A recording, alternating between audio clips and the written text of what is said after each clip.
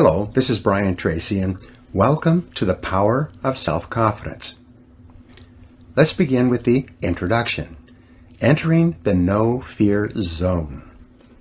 According to Bruce Barton, he wrote, "Nothing splendid has ever been achieved except by those who dared believe that something inside of them was superior to circumstance." Welcome to the no-fear zone. In this audio program, you will learn how to develop confidence, courage, and unshakable determination in every area of your life. You will learn to approach the biggest challenges and opportunities of your life completely unafraid, convinced of your ability to accomplish anything you put your mind to. The good news is that you have extraordinary potential for success, achievement, and prosperity, with more talent and natural ability than you could use in 100 lifetimes.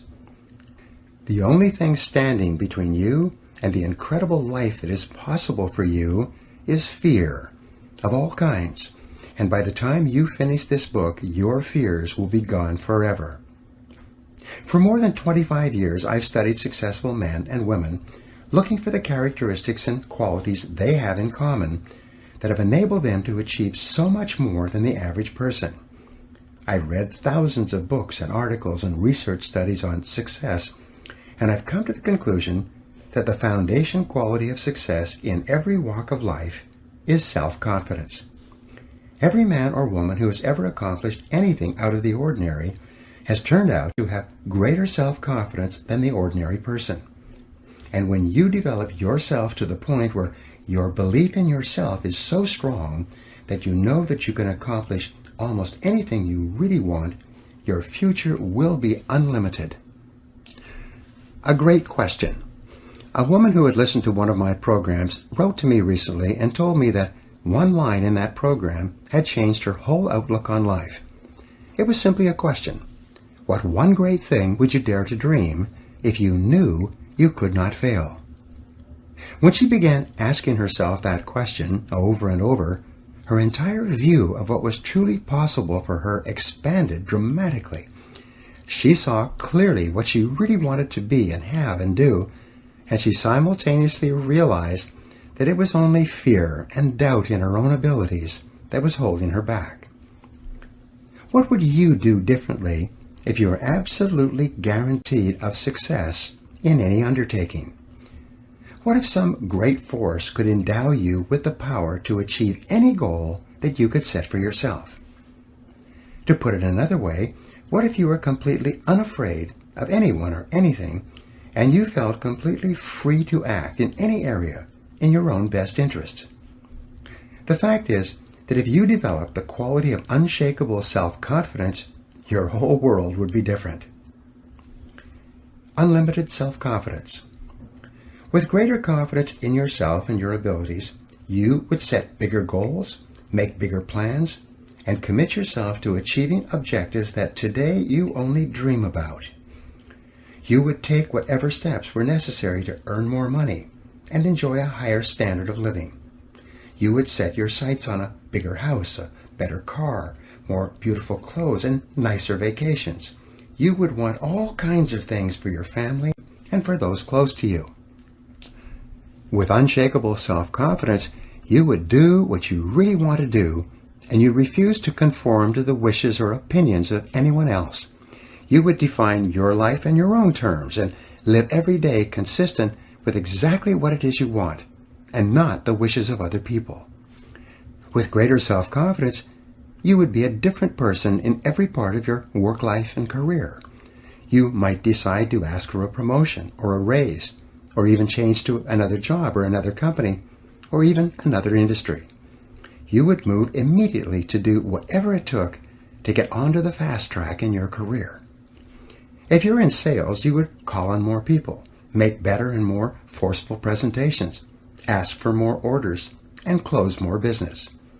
If you're in management, you would organize and reorganize your human and material resources to create a work environment that suited you perfectly, rather than making endless compromises in an attempt to please a variety of different people.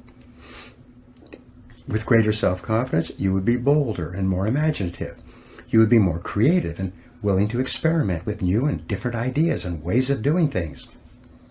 You would be willing to consider unusual and risky alternatives, and willing to commit yourself wholeheartedly to projects that are today sitting only on the back burner of your mind. More powerful, popular, and persuasive. If you had unlimited self-confidence, you would be more powerful, popular, and persuasive with other people. You would be more cheerful, likable, and welcome wherever you went. You would speak up and speak out clearly in your interactions with others, and you would be admired, respected, and sought after by everyone who knew you. Recognition and responsibilities would flow to you because of people's belief in your ability to do whatever it took to get the job done. Positions of prestige and status would open up for you, and people would bring you opportunities and possibilities that you cannot now imagine. Dealing with difficulties. With greater self-confidence, you could deal more effectively with the inevitable problems and difficulties that arise in day-to-day life. You would think continually in terms of solutions and how you could turn any situation to your best advantage. You would laugh at adversities that would dishearten most people and pluck success out of the jaws of failure. You would turn lemons into lemonade. You would feel invincible and unconquerable. With higher levels of self-confidence, you would be far more effective in dealing with difficult people and situations. You would be a far better negotiator and be able to ask for and get better prices, terms, and conditions in everything you bought and sold. Feel terrific about yourself. With greater self-confidence, with an unshakable belief in yourself, nothing would be impossible for you. More than anything else, you would feel terrific about yourself. You would feel truly happy about every part of your life, knowing deep down inside that you have the ability to take whatever steps and make whatever changes are necessary to assure that your life is exactly the way you want it. You would experience a tremendous sense of control, which is the fundamental requirement for happiness, well-being, and maximum performance. You would feel like the master of your fate and the captain of your soul. With unlimited self-confidence, you would feel completely self-determined and in charge of your life. You would experience a feeling of strength and power and purpose, and have a positive mental attitude toward yourself and everyone in your life and everything you do. With unshakable self-confidence, you would unquestionably be an exceptional human being. You can develop self-confidence. Unfortunately, however, this is not all that easy. Most people have limited self-confidence, and many people have no self-confidence at all. Human beings tend to be plagued with doubt about their own abilities and fears about every imaginable thing, especially the unknown. The psychologist Abraham Maslow said that the story of the human race is the story of men and women selling themselves short. The great majority of people tend to compare themselves unfavorably with others. They dwell on their own weaknesses and limitations, and they eventually settle for far less than they're really capable of. Instead of enjoying high levels of self-esteem, self-respect, and personal pride, the average person just gets by from day to day. If self-confidence and the self-esteem that goes with it is so desirable, why is it that so few people have enough self-confidence to live the lives that are possible for them? There are 1,000 reasons, but perhaps the most wonderful discovery about self-confidence is that it is a mental quality that can be learned with practice. And because it is learnable, self-confidence can be developed and built up systematically and progressively over time by following the instructions in this program.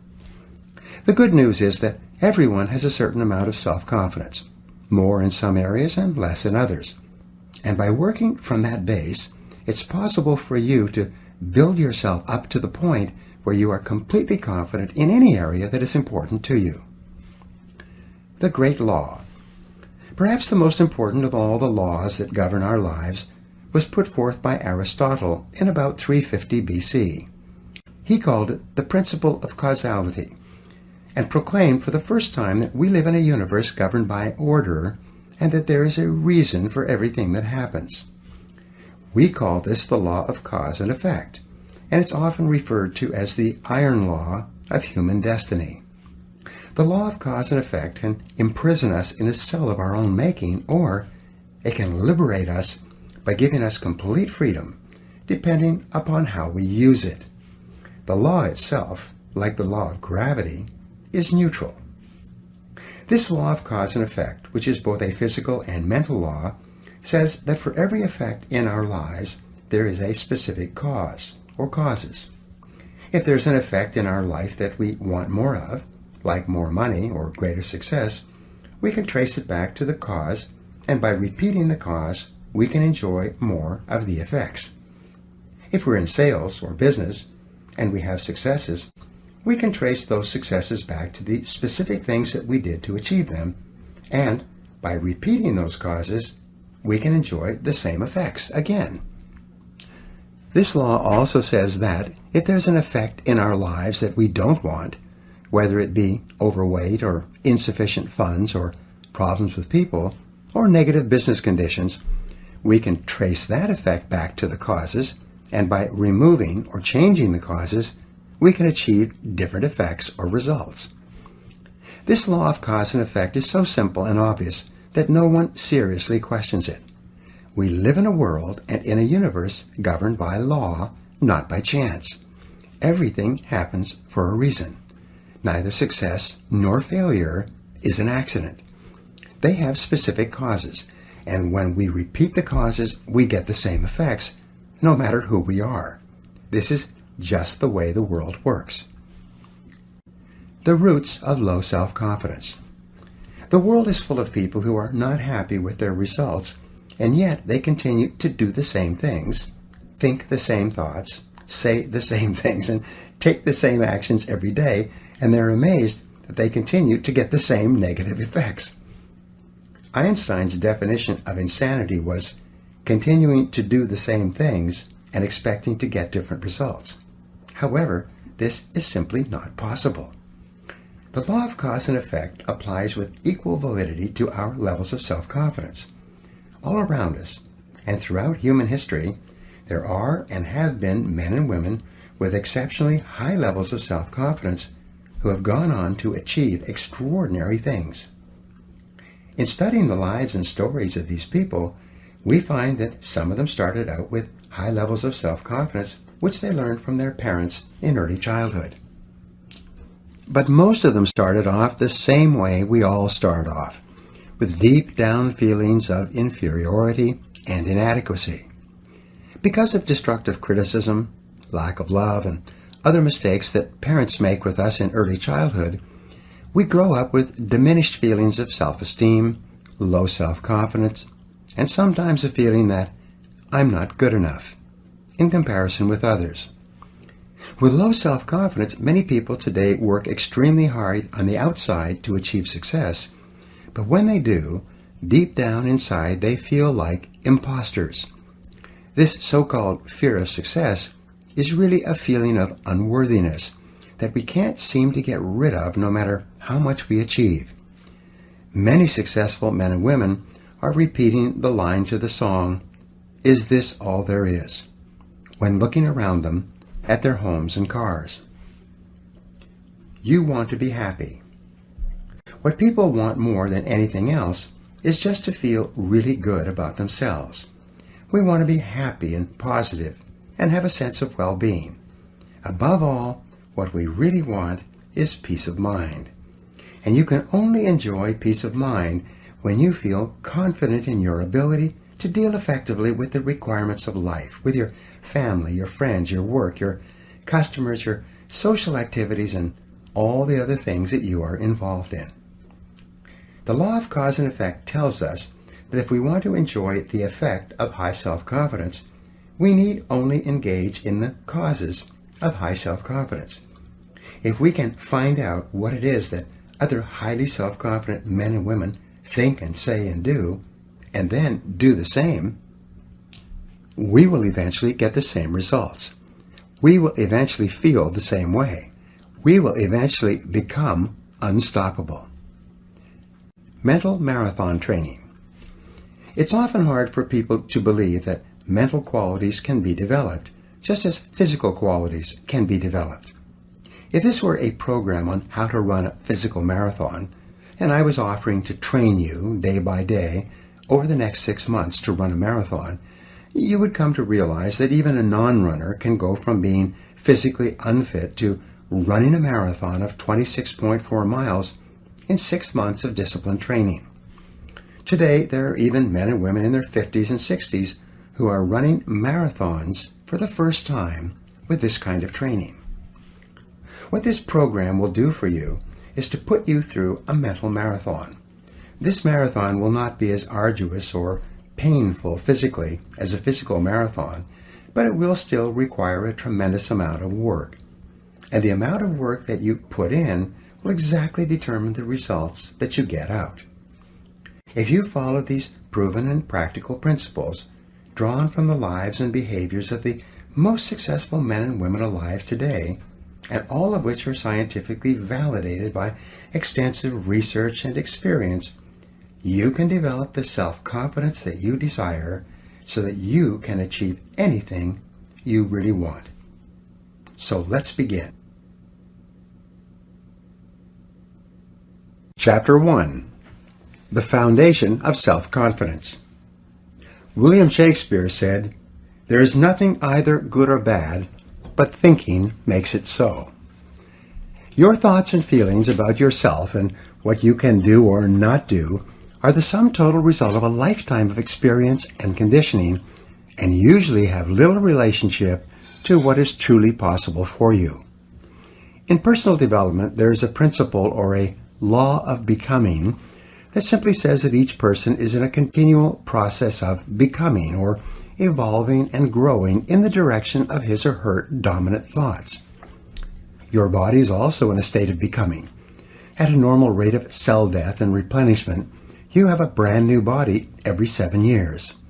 But whereas your physical evolution in becoming is affected by the food that you put into your body, your mental evolution and becoming is largely determined by the thoughts that you put into your mind. You become what you think about.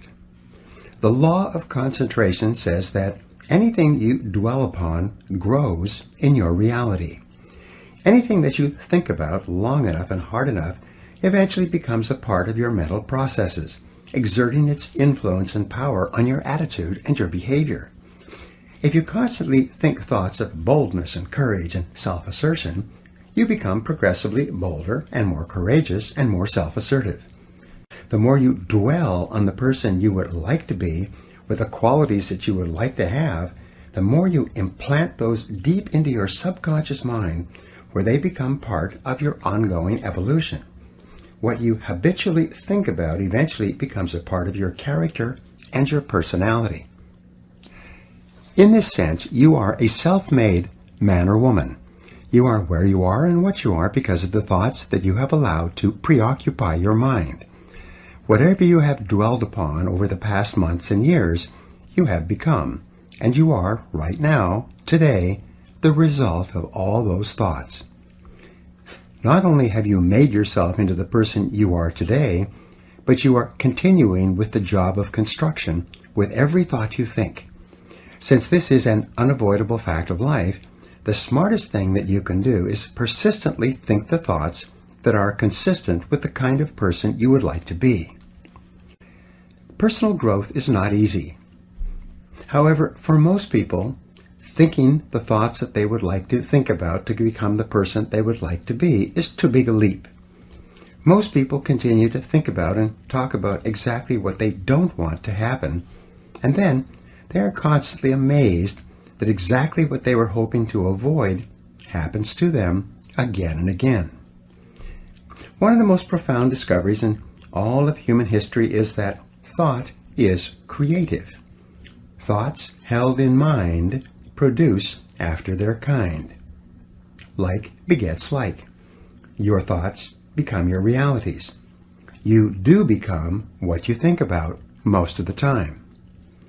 You cannot harbor one kind of thought and experience a different kind of existence. This law of cause and effect works perfectly, everywhere, and always for everyone. The development of unshakable self-confidence therefore begins with you taking full, complete, systematic, and purposeful control over the contents of your conscious mind.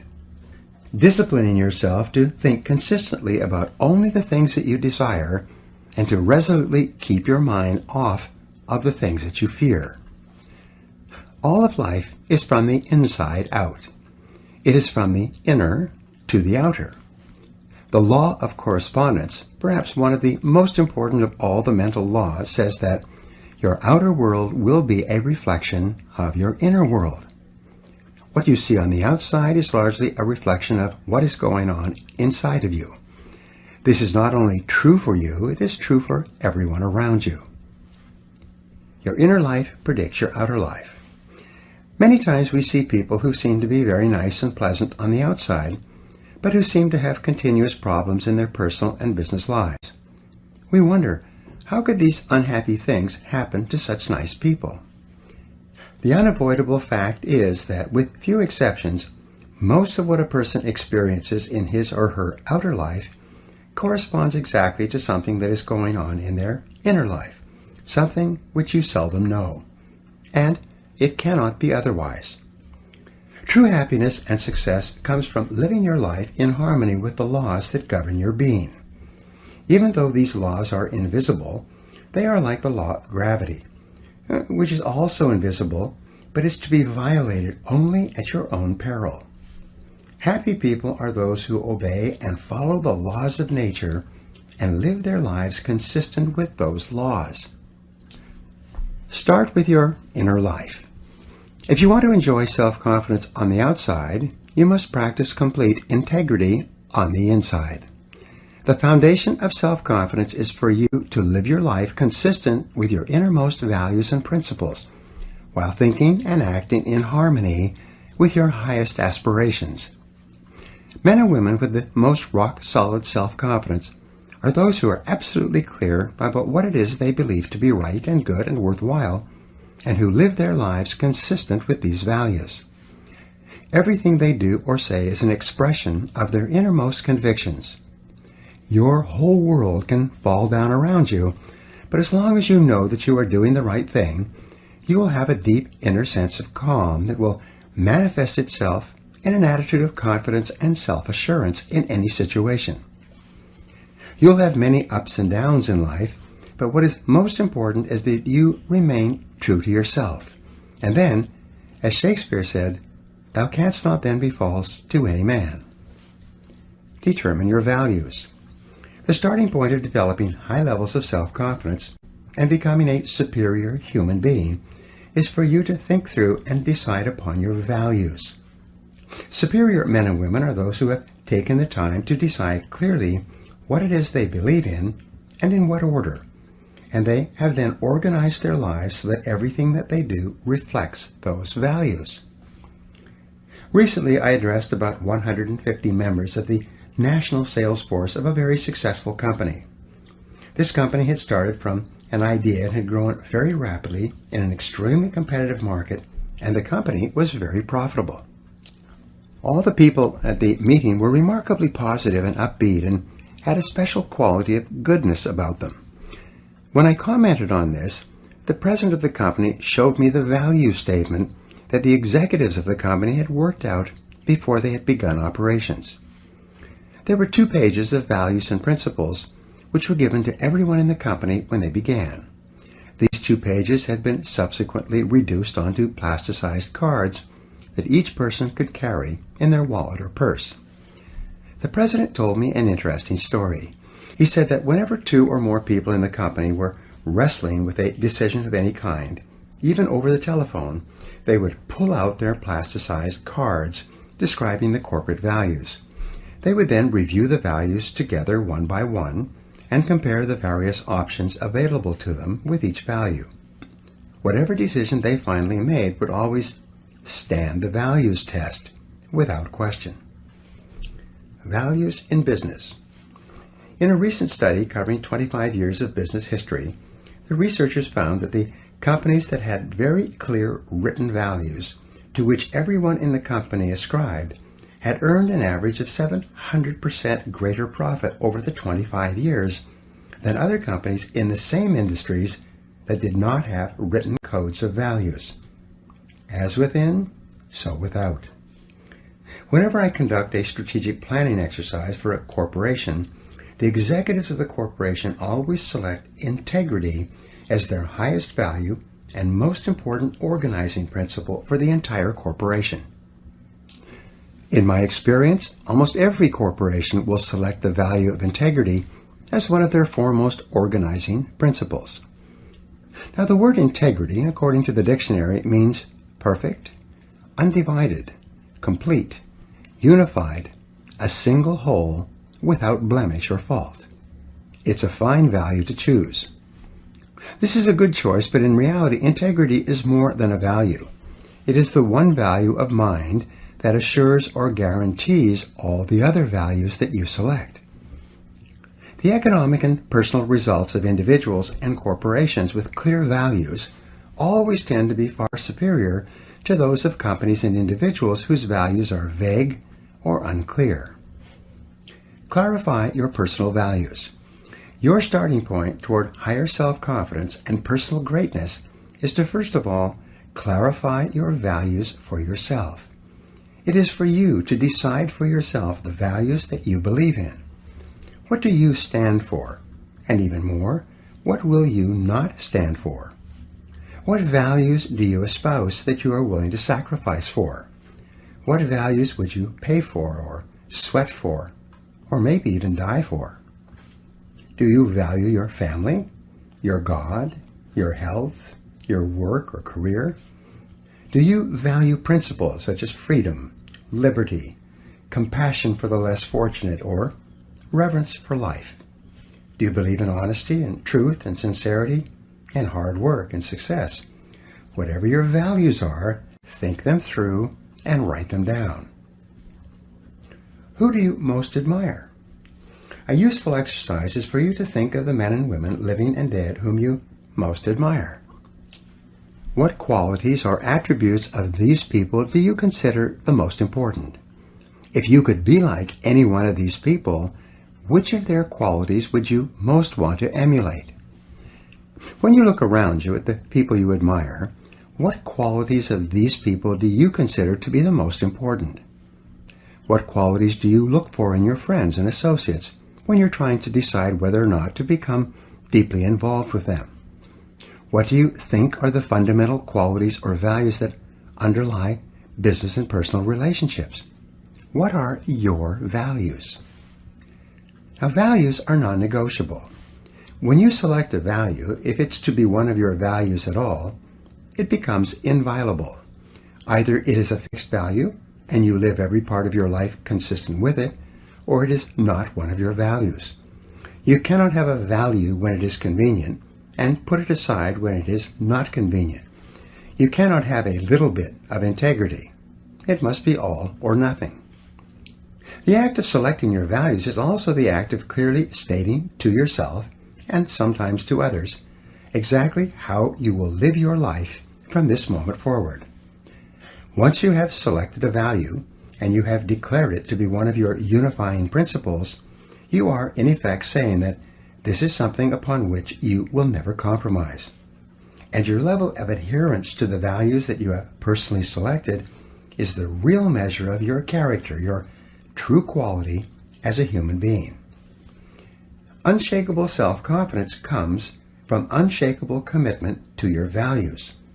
When, deep down inside yourself, you know that you will never violate your highest principles, you experience a deep sense of personal power that enables you to deal openly and honestly and with complete self-confidence in almost every human situation. Values clarification. If you're having any difficulty in clarifying your values, a very helpful exercise is to take some time to write out your own obituary or eulogy. Imagine that everyone you know and care about is gathered at your funeral to pay their last respects.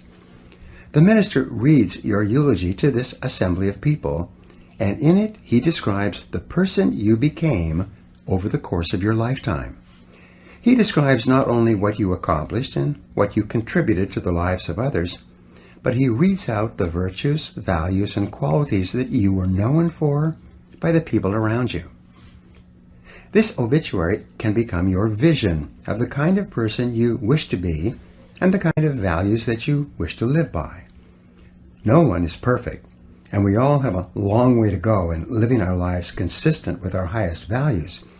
But the very exercise of writing out your obituary will exert a powerful influence on everything that you do thereafter. Both consciously and unconsciously, you will be drawn toward living and acting more and more like the person you described in that final testament. Organize your values. Once you've decided upon your values, your work is not over. Now you have to organize your values by priority. You have to decide which value is more important and which value is less important. If you wrote out each of your values on small squares of paper, and then you had to throw away all the squares but one, which one would you keep? This then becomes your foremost value, the one that takes precedence over all the others. Which would be your second most important value? Your third, your fourth, and so on. Your order of priority is extremely important in determining the kind of person you are and the kind of life you live. Many people organize their values with number 1 being God, number 2 being their family, number 3 being their health, number 4 being their career, and perhaps number 5 being success. A person with this order of values is saying that, when push comes to shove, I will always favor the higher order value over the lower order value. Values order forces you to choose. If your family comes before your health or your work, you would always sacrifice your health or your work for the well-being of your family. If your order of values was changed and your work or financial success came before your health, you would be saying that you would sacrifice your health if that was necessary to get ahead in your career. I have known businessmen who put career success ahead of their families in their order of priority. When they had to choose one or the other, they regularly chose their work over spending time with their spouse and children. And as a result, both the marriages and the careers have run into serious trouble. Selecting your values and then putting them in order of importance actually creates a mental and emotional structure that enables you to make better decisions and choices in every area of your life. Integrity Revisited. The principle of integrity, or adherence to your values, seems to be a law of the universe. Whenever you violate or compromise your integrity for anything, there seems to be a great power or force of retribution that will not allow you to get away with it. Integrity seems to be an absolute requirement for successful human living. A failing in integrity or compromising your values not only seems to bring about a punishment that fits the crime, whether it's in business and politics or personal life, but it seems to create a high level of stress, unhappiness, and inner turmoil in the life of the individual. This need for absolute integrity seems to require that you live in truth with all people and under all circumstances. Living in truth means that you never live a lie. It means that you never compromise your integrity for the sake of a job or money or a relationship. It means that you always do and say what you know to be right and true, no matter what the short-term cost or benefit. Living in truth means that you do not pretend or practice self-delusion. You face life, your relationships, and your circumstances exactly as they are, not as you wish they would be.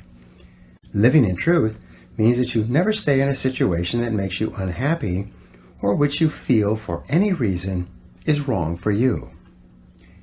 Set peace of mind as your highest principle. Living in truth means that you set peace of mind as your highest goal and as your core organizing principle. You select all your other goals to be consistent with it. You never compromise your peace of mind for anyone or anything else.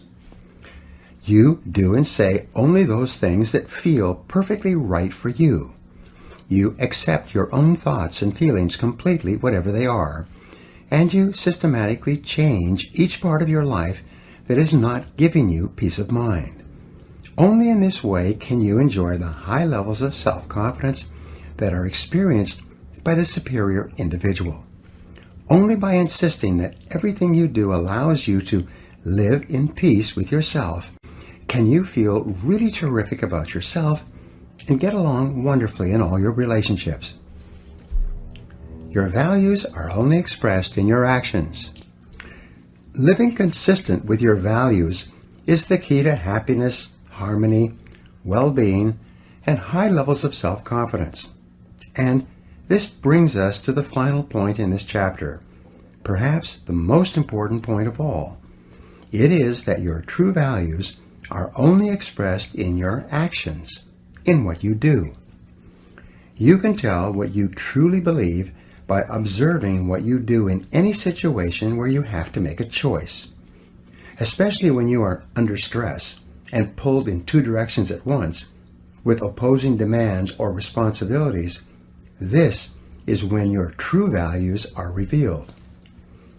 The action that you take in any given situation will tell you which of your values is uppermost, or whether you have any values at all. It is not what you say, or hope, or wish, or intend, but only what you do that counts. Your choices of the actions you take tell you unerringly who you really are. In fact, you can tell what your values have been in the past by looking back and observing what you did under stress when you had an important choice to make. Did you listen to the better angels of your nature, or did you compromise for a short-term advantage? A person who says that his or her family comes first and then has to choose between working late and going to a child's school play or sports activity, and who chooses the child's needs over the boss's requirements, is a person who is living consistent with his or her highest values. Everyone has had the experience of walking away from a job or a relationship, even though considerable sacrifice was involved, because it was the right, though painful thing to do. And you probably remember how great you felt as a result. Whenever you act consistent with a higher value, you always feel terrific about yourself, and your self-confidence soars. But whenever you compromise your values for any reason, you feel uncomfortable, inferior, guilty, and your self-confidence plummets. The law of reversibility. The fact that your true values are only expressed in your actions brings us to a little-known mental principle called the law of reversibility. This law says that just as thoughts and feelings lead to actions consistent with them, the principle is reversible, and actions consistent with particular values or beliefs actually lead to the thoughts and feelings that would have triggered the actions. What this means is that even if you start off lacking a particular quality, if you deliberately act as if you already have the quality, you will eventually create within yourself the mental quality that corresponds to the action. Dr. William James of Harvard put it this way: action seems to follow feelings, but really action and feelings go together. And by regulating the action, which is under the more direct control of the will, we can indirectly regulate the feeling, which is not. The act as if principle. You can develop within yourself a superb set of values by acting as though you already had those values. You can develop integrity and courage and compassion and confidence by behaving as though you already had these qualities. And the more you act the part, especially when you demonstrate these qualities under stress, or when you feel like doing or saying something else, the more rapidly these qualities become a permanent part of your mental makeup. The more you practice good values, the more rapidly you become a truly superior person. The keys to developing the unshakable self-confidence that will make everything else possible for you is self-control, self-mastery, and self-discipline. Self-confidence can come directly by behaving in a self-confident manner, but it comes more often indirectly by doing and saying the things and practicing the behaviors that lead to self-confidence. And the most important self-development behavior is living consistently with your highest values at every opportunity.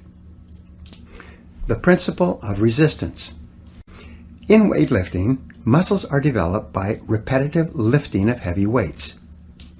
The heavier the weight and the greater the resistance, the more blood rushes into the capillaries and the bigger the muscle becomes.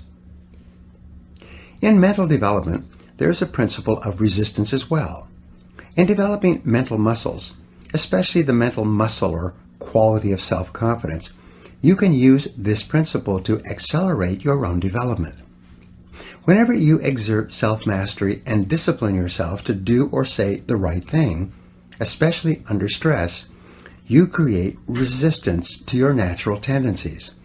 This resistance generates friction. This is the same kind of friction or heat that when applied to a crucible containing chemicals will cause the chemicals to crystallize and take on a new form. When you create mental friction by resisting your natural tendencies and instead doing what you know is right and true and consistent with your highest values, especially in a difficult situation, the mental heat causes your values to crystallize at a higher level and eventually become a permanent part of your character. Developing inner strength. Each human quality is subject to this same formulation. Once you have persisted through great adversity, you are always capable of persisting through lesser difficulties. Once you have acted courageously in a major confrontation, you are always able to act courageously in the face of lesser confrontations. When you behave honestly when there are large amounts at stake, you are always able later on to behave honestly when you're dealing with lesser amounts. The foundation of self-confidence, the basis of boldness and self-assertion, is a deep inner trust based on living a life of perfect integrity and then disciplining yourself to live consistent with your highest values in every situation. Each time you do this, you will feel positive and happy and wonderful about yourself. Your behaviors will further crystallize in your personality and become a more permanent part of the exceptional human being that you are in the process of becoming.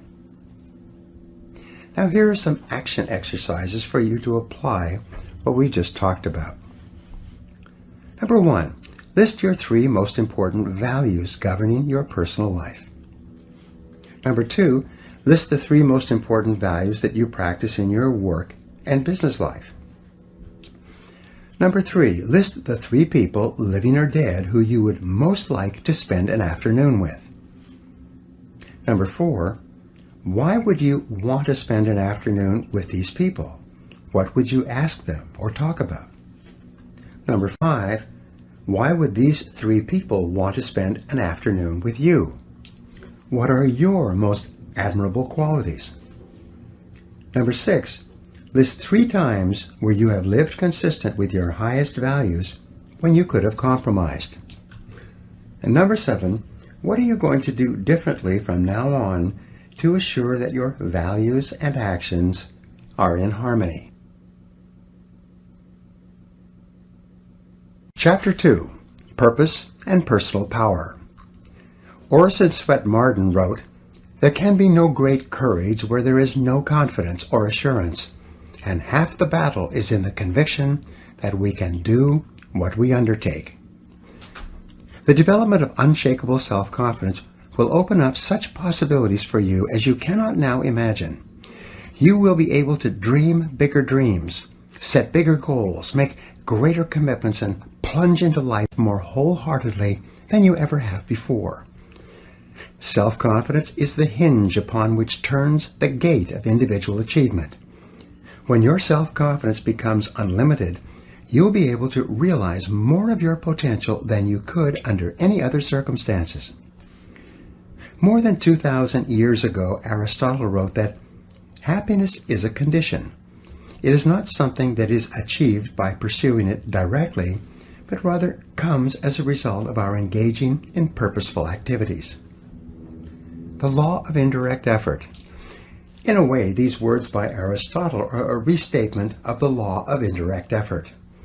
This law states that almost everything we get in life involving people and emotional experiences comes to us more indirectly rather than directly.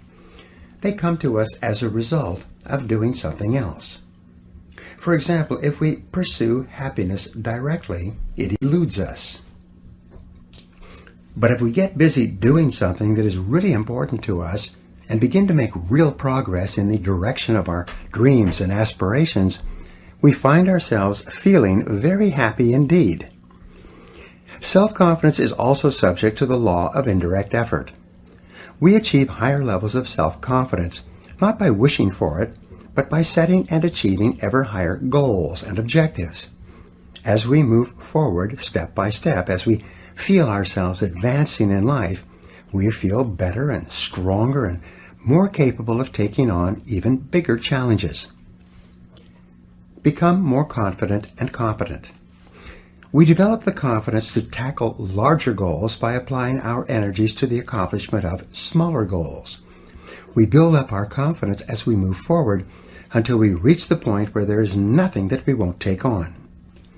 In fact, the habit of setting and achieving ever larger goals is absolutely indispensable to the development of ever higher levels of self-confidence and personal power. You can only really believe in yourself when you absolutely know that you have the ability to do what you set out to do. True self-confidence comes not from positive wishing or positive hoping or positive thinking. It comes from positive knowing, based on having proven to yourself over and over again that you have what it takes to get from wherever you are to wherever you want to go. Self-confidence is a state of mind. It is an attitude. And as an attitude, it is more important than facts. But it must be based on facts to be the kind of self-confidence that you can rely upon in a crunch. Your job is to do whatever it takes to convince yourself in your heart that you are absolutely unstoppable and that you can achieve anything that you put your mind to. Thought is creative. If self-confidence is an attitude of mind, it is based on mental principles and mental laws, foremost amongst which is thought is creative. You are not what you think you are, but what you think you are. As you systematically and deliberately change your thinking about yourself, your outer reality changes to conform with it. Your thoughts create your life, including and especially your thoughts with regard to your feelings of self-confidence. The reason why goals are so important is because of these mental laws, the consequences of which are inevitable and inescapable. You are happy and successful to the degree to which you conform your life and your thinking to these laws and live in harmony with them. The first law, which we have already discussed, is the law of cause and effect. This law is so simple and powerful that you need to remind yourself of it all the time. Everything that happens in your life, success or failure, wealth or poverty, health or illness, happiness or unhappiness, self-confidence or insecurity, are all subject to this law. The Bible teaches this basic law as the principle of sowing and reaping. It says that whatsoever a man soweth, that also shall he reap. This especially refers to the thoughts you think. If you sow positive, optimistic, uplifting thoughts in your mind, you will reap positive, optimistic, uplifting events and experiences in your life. And it cannot be otherwise. If you sow clear goals and objectives in your mind, you will reap clear results and rewards in your outer life. The law of attraction. A corollary of the law of cause and effect is the law of attraction. This is one of the most important of all mental laws in explaining what happens to you. This law says that like attracts like. It says that you inevitably attract into your life the people, ideas, circumstances, and opportunities that are in harmony with your dominant thoughts. Just like a magnet attracts iron filings, you attract whatever is consistent with whatever you are thinking about most of the time. Because this is a law, you cannot think one thing and attract something else. Whatever you are thinking about most of the time, you are drawing into your life from all directions. This is why fuzzy goals bring fuzzy results. Clear goals bring clear results. And since your level of self-confidence is directly tied to how effective you feel you are in achieving your goals, it's very important that you know exactly what it is you want and that you think of nothing else. The law of correspondence. Another mental law, also a corollary of the law of cause and effect, is the law of correspondence. This law says that your outer world tends to correspond to your inner world. Your outer world of health, wealth, and relationships will be a reflection of the way you think about each of these subjects. There is a saying that thoughts held in mind produce after their kind. Your thoughts and goals are like seeds, and your mind is like fertile soil. Whatever seeds, positive or negative, clear or unclear, you are planting into your mind will grow in your reality. Whatever you are reaping or experiencing today is the result of what you have sown in the past.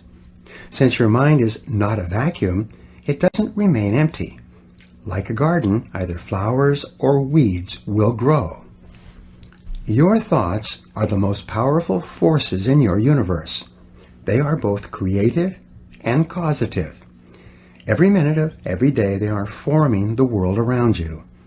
As Shakespeare said, nothing is, but thinking makes it so. Your life is what your thoughts make it. The law of concentration. Another principle that affects your life is called the law of concentration. This is an important principle in determining the development and maintenance of your self-confidence. The law of concentration, as mentioned earlier, says that whatever you dwell upon continually grows in your reality. Thinking about a subject, dwelling on it continually, is like watering and fertilizing a seed. Concentration causes it to grow faster in your experience. The more you dwell on any goal or subject, the more of your mental capacities are dedicated to making that goal or subject a reality. The law of concentration explains why unwavering dedication to a single purpose goes hand in hand with all great accomplishment. The ability to concentrate without diversion on a single subject to the exclusion of all others explains why ordinary people achieve extraordinary things. Peter Drucker once said that whenever you find something getting done, you find a monomaniac with a mission. Because of this mental law, an average individual with average capabilities, by bringing all of his or her mental powers to bear on the achievement of a single goal, can often accomplish far more than a seemingly more fortunate person whose energies are dispersed by having several goals at once, or, as quite commonly happens, no goals at all. The law of substitution.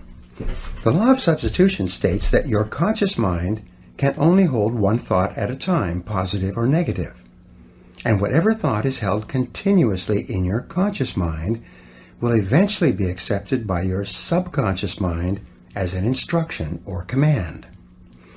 Your subconscious mind, in harmony with these mental laws, will go to work 24 hours per day to bring your dominant thought or idea into reality. Your subconscious mind is inordinately powerful. It is the repository of all of your emotions and beliefs and values and attitudes and feelings. All your thoughts and feelings throughout your life are stored in your subconscious mind. The development of the unshakable self-confidence that you desire requires that you step up to your mental computer and take every step necessary to program self-confidence deep into your subconscious mind. The law of emotion. The final mental law you need to know in the development of purpose, personal power, and self-confidence is the law of emotion. This law says that every decision you make, every thought you think, every action you take is based on an emotion of some kind. And the two primary emotions are either the emotion of fear at one end of the spectrum of emotions, or the emotion of desire at the other end of the spectrum. When you hold an emotion-charged thought in your conscious mind, it is rapidly accepted by your subconscious. Your subconscious then activates all your mental powers and begins to turn that inner thought into a result or experience in your outer world. The more powerful the emotion, the more effect it has on your thinking and actions, the more rapid the change in your experience. If the emotion is strong enough, the change can be instantaneous. The power of decision. I had a friend who smoked for 30 years. He claimed that he couldn't quit smoking because it was a deeply entrenched habit, going back to early adulthood. One day, he had some chest pains and went to his doctor, who performed a series of tests on him. When the results of the tests were in, the doctor sat my friend down and told him that he had a serious heart condition and that if he continued to smoke, he would be dead within 6 months. Samuel Johnson once wrote, "When a man is to be hanged on the morrow, it clears his mind wondrously." The idea of dying was so emotionally charged to my friend that he took out his cigarettes, threw them in the wastebasket, and never touched one again. In a positive vein, if you're absolutely convinced that you are meant to be a great success in life, and that there's nothing in the world that could stop you from achieving great things, as long as you threw yourself wholeheartedly into every activity and persisted until you succeeded, you would become an irresistible force of nature. The depth of your belief and the strength of your conviction would dramatically increase the power of your personality. If you really believed in your ability to succeed greatly, you would become unstoppable. The 4 C's of inner confidence. You can develop this kind of belief, this inner confidence, by developing what I call the 4 C's. The number 1 C is clarity. Decide exactly what it is you want to accomplish and exactly the kind of person you wish to become. The second C is conviction. Develop the unshakable belief that you can do anything you put your mind to. The third C is commitment. Resolve to do whatever is necessary. Develop the willingness to pay the price in advance for any success you desire. And the 4th C is consistency. Resolve to work on your goals every day, morning, noon, and night, until they are accomplished. When you back your goals and actions with clarity, conviction, commitment, and consistency, you're on your way to developing the kind of confidence that will make everything possible for you. The importance of goals. The reason goals are so important in the development of self-confidence is because the very act of setting a major goal for your life activates all the mental laws in your favor. When you set a big goal, it will be as though all the switches were flipped on in your engine of accomplishment and the afterburners were turned on to your potential. Clear goals free you from the law of accident, the tendency for things to happen in a random and unpredictable way. Goals give you a clear sense of direction and the knowledge that your life is self-determined. Goals give you a sense of power, purpose, and focus. They make you feel that everything that happens to you is part of an organized plan that is taking you step by step toward the attainment of your highest ideals. Your ability to set goals and make plans for their accomplishment is the master skill of success, without which very little is possible. The habit of regular goal setting and goal achieving is probably more important than any other skill you could ever learn. The master skill of success. Over the years, I have personally witnessed thousands of examples among my students of the amazing powers of goal setting. Recently, I addressed about 600 members of a national association at their annual convention in Phoenix, Arizona. During this talk, I emphasized the importance of writing down exactly what it is they wanted and then making written plans to accomplish it. That was on a Saturday.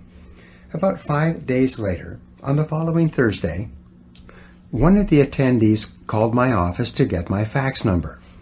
He said he wanted to send something immediately, and he didn't want to wait for the mail. The letter that came in told this amazing story. The gentleman who wrote said that he had heard about goal setting many times, and he was prepared to be unimpressed with the talk that I gave at the convention. However, exactly the opposite happened.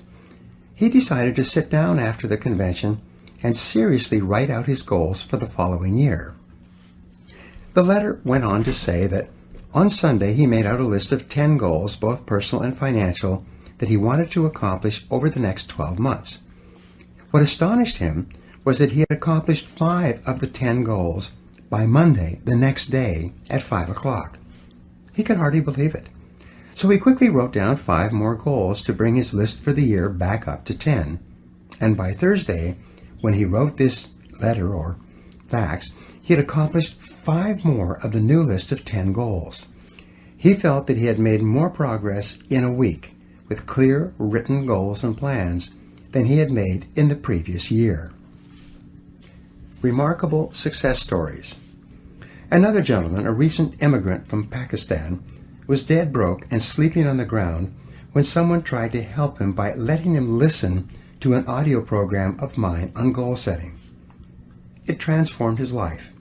4 years later, he had started and built 2 successful businesses and was worth more than $1 million.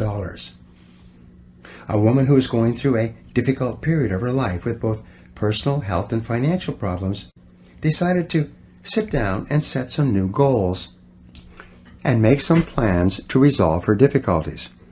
As a result, within 1 year, she got out of a bad relationship, joined Alcoholics Anonymous and quit drinking, lost 40 pounds, and tripled her income to more than $100,000 per year. And she attributed her successes to the power of written goals. There are countless other testimonies to the power of written goals.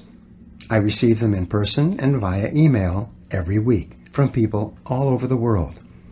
And before this program is finished, I will give you a simple goal-setting technique that can put your whole life into overdrive. Fears hold you back. Remember when I said that everything you do is the result of either fear or desire? Fear is and always has been the greatest enemy of mankind, and it's also the greatest enemy of self-confidence. It is fear that holds us back more than any other factor. Fear of all kinds works on us unconsciously to undermine and sabotage our best intentions and our greatest hopes. In fact, as you listen to these words, you are probably thinking of a fear that holds you back in some way. No matter what you do, fear will rear its ugly head and attempt to trip you up. Sometimes the fear will appear consciously, in the form of rationalizations and excuses that you use to sabotage yourself and hold yourself back. Sometimes you will find yourself avoiding goal setting by saying that, "Oh, I already know what my goals are. I don't need to write them down." Your subconscious mind will tell you, if you don't set any clear goals, you can't fail. This is just another way of saying that you don't really believe in your ability to do any better than you are doing right now. Fear will often appear as procrastination about writing down your goals in the first place.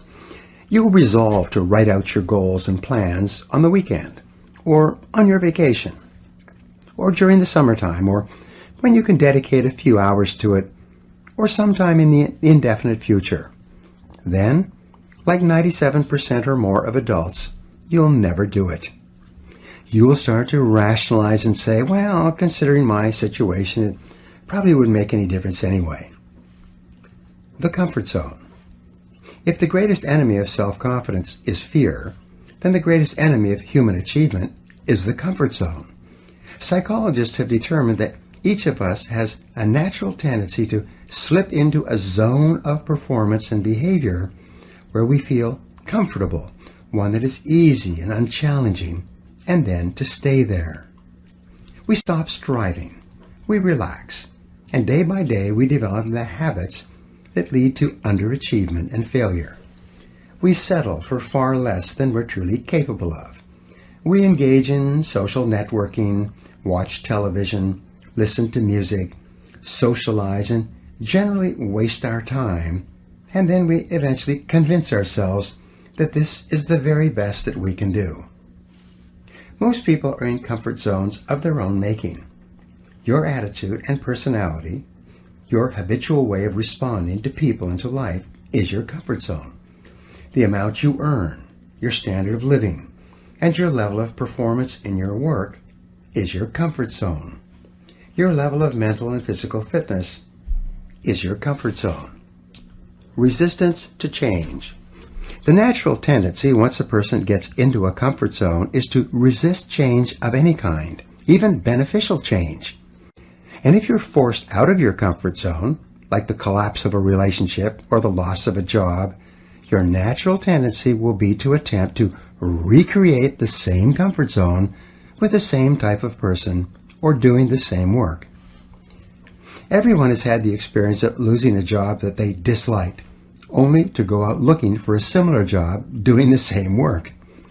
We get into a relationship that doesn't work out, and our natural tendency is to try to form a new relationship with a similar type of person. We earn a certain amount of money, and rather than striving to increase our earning ability, we adjust our lifestyle and accommodate to our financial situation. The tragedy of the comfort zone is that it first of all starts off by being comfortable, but it leads rapidly to complacency. Complacency eventually leads to boredom, to the question, is this all there is? Instead of life being an exciting adventure, it becomes merely a boring repetition of what happened yesterday. Eventually, the comfort zone leads through complacency and boredom to frustration and unhappiness. Deep down inside, the average person knows that he or she is put on this earth with amazing capabilities. He or she knows that there is something better than this. As Carl Rogers, the psychologist, once wrote, "There is within every organism an inborn drive toward the complete fulfillment of its inherent possibilities." There is a nagging something inside that tells each person that there is far more that he or she could be and have and do. And this feeling is within you as well. The attainment of personal greatness. Great men and women are those who absolutely believe that they are put on this earth to do something wonderful with their lives. They have a vision of something greater or better than their current circumstances. Personal greatness means having a sense of destiny and a conviction that your thoughts and your imagination are the only real limits to your possibilities. William James said, "Compared to what we ought to be, we are only half awake. We are making use of only a small part of our physical and mental resources." Stating the thing broadly, the human individual thus lives far within his limits. He possesses powers of various sorts which he habitually fails to use. The founder of Success magazine, Orison Swett Marden, once wrote, "There are powers inside of you which, if you could discover and use, would make of you everything you ever dreamed or imagined you could become." In a 5-year study of leaders, reported on in his book, Leaders, Warren Bennis discovered that each of them consciously avoided the comfort zone by continuously setting higher goals. They never allowed themselves to become complacent. They lived their lives fully extended, always striving to be and do more. To develop unshakable self-confidence, you need to see yourself and think of yourself as a leader, and to do what leaders do. You need to stretch yourself toward the outermost boundaries of your potential. You need to set goals that draw out of you the very best that is in you. You need to work toward objectives that cause you to feel a sense of mastery and peak performance. And it all begins with a pad of paper, a pen, and you. Imagine no limitations. The starting point of setting goals is for you to throw off all mental limitations and let your mind roam freely across the entire universe of possibilities. Your primary job at the beginning is to allow yourself to dream big dreams and determine exactly what it is you want out of life in every area and in every dimension. Decide what's right before you decide what's possible. Imagine that you can be or have or do virtually anything that you really want to do as long as you know exactly what it is. First, make up a dream list. Temporarily imagine that you have no limitations of time or money or knowledge or contacts or experience or education. Imagine that anything that you can write down is possible for you. Remember, anything that you can clearly define and crystallize on paper is probably possible if you want it long enough and hard enough, and you're willing to make whatever efforts and sacrifices are necessary. There are no unrealistic goals, only unrealistic timelines. The very act of writing your goals down sets the whole universe to work in your favor and activates all the mental laws to help you. In fact, many people have had the experience of writing out a list of goals on New Year's Day, putting the list away and not referring to it again till the end of the year, and then finding that 80% of the goals have been achieved, sometimes in the most amazing ways.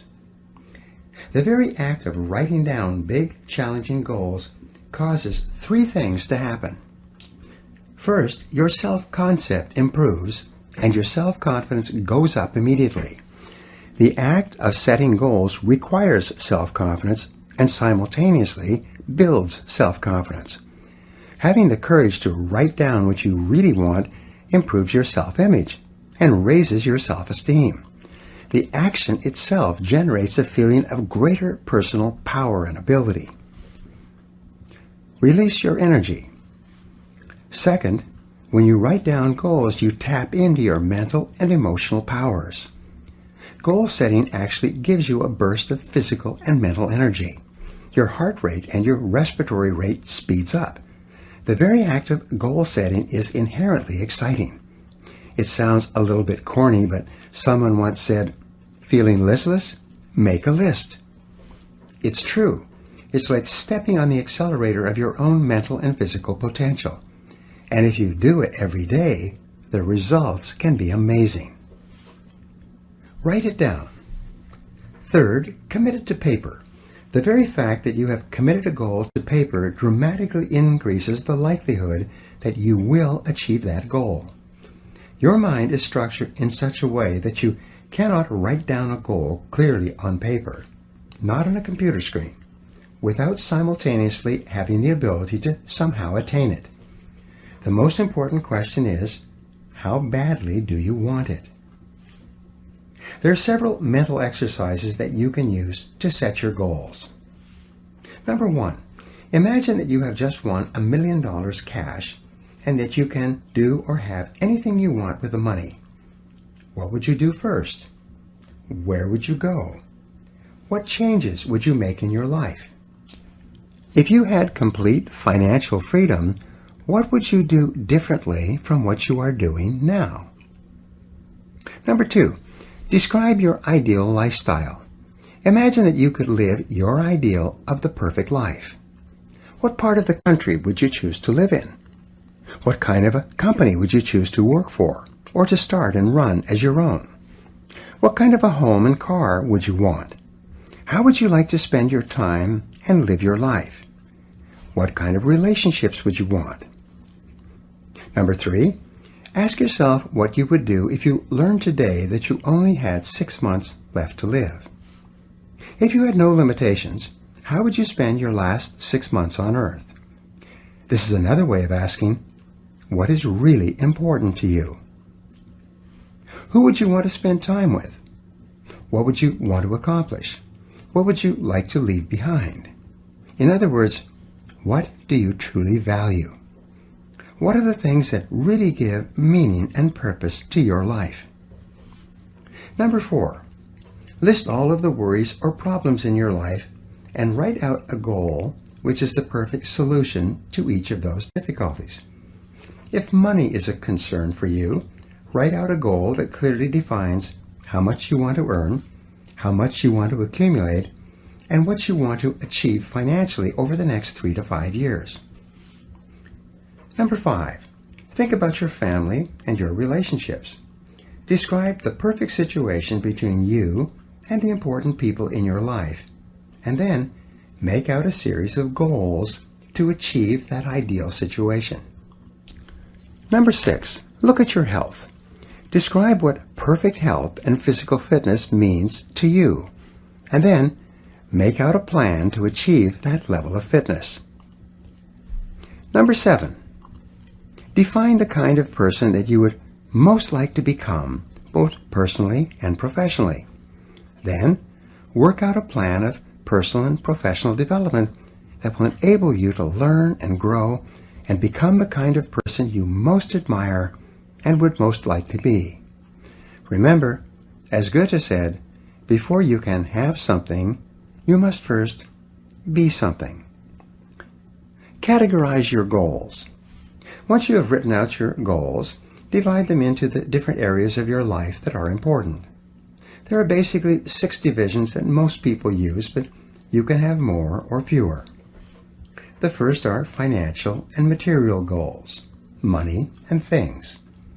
The second are family and personal goals, the things you want to have and the things that you want to do with your family and your friends. Number 3 are self-improvement and educational goals, the subjects that you want to learn and get better in.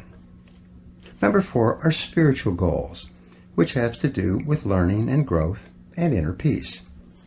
Number 5 are health and fitness goals, which may have to do with your weight and your levels of energy. And number 6, social and community goals, the areas where you would like to contribute to your society in some way. To perform at your best, your life must be in balance. This means that you need to have goals in each area so that you are moving progressively forward on something that is important to you all the time. Organize your goals. The next step, once you have all your goals in writing, is to organize them in order of priority. Select the goals that are more important than others and put them at the top of each list. Then, select the goals that are second and third and fourth and so on. Finally, and perhaps the most important of all in goal setting, is for you to select the one goal out of all the goals that is more important than any other. This is the key to your success. The mental discipline to set your goals and to sort them out and to decide on your chief aim or your major definite purpose is the starting point of individual greatness. This major definite purpose is the one goal, the accomplishment of which will lead to the attainment of many of your other goals. This goal becomes the central focus for all of your other goals and activities. This goal is what enables you to bring all your mental resources to focus like a laser beam on one thing.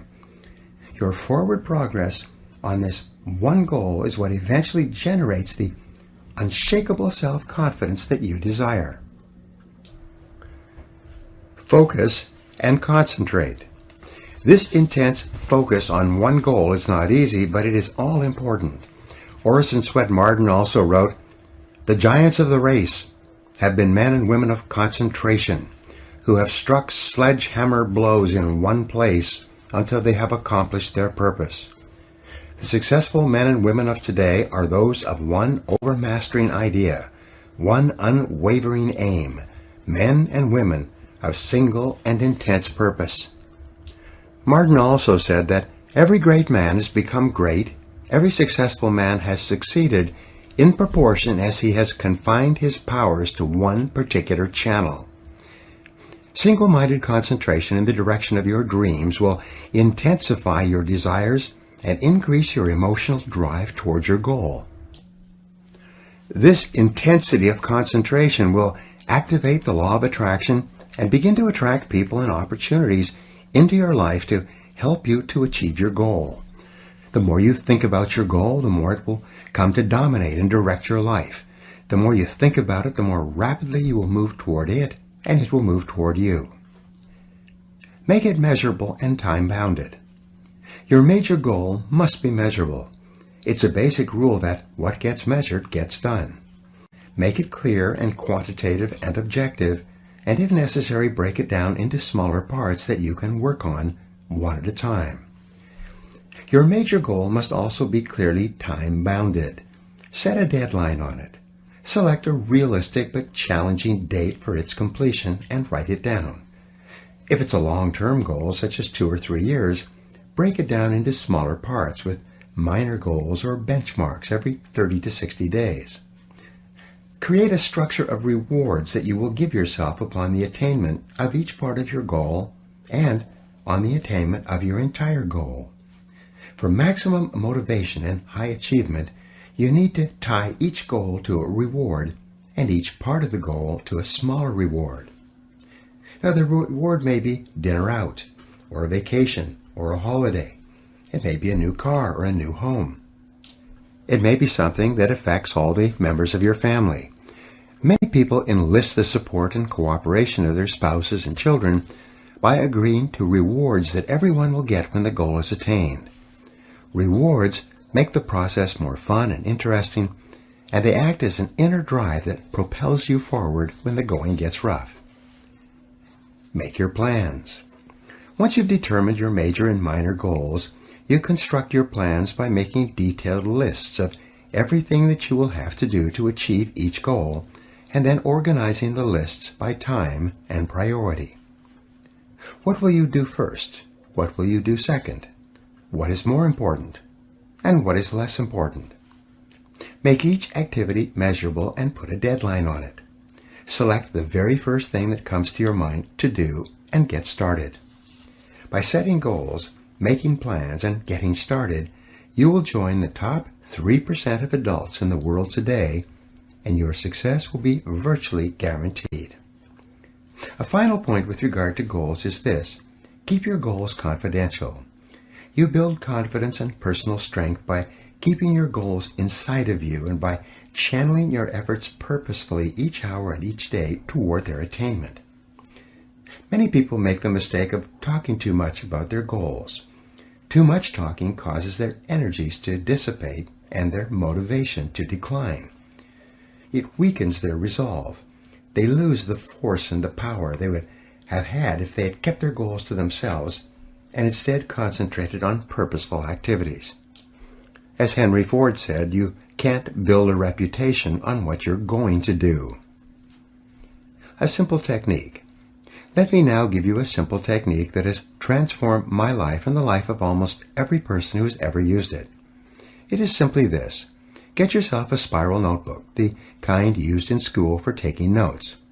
Begin each day by sitting down with this notebook and writing out your main goals in the present tense as though they were already a reality. Use strong, definite words like I earn, I achieve, or I am. You can write other things in this notebook if you like, but the most important action is that you take 5 minutes each day to write and rewrite your major goals without referring back to what you wrote yesterday. Handwriting your goals is called a psychoneuromotor activity. Each time you write out your goals, you drive them deeper into your subconscious mind. You increase the intensity of your desire and the depth of your belief. You activate the mental laws of concentration and attraction and correspondence. You focus your mental powers and increase your confidence that the goal is achievable. By rewriting your goals every day, they become clearer and stronger and take on a power of their own. This exercise impresses your goals so deeply into your subconscious mind that they will eventually lock on, and you will begin to move irresistibly and unstoppably toward their achievement. When this happens, your future will be guaranteed. As you develop this ability to set and achieve whatever it is you want in life, you'll develop the kind of confidence that comes from positive knowing rather than positive thinking. You will become unstoppable. Now here are some action exercises that you can use to put these ideas to work in your life. Number 1, decide exactly what you want in life. Set your goals as if you had no limitations, and whatever you wrote, you would achieve. Number 2, make a list of 10 goals that you would like to achieve in the next 12 months or so. Number 3, write your goals in the present positive personal tense. For example, you could write, I earn X number of dollars by this date. This is personal, positive, and in the present tense. Number 4, make a list of everything you will have to do to achieve your goal, and then organize the list by sequence and priority. This now becomes your plan. Number 5, review your list and ask, if I was guaranteed to achieve any one goal on my list within 24 hours, which one goal would have the greatest positive impact on my life? Number 6, take this number 1 goal, your major definite purpose, write it at the top of a new page in the present personal positive tense.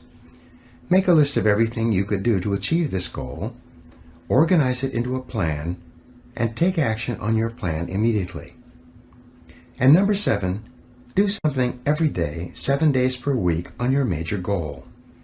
Resolve to persist on this goal until you succeed, no matter how hard it becomes or how much time it takes. This process of setting and achieving one big goal will build your self-confidence to the point where you will become unstoppable for the rest of your life. Chapter 3, Achieving Competence and Personal Mastery. Vince Lombardi said, the quality of a person's life is in direct proportion to their commitment to excellence, no matter what their chosen field. You will only be happy, satisfied, and capable of enjoying high levels of self-confidence when you know that you are absolutely excellent at doing something that is important to yourself and others. What is it? What could it be? These are 2 of the great questions of life. Fortunately, you and every other person has the inborn ability to become excellent at what you do and to achieve peak performance in your life in your chosen field. You have the capacity to function in the exceptional range and to achieve mastery in any area that is important to you. The development of lasting self-confidence requires nothing less. The edge of the envelope.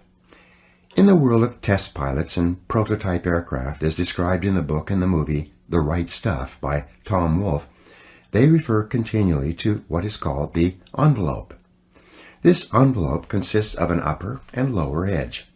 The upper edge marks the height and speed that any previous aircraft or jet has flown up to the time of the most current test run. This upper edge of the envelope is the maximum height and speed deemed possible for a new aircraft before it theoretically comes apart in the air or malfunctions or self-destructs. Now the goal of the test pilot is to expand the edge of the envelope. His job is to fly ever faster and higher in order to discover the outer limits of speed, height, and endurance that a particular aircraft is capable of achieving.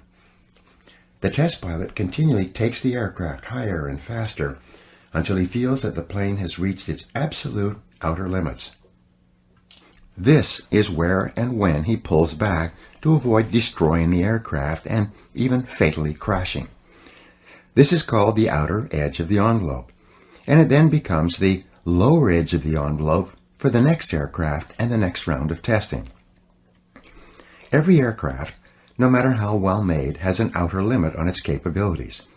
It can fly only so fast and so high and no further. Very little can be done to expand the mechanical ability of something made of metal by the hands of man. Expand your envelope. The major difference between you and an aircraft is that there is no outer edge to your personal envelope. As Emerson said, the power which resides in man is new in nature, and none but he knows what that is which he can do, nor does he know until he has tried. Thomas Edison said, if we all did the things we are capable of doing, we would literally astound ourselves. Maxwell Maltz, the author of Psycho-Cybernetics, said, Within you right now is the power to do things you never dreamed possible. And this power becomes available to you just as soon as you can change your beliefs. In other words, the outer limit of your envelope, or the outer limit of your potential, is not fixed in time or space, like that of an aircraft. Your limits are determined solely by your own beliefs and by your own confidence in what you think is possible for you. Self-confidence and self-esteem. Your self-confidence is closely connected to your self-esteem and to how much you like yourself. Dr. Nathaniel Branden calls self-esteem your reputation with yourself. It is how you feel about yourself and your abilities in relation to any situation that determines how much you like yourself and consider yourself to be a valuable and worthwhile person. The more you like yourself, the better you do. The flip side of self-esteem is what psychologists call self-efficacy. Self-efficacy is a measure of how effective and competent you feel you are to perform a particular task or to achieve your goals. This is called performance-based self-esteem. What this means is that if your self-confidence and your belief in yourself are determined by your self-esteem, or how much you like yourself, then your self-esteem is determined by how capable you feel you are in any given set of circumstances. For example, if a problem comes up at work or at home, and you are so familiar with it that you can solve it quickly and correctly, your self-efficacy and your self-esteem goes up. You feel more capable and confident and more willing to take on other challenges and difficulties. You feel more positive and optimistic. You feel like an excellent person. If, on the other hand, a problem or difficulty came up and you were unable to do anything to solve it, and you felt frustrated or ineffective, your self-esteem would suffer and your self-confidence would go down. You would feel negative about yourself and your abilities. You might even become angry or depressed. You would feel powerless rather than powerful. That's why they say, in playing poker, the winners laugh and tell jokes, while the losers say, shut up and deal. Build your own self-confidence. The law of cause and effect applies to everything you are today and to everything that you become. If the effect that you desire is high and unshakable levels of self-confidence, then it is necessary that you engage in the same behaviors practiced by others who enjoy high and unshakable levels of self-confidence, and you will soon experience high levels of self-confidence yourself. Studies conducted on thousands of men and women who have moved from ordinary to extraordinary performance, and who have moved from feelings of inadequacy to feeling great about themselves, show that there is a direct cause-effect relationship between competence and mastery on the one hand and self-confidence on the other. Mihaly Csikszentmihalyi of the University of Chicago wrote an excellent book, Flow, The Psychology of Optimal Performance, in 2008 on peak performance. Peak experience is a form of natural high that causes you to feel absolutely terrific about yourself and gives you a wonderful overall feeling of well-being and happiness. And the causes of this effect are now well known. Achieving peak performance.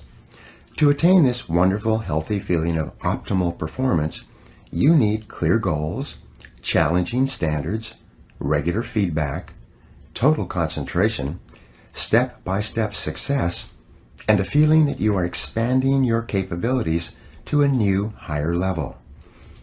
When you have created a situation where you experience all of these, you sense that you are working at the outer edge of your own personal envelope.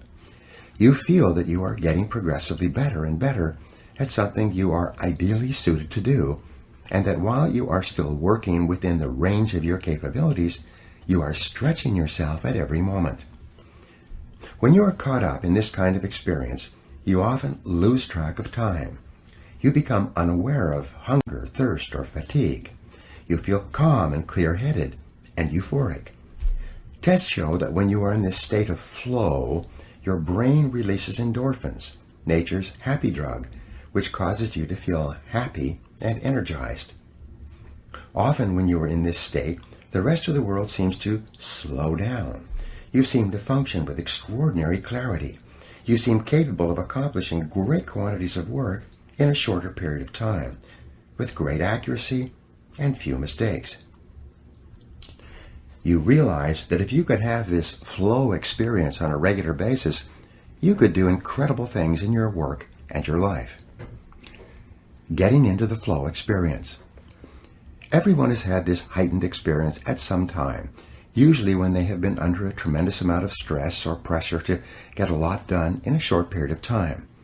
But at the same time, they had clear goals and a strong belief that they were capable of meeting the challenge. At this point, they kicked into flow and felt as though they had taken off and left the ground. You have had this experience yourself in the past. Often, it was so extraordinary that you remembered it for many months or even years. And here's the point. Men and women who achieve extraordinary things in life are merely ordinary men and women who have learned how to put themselves into flow and to function at peak performance more often than the average person. And what someone else has done, you can do as well. In every study of success and self-confidence, in every situation where a person enjoys high levels of self-esteem, self-respect, and personal pride, we find that they all have one thing in common. And that one thing is that each high-achieving man or woman is in the right place at the right time, doing exactly the work that he or she is uniquely qualified to do. Not only are these people the happiest and highest performing men and women in our society, but you personally will never be truly happy and truly satisfied until you take your rightful place among them. Find your true place. One of the greatest joys of human existence is to find your true place, the job or occupation that is ideally meant for you, and then to throw your whole heart into doing it and doing it well. The most fortunate people in our society are those who are so totally absorbed in their work that they don't know where their work ends and their play begins. If they could, many of them would do what they love for free, and many do. If they won $10 million in the lottery, this is what they would consciously choose to do for the rest of their lives, or until the money ran out. Spiritual teacher Emmett Fox referred to this as your heart's desire. He said that you are here on earth to do something special, something that perhaps only you can do, and that you will never be truly fulfilled until you find it and completely commit yourself to it. And the remarkable thing, said Fox, is that you almost always have an idea of what it is. You only need to listen to yourself and then trust the guidance you receive. Grandma Moses. When Grandma Moses, as she came to be called, was a young farm girl, she had a desire to paint. But her family and friends told her that that was nonsense. They told her that, as a farm girl, her role in life was to marry a farm boy and to have and raise farm kids. So she put her heart's desire aside and did what she thought she was supposed to do. She had children by the time she was out of her teens, and more children in her 20s. In her 40s, she became a grandmother, and in her 60s, a great-grandmother. When she turned 75, her husband was dead and her children were grown, and the doctor told her she was too old to work on the farm any longer. She felt that she didn't have much time left, so she decided to fulfill her heart's desire and to do some painting before she passed on. She went to a nearby town and visited an art store. The person in the art store sold her some paints and canvases and brushes and showed her how to use them. She went back to her farm and sat down and began painting what came to be called primitive American landscapes. Grandma Moses finished her first painting when she was 78. When she was 101 years old, a major gallery in New York held a showing of her works. In the last 10 years of her life, some of her paintings were selling for more than $100,000 each. Now here's the rub. She was told as a young girl that she couldn't paint because it cost too much and no one could afford it. Yet, when she began painting, she earned more in a year from her paintings than she and her husband had earned in an entire lifetime of hard work on the farm. She was not only a complete natural, she was also a totally original talent. It's been estimated that If she had begun painting in her late teens, as she really wanted to do, and her paintings had been as successful commercially as they still are today, she might have become one of the richest women in America. Follow your heart. The history of the human race is written in the life stories of men and women who followed their heart's desires and did what they were uniquely qualified to do, and did it with all their heart. And no matter what your situation is, this possibility lies open to you right now. Colonel Harlan Sanders was 66 years old before he sold his first chicken based on his Kentucky Fried Chicken recipe. He had been working as a cook and as the owner of his own small cafe all his life, preparing fried chicken with his recipe. Then, at the age of 66, when he started doing what he should have been doing decades before, he began building his franchise business and became one of the best known and wealthiest people in the world. A young man, 16 years old, one of my students, became so excited about his potential that he started his own food service business, made a success of it, and sold it out at a profit by the time he was 18 years old. His accomplishment and his confidence as a result were so impressive that when he went to work for a major grocery chain, they promoted him up the ladder so fast that before the end of his 18th year, he became the youngest full manager of a major grocery store in America, and he loves every minute of his work. Courage and confidence are essential. Countless men and women have written to me and returned to my seminars around the country and told me that summoning up the courage to do what they really wanted to do was the turning point in their lives. Some of them had dramatically increased their incomes 5 and 10 times, although many had not. In every case, they were working harder than ever before, but as a result, they were happier than they had ever been. Their postures are strong and straight. Their eyes shine, their voices are clear, their language is positive, and it's obvious that they are really enjoying their lives. They have a calm, quiet confidence in themselves that is unmistakable and makes them stand out from others around them. Your development of competence and mastery, and the self-confidence that goes with it, actually begin with self-analysis and self-awareness. Socrates said that the beginning of all wisdom and understanding is contained in the words, "Man, know thyself." And in analyzing yourself to determine what it is that would be ideal for you to do, there are 6 approaches you can use. First, ask yourself these questions. 1. What talents, skills, and abilities do you have that seem to be natural to you? 2. What have you been able to do easily and well in the past that seems to be difficult for other people? 3. What subjects in school and what parts of your work have you naturally gravitated toward? 4. What did you most enjoy doing between the ages of 7 and 14? Ask your mother. This is often a predictor of what you should be doing as an adult. 5. What parts of your work do you love to do and seem to do well? And 6. What work or activities give you a natural high? They give you energy, fill you with enthusiasm, and you lose track of time when you are doing them. Every person is put on this earth with a unique combination of talents and inclinations that makes him or her different from anyone else who has ever lived. And it is only when you find the special situation that can most benefit from your unique capabilities that you will be able to make the greatest contribution and enjoy the greatest rewards, both tangible and intangible. Finding the right job for you and then becoming excellent at that job is one of the chief responsibilities of adult life. The 4 quadrants of work. An excellent exercise in self-discovery is for you to divide your work activities into 4 quadrants. This was first suggested by Viktor Frankl, the founder of logotherapy.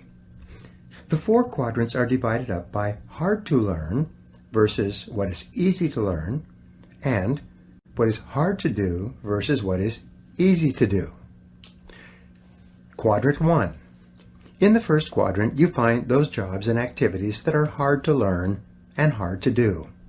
These are probably areas for which you have no natural facility and from which you get very little pleasure, like a salesperson having to do detailed account reports or financial analysis, or a computer programmer expected to make sales calls or do public speaking.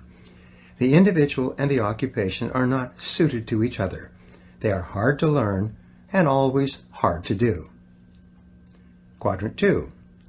This quadrant contains things that are easy to learn but hard to do.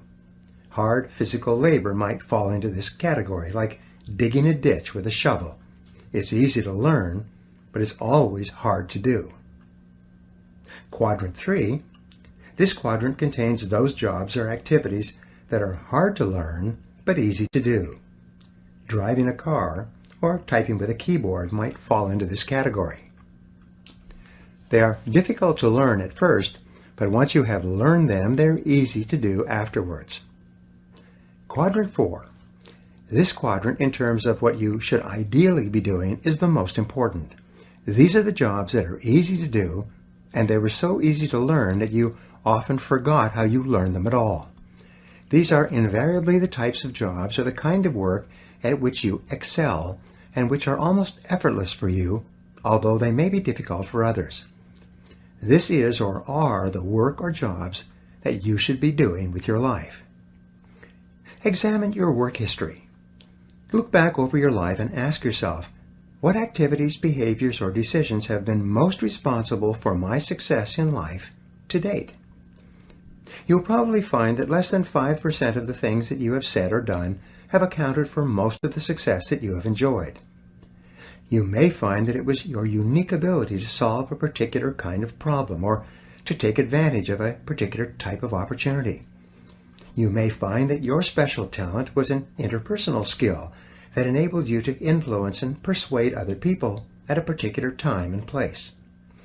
You may find, upon analysis, that it was an ability to take charge and accept responsibility for accomplishing a particular goal.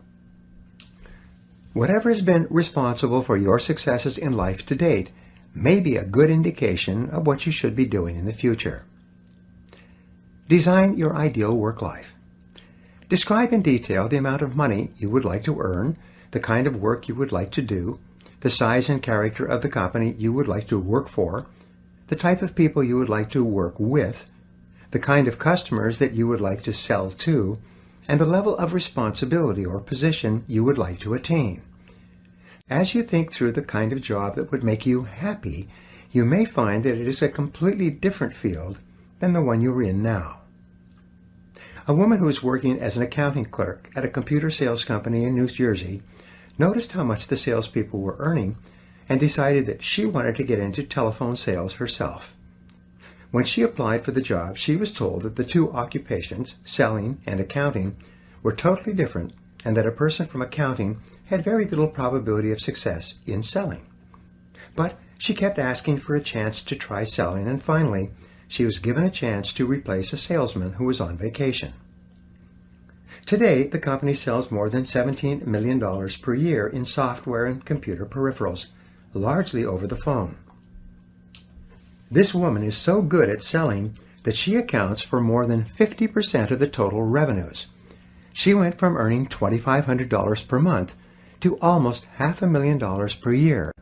Best of all, she has never been happier in her whole life when she started doing something she cared about. Maximize your return on energy. Analyze your work based on the measure that I call return on energy. Leaders in every field deliberately apply their talents and energies where they can achieve their greatest return on the amount of energy, mental, emotional, and physical, that they invest in any endeavor. They refuse to take on jobs or work in areas where they cannot perform at exceptional levels. They treat themselves as valuable resources, and they spend their energies very carefully. One of the questions that you might continually ask yourself is this: is this the best possible use of my time and energy? Is what you are doing right now the most valuable thing that you could be doing, given your particular combination of talents and abilities? Often, Answering this question will help you to see that there is a vast difference between what you are currently doing and what you should be doing if you want to be fulfilling more of your potential. Do what you love. Marcia Sinitar wrote a top-selling book a few years ago whose title says it all. Do what you love, the money will follow. Almost every really successful, happy man or woman will say that the reason for their success is that they are doing what they love to do. Whenever a person is unhappy for any reason, I always ask them how much they enjoy their work, and would they choose to do this type of work if there were other options open to them. Invariably, when someone is generally unhappy with their life, especially a man, they are dissatisfied with their work for some reason. Unfortunately, there's an old myth in our society that suggests that work is a penalty you pay during the day so that you can get your enjoyment from other things in the evenings and on the weekends. Many people view work as a punishment, but something that is unavoidable. They try to do it as well as they need to so they don't get fired, but they never really think about whether they enjoy it or not. However, this attitude is not for you. Your life is too precious and valuable to spend it doing something you don't enjoy. Every minute of it should be spent doing things that you love and care about and which make you happy. The wonderful thing is that the highest paid people in America and worldwide are often working at jobs that they enjoy so much that they hate to go home at night. And the lowest paid people are invariably found at jobs they dislike, where they are just going through the motions. 2 questions to test job suitability. Here are 2 simple tests to determine whether or not you are in the right job for you.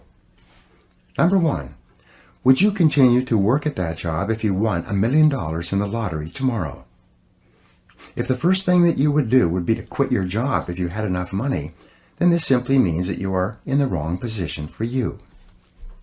Number 2, use what I call the clock test. People who are in the wrong job watch the clock all the time. They are very aware of what time they start and what time they quit. People who are in the right job are seldom aware of the clock, except to know how little time they have left to do the work they really enjoy. However you measure it, choosing the right work for you is central to you enjoying high feelings of self-esteem and self-confidence, not only in your work, but in every other part of your life. Commit to excellence. Once you have chosen your ideal job or occupation for this stage of your career, your biggest responsibility is to make the decision to become very good and then to become excellent at what you do. In a lengthy study on successful Americans, the Gallup organization discovered that expertise, or being recognized by your peers as one of the very best in your field, was one of the essential ingredients for success in American life.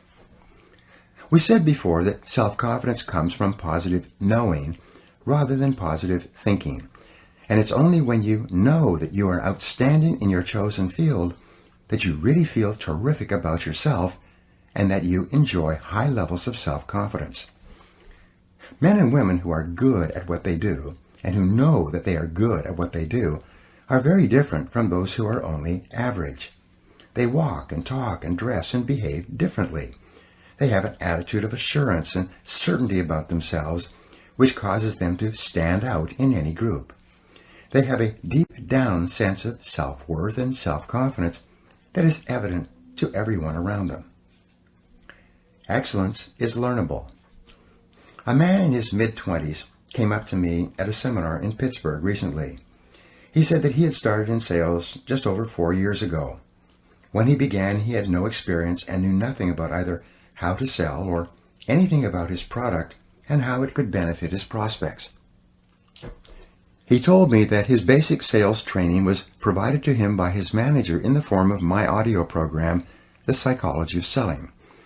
As he listened to this program, which taught him how to sell professionally step by step, he became excited about learning and about professional development. He listened to the audios over and over and then bought additional audio programs and began reading voraciously in the field of selling.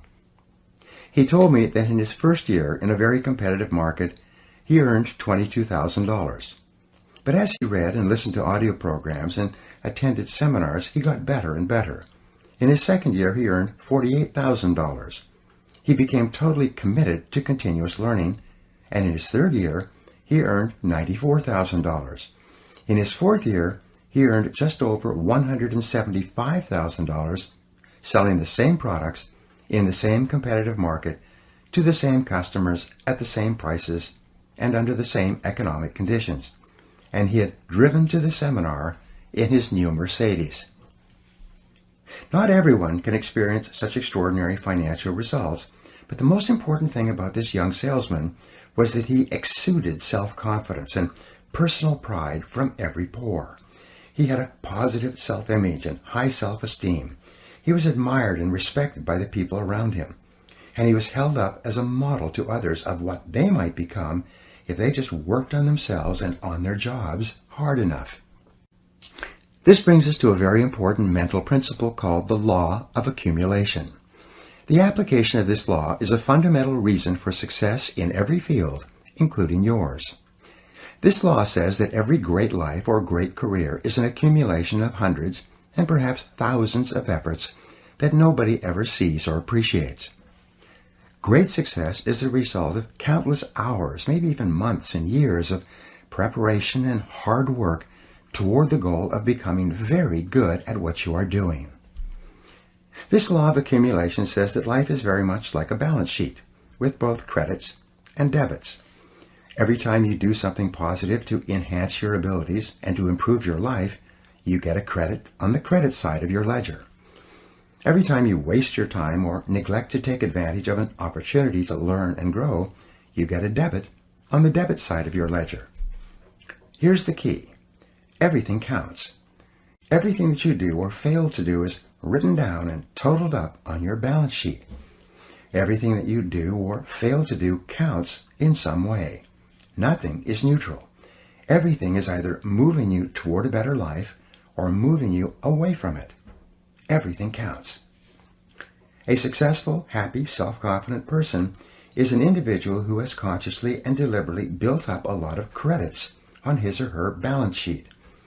An unhappy, negative, or insecure person is a person who has a lot of debits on his or her balance sheet. And since the only things that count are your actions, it seems that every positive and constructive action you engage in adds up and increases your levels of self-confidence and self-esteem. The law of incremental improvement. Perhaps the most important corollary of the law of accumulation is what is called the law of incremental improvement. This is really the law that explains how you move from wherever you are to the top of your field. This is the law that explains all great success in America or anywhere else in the world. This law simply states that a person becomes good at his or her chosen field by improving incrementally, continuously, over a long period of time. My friend Darren Hardy has written a book entitled The Compound Effect, in which he explains how it is that everything positive you do in your life compounds and multiplies, growing with force and power over the months and years. As Einstein said, compounding is the most powerful force in the universe. Pattern recognition. In a study on the subject of mastery, reported on in the magazine Psychology Today some years ago, the researchers concluded that mastery consisted of the ability to recognize a great variety of patterns in a given situation based on what they called a high level of integrative complexity. Integrative complexity is defined as the ability to recognize patterns in a situation and to accurately predict what is likely to happen and the best action to take based on previous experiences with similar situations. For example, a salesperson would achieve a high level of confidence and capability in a sales situation by having both studied his or her profession and by having been in countless previous sales situations. He or she would have developed the ability to integrate his knowledge and experience and to recognize a particular pattern in the sales situation based on previous sales situations that were similar to this one. An excellent business person is one who has developed this same capability of recognizing a pattern when it occurs again, drawing upon previous experiences, and is therefore able to respond effectively and do and say the right things to complete the business transaction successfully or make the correct investment decision. The Grandmasters. The researchers found that a grandmaster in chess, for example, was able to recognize as many as 100,000 different patterns or layouts on the chessboard and had developed a strategy to deal with each one. A national chess champion was able to recognize perhaps 50,000 patterns. A tournament chess player was able to recognize perhaps 10,000 patterns on the chessboard, and so on. Their conclusion was that it takes several thousand hours of research and practice to achieve and perform at exceptional levels in any complex field or any difficult occupation or profession. Although there are prodigies, people who succeed in a short period of time, these are very rare. Malcolm Gladwell, in his best-selling book Outliers, quotes the extensive research that shows that it takes several years on average for a person to become excellent in his or her chosen field. According to Gladwell, mastery in any field requires 10,000 hours or 7 years of hard work, or both. Most people only become wealthy after the age of 40 or 50 if they achieve it at all. It takes them many years of hard work, continuous learning, and experience to develop an extensive enough repertoire of patterns so that they can recognize and take advantage of opportunities that appear to them. Up to that time, they make many mistakes. 2 steps forward and 1 step back, as they say. The foundation of self-confidence. The law of incremental improvement is your key to an unlimited future of success, prosperity, and self-confidence. It doesn't matter where you're starting from. All that matters is where you're going. As Theodore Roosevelt said, do what you can with what you have where you are. By applying the law of incremental improvement to yourself and your work, you can begin moving upward toward joining the great ones in your field. If you are doing what you love to do, and you are doing it with all your heart, by engaging in continuous personal and professional improvement, you can begin to move forward at such a rapid rate that it will astonish you. You've heard of the 80-20 rule, which says that 80% of the income goes to 20% of the people. Your goal, if you are not already there, should be to join the top 20% in your field. If you're in the top 20% already, your job is to get into the top 10%, and then the top 5%, and then the top 4%, and so on. Your goal should be to be the best. Your goal is to be recognized by those around you as outstanding in your field. Your goal must be to pay any price, overcome any obstacle, and make any effort necessary to become excellent in your chosen career. And in just a moment, I'll show you how. Moving to the top. There is one small problem that you need to deal with before you become one of the best in your field. Earlier in this book, I said that most of us grow up with feelings of inferiority and inadequacy. Because of low self-esteem and selling ourselves short, many of us never even think about becoming excellent at our work. It never even occurs to us that we have the ability to learn anything we need to learn to be able to do an outstanding job at anything we put our minds to.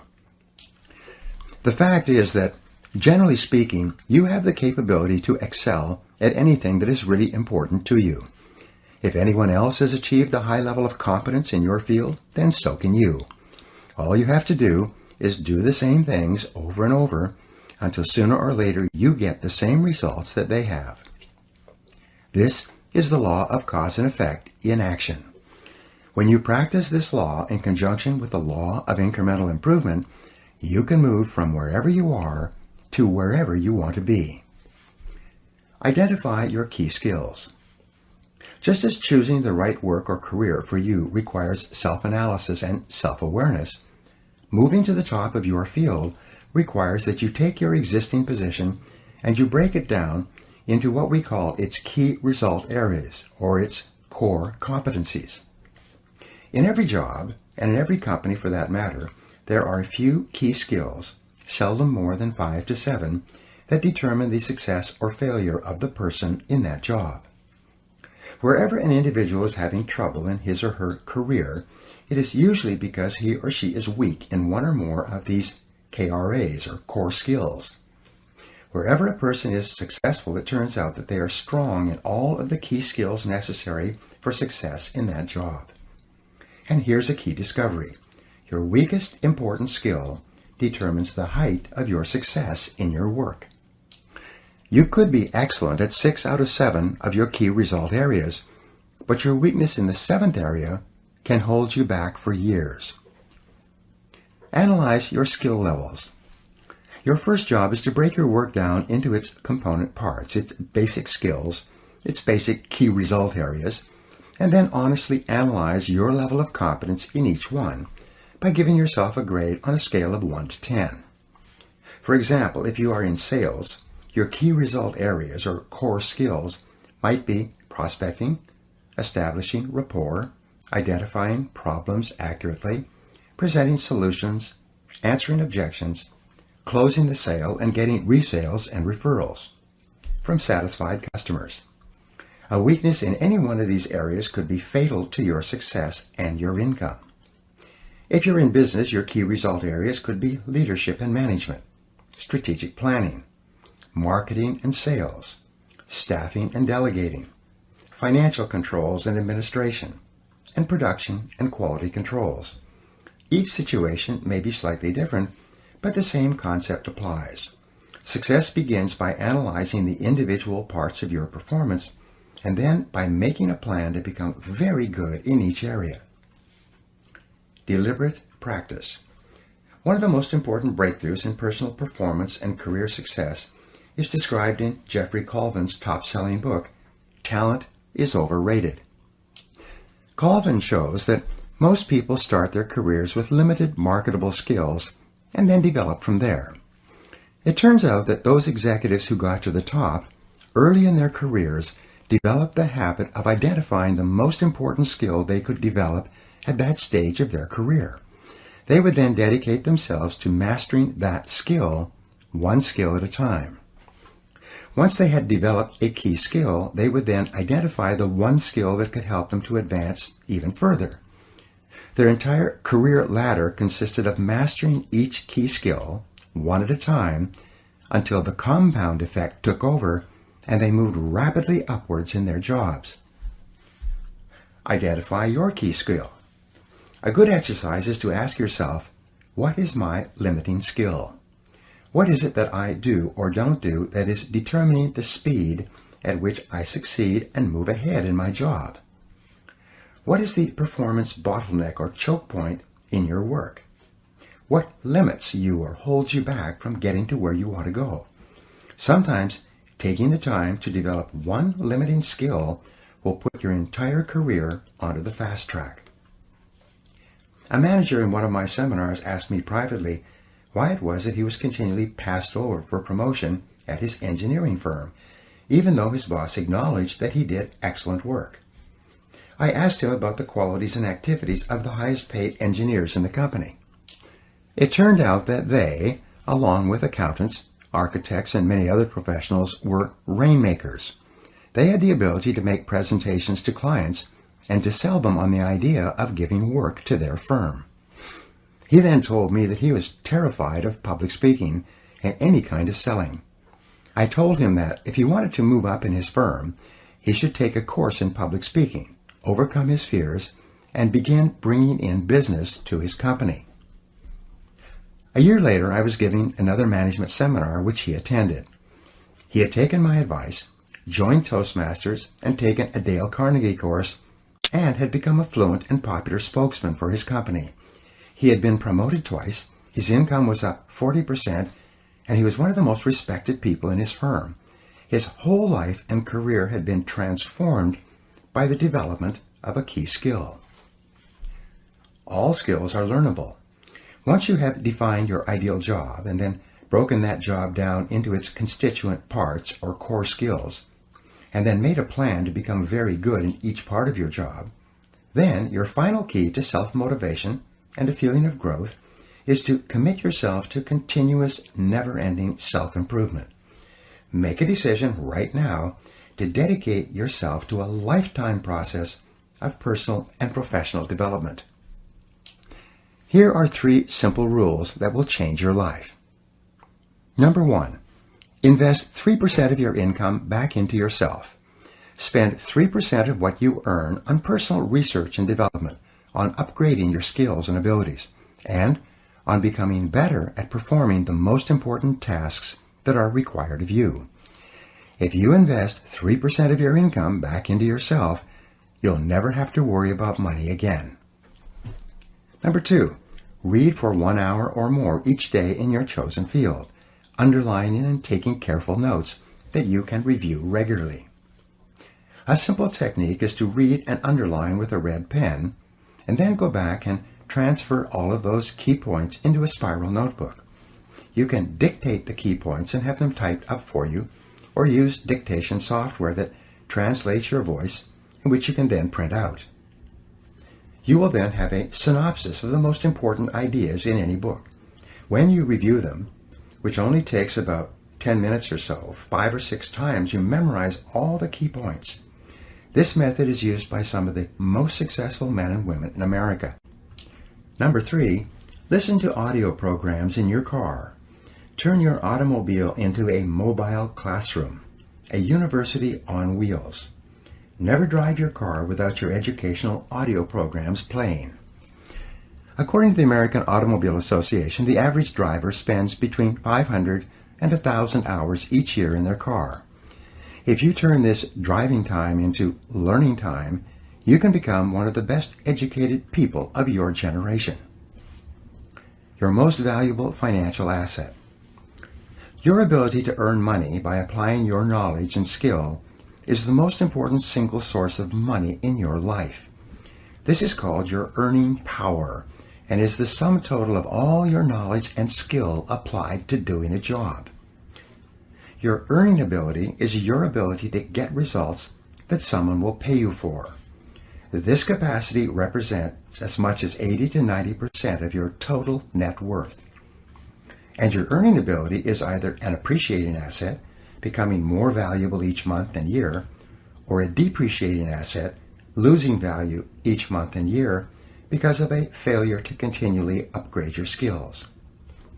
One of the smartest expenditures you can make is to invest in your earning ability to become better at what pays you the most. This continuous investment in yourself will put you behind the wheel of your own life.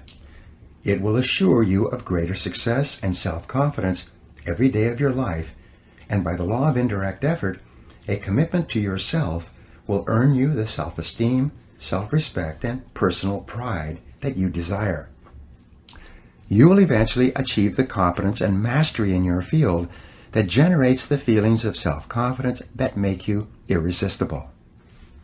There is no limit to what you can accomplish if you know the direction that you are going and you are willing to make the efforts to become excellent at what you do.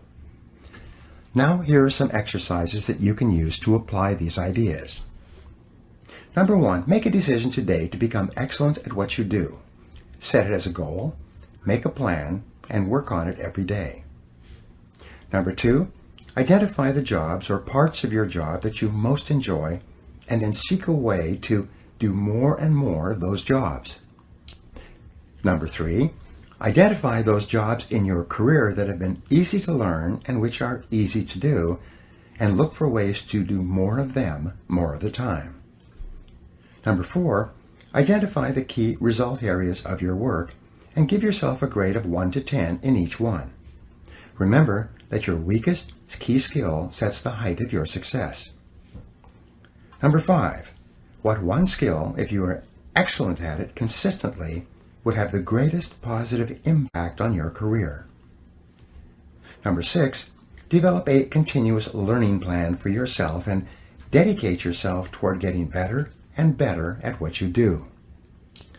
And number 7, identify the most important result or results for which you are paid and resolve to get more and better of those results every day. Chapter 4. the inner game of self-confidence. Confidence doesn't come out of nowhere, said Roger Staubach. It's a result of something, hours and days and weeks and years of constant work and dedication. Aristotle wrote in his famous Nicomachean Ethics that the common aim of mankind is to be happy, however each person defines happiness. One thing we know is that the more confident and the better we feel about ourselves, the happier we are and the more effective we seem to be in everything we do. Self-confidence, however, is really a state of mind based on your belief systems. Belief, or faith, enables you to act boldly in the face of uncertainty. Confidence enables you to face changes and difficulties and unexpected setbacks with calmness and clarity, and allows you to respond more effectively under any circumstances. The law of belief. The law of belief, an important corollary of the law of cause and effect, says that your beliefs become your realities. You do not believe what you see, but you see what you already believe. William James of Harvard said that belief creates the actual fact. In the Bible it says, according to your faith, which is your innermost belief, it is done unto you. If you believe strongly enough and confidently enough, your outer world will tend to conform to a pattern consistent with these beliefs. In fact, your world today is largely an outpicturing of your innermost beliefs and convictions. You behave on the outside based on your beliefs on the inside. You see the world around you based on your beliefs about reality, whether they are correct or not. How can you determine your true beliefs? Simple. You can tell what you really believe by observing what you do and what you don't do. You can tell what you believe by listening to your opinions, your conversations, and by noting your decisions. When you truly believe yourself to be an exceptional human being, possessed of remarkable capabilities, you will walk and talk and act that way, and your inner convictions will become your outer realities. As the Bible says again, all things are possible to him that believeth. The power of belief. There's a story about a man many years ago whose business was in serious trouble. He had lost some big sales, he was deeply in debt, and his suppliers and creditors were closing in on him. He didn't know whether he should continue struggling or just declare bankruptcy and let his business fold. He decided to go for a walk in the park that evening and think it over and decide what to do. He was standing in the park on a small bridge looking down at the water when an older man appeared out of the darkness. Seeing his downcast look, the older man stopped and demanded to know what the matter was. For some reason, the businessman told him all about his financial problems and how close his business was to collapsing, even though it was a good business and had a good potential future. The older man listened intently and then said, "I think I can help you." He pulled a checkbook out of his pocket, asked the man his name, and wrote out a check for him, pushed it into his hand, and said, "Take this money. Meet me here exactly 1 year from today, and you can pay me back at that time." Then the older man turned and disappeared into the darkness. The $500,000 check. When the businessman returned to his office, he opened up the check and found that it was for $500,000. He thought it was just a joke until he read the signature. The signature read, John D. Rockefeller. He had received a check for $500,000 from the richest man in the world at that time, the man who had formed the Standard Oil Company and who was well known for giving money away to others. At first, he thought he would cash the check and solve all his financial problems. But then he decided that instead, he would put the check in his safe, knowing that he could draw upon it at any time. He would use this knowledge of having this amount of money to deal more confidently with his suppliers and creditors and to turn his business around. With renewed enthusiasm, he plunged back into his business and made deals, negotiated settlements, extended terms of payments, and closed several large sales. Within a few months, his business was back on top, out of debt, and making money. The man on the bridge. 1 year later, he went back to the bridge in the park with the uncashed check still in his hand. He could hardly wait to tell the older man what had happened. At exactly the agreed upon time, the older man emerged from the darkness once more. Just as the businessman was about to give him back his check and tell him his exciting story of success and achievement over the previous 12 months, a nurse came running out of the darkness up to the old man and grabbed his arm. She apologized to the businessman, saying, "I'm so glad I caught him. I hope he hasn't been bothering you. He's always escaping from the rest home and going around telling people that he's John D. Rockefeller." She took the old man's arm and led him away. The businessman just stood there, stunned. All year long he had been wheeling and dealing, buying and selling, and building his business with the calm, confident knowledge that he had a $500,000 check in his safe that he could cash at any time. It suddenly dawned on him that he had made his business successful based on his beliefs, even though the information upon which his beliefs were based was false. It had been his self-confidence in action that was responsible for the turnaround in his affairs. First, convince yourself. Your job is to achieve the same level of confidence and belief as that possessed by that businessman. The world will largely accept you at your own estimation. It is yourself that you have to convince before you can convince anyone else. But once you are absolutely sure that you have what it takes to master any situation, you will act in such a way that your beliefs will become your reality. We're really talking here about what we call mental fitness, or the hardy, resilient personality. And mental fitness is subject to the law of cause and effect. You can develop the kind of unshakable self-confidence that you desire by simply repeating certain thoughts and actions over and over until they are driven deep into your subconscious mind and take on a power of their own. You can build your level of mental fitness just as you would build your level of physical fitness by working on your mental muscles in a specific way until they are as strong and as effective as you want. The power of suggestion. Perhaps the most powerful influence in determining your mental and emotional state at any time is the power of suggestion. The power of suggestion begins influencing you even before you're born and continues from infancy and throughout your life, making you the kind of person you are today. Experts say that fully 95% of what you do, say, think, and feel is determined by environmental and psychological suggestive influences around you. For example, the average person is so susceptible to suggestive influences that a rude word from another person may cause him or her to be upset and angry for hours. On the other hand, a kind word of praise or recognition may cause him or her to be positive and happy for the rest of the day. We are all very susceptible to the suggestive influences that surround us. Control your suggestive environment. To enjoy high levels of self-confidence, you must be able to make up your own mind and free yourself from any influences that cause you to feel negative or unhappy for any reason.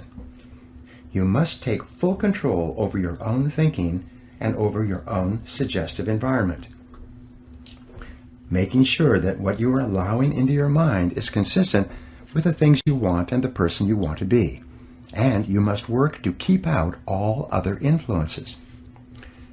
There are 3 forms of suggestion that can determine how you feel about yourself and how you think. The first is called external suggestion. These are all the activities that go on around you, from the moment you get up in the morning until your last communication or information input in the evening. Depending upon how open and receptive you are, you can be inordinately influenced by television, radio, newspaper, the internet, conversations, work experiences, feedback from superiors, interactions with members of your family, even problems in traffic or changes of temperature on the outside.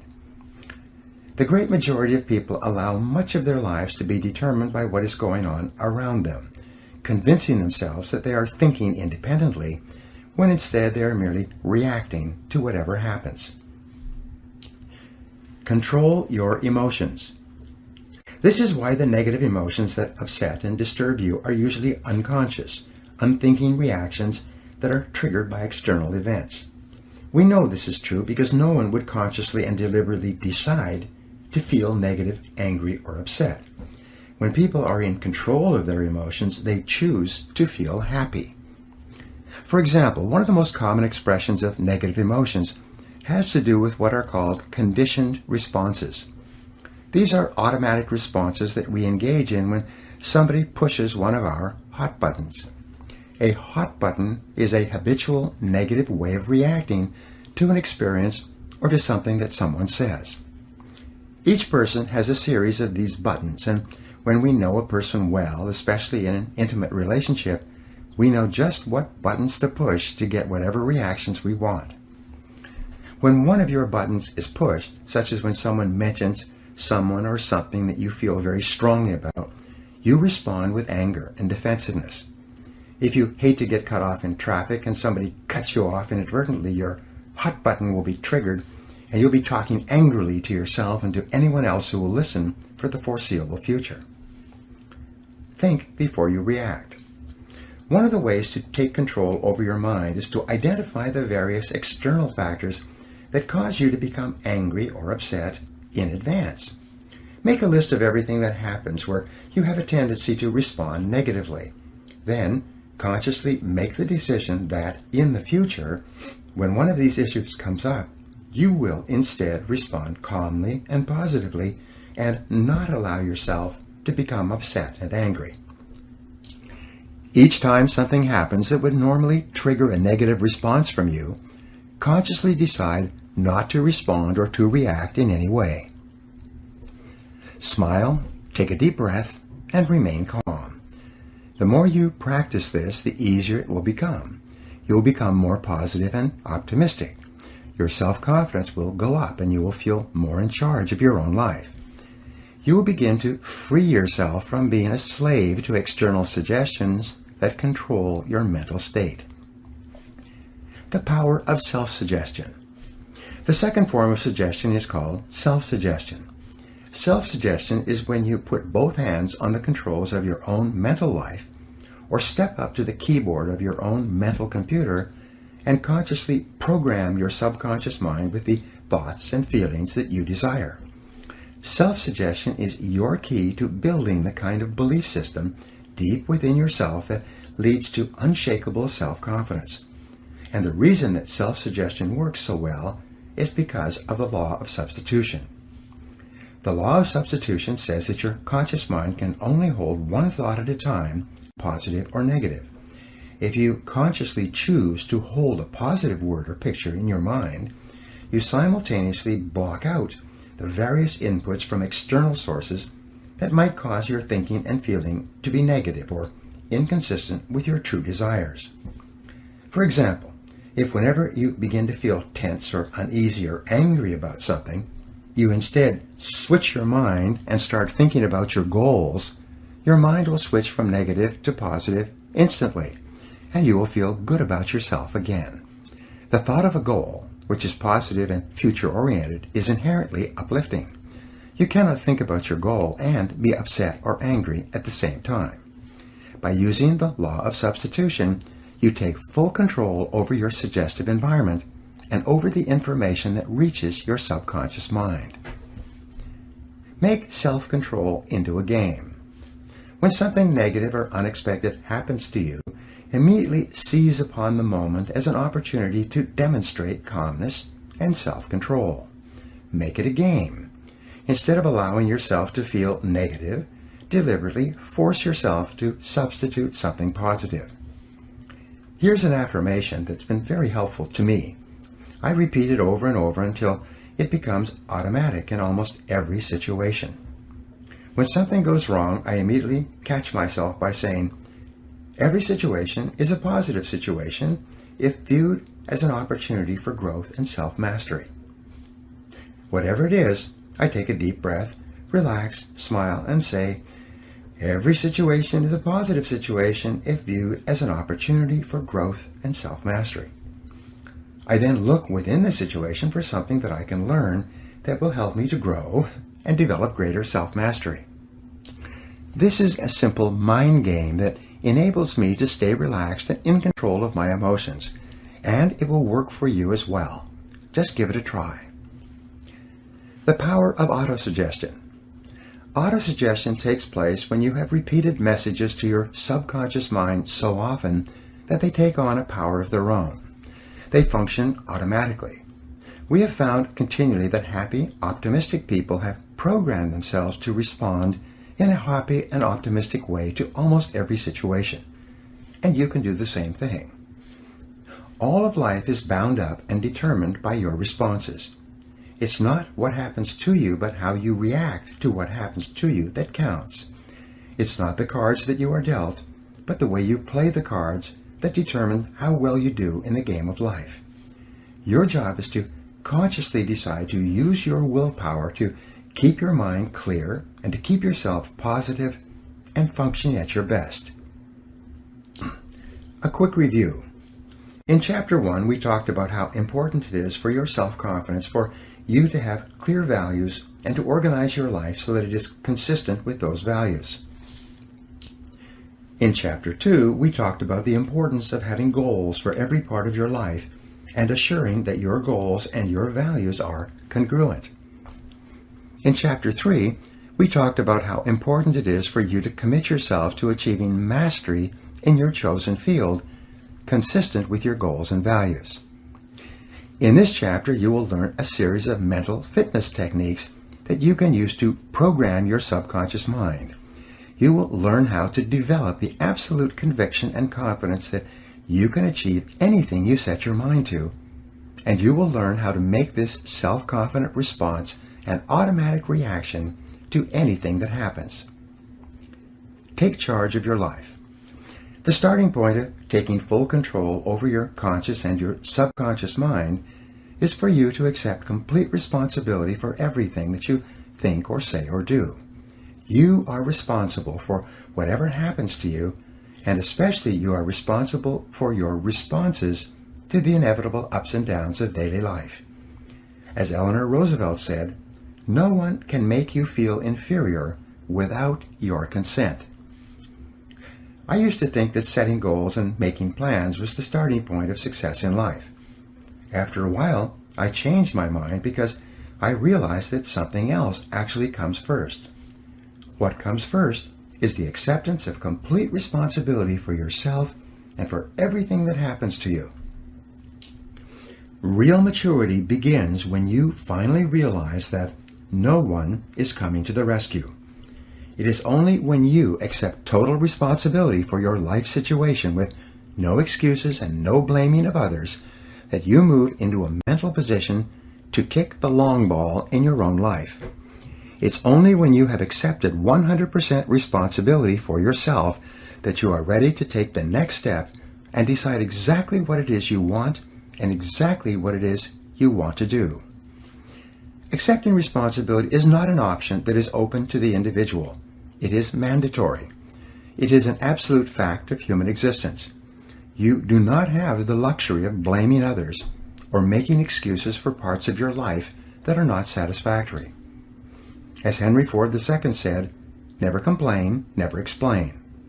No one makes you do anything or feel anything. You are where you are and what you are because you have decided to be there. Everything that you are or ever will be is entirely up to you.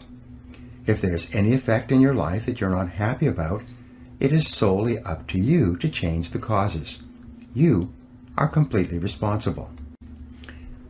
Actions have consequences. Fully mature people accept that their actions have consequences. A fully functioning adult knows that he or she can choose an action, but that once the action is taken, both predictable and unpredictable consequences will follow. The true adult accepts that for every cause there will be an effect. For every action, there will be a reaction. You can choose the action before you act, but you cannot choose or control the consequences or reaction afterwards. Intelligent adults are very careful about the thoughts they think and the actions that they take. They do not fool themselves or engage in self-delusion. They don't pretend that things might happen differently, nor do they trust to luck. Inactions also have consequences. What are called crimes of omission are often more serious to your long-term prospects than the mistakes you make. Omitting to think through your values, set clear goals, make plans, commit to excellence, and so on, can be disastrous to your possibilities of great success. Problems versus facts. The starting point of success is the acceptance of reality. What cannot be cured must be endured. Often people will come to me with challenges they are facing, and I will ask them this simple question: is this a problem, or is this a fact? If it's a problem, it's amenable to a solution. There is something that you can do to change it. If you're not happy with the situation, it is up to you to go and do whatever you can to resolve it. A fact, however, is different from a problem. A fact is something that exists, like the weather, like rain or snow. There is nothing that you can do about it.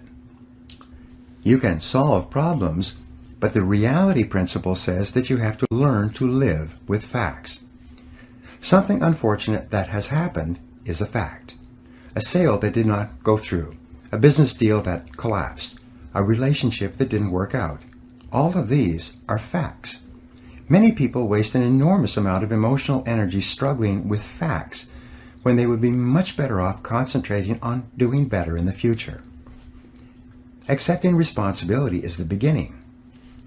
Your goal is to be happy, confident, and optimistic. The way that you achieve this is by making these positive responses so automatic that you remain predominantly happy, confident, and optimistic no matter what happens. You can achieve this result by taking specific, proven, practical steps that have been used by millions of people and which work with virtually unfailing certainty. The starting point is accepting complete responsibility for every aspect of your life. Control your thoughts. You demonstrate this attitude of responsibility by exerting your freedom to choose the thoughts you wish to hold in your conscious mind. You choose to think positive, constructive thoughts rather than negative, destructive thoughts. Psychologists refer to this as the cognitive control method. Cognitive control simply means that you control your thoughts, keeping them positive and repeating positive messages to yourself over and over until they become automatic responses to daily life. Positive self-talk. The first mental fitness technique is that of positive self-talk, or the use of positive affirmations. The way you talk to yourself has an inordinate impact on your thinking and feeling. Many researchers, including Dr. Martin Seligman of the University of Pennsylvania, have discovered that high-performing men and women talk to themselves differently from low-performing men and women. Basically, your self-talk, or your inner dialogue, determines the tone of your emotional life. You are happy or sad, positive or negative, depending upon what you say to yourself and how you interpret events to yourself as you go along. For example, if you're cut off in traffic and you immediately become angry and begin thinking about how stupid and irresponsible and what a bad driver the other person is, you will trigger a very different reaction than if, when you are cut off in traffic, you excuse the other person by thinking to yourself that he or she must be late or distracted or must not have seen you. It may be exactly the same external event, but the way you interpret it and your ensuing conversation with yourself will determine whether or not you experience positive or negative emotions about the situation. Your interpretive style. The starting point of using positive self-talk is to interpret everything that happens to you in a favorable way. Become what wealthy W. Clement Stone called an inverse paranoid. Imagine that the whole world is in a giant conspiracy to help you to be successful and happy.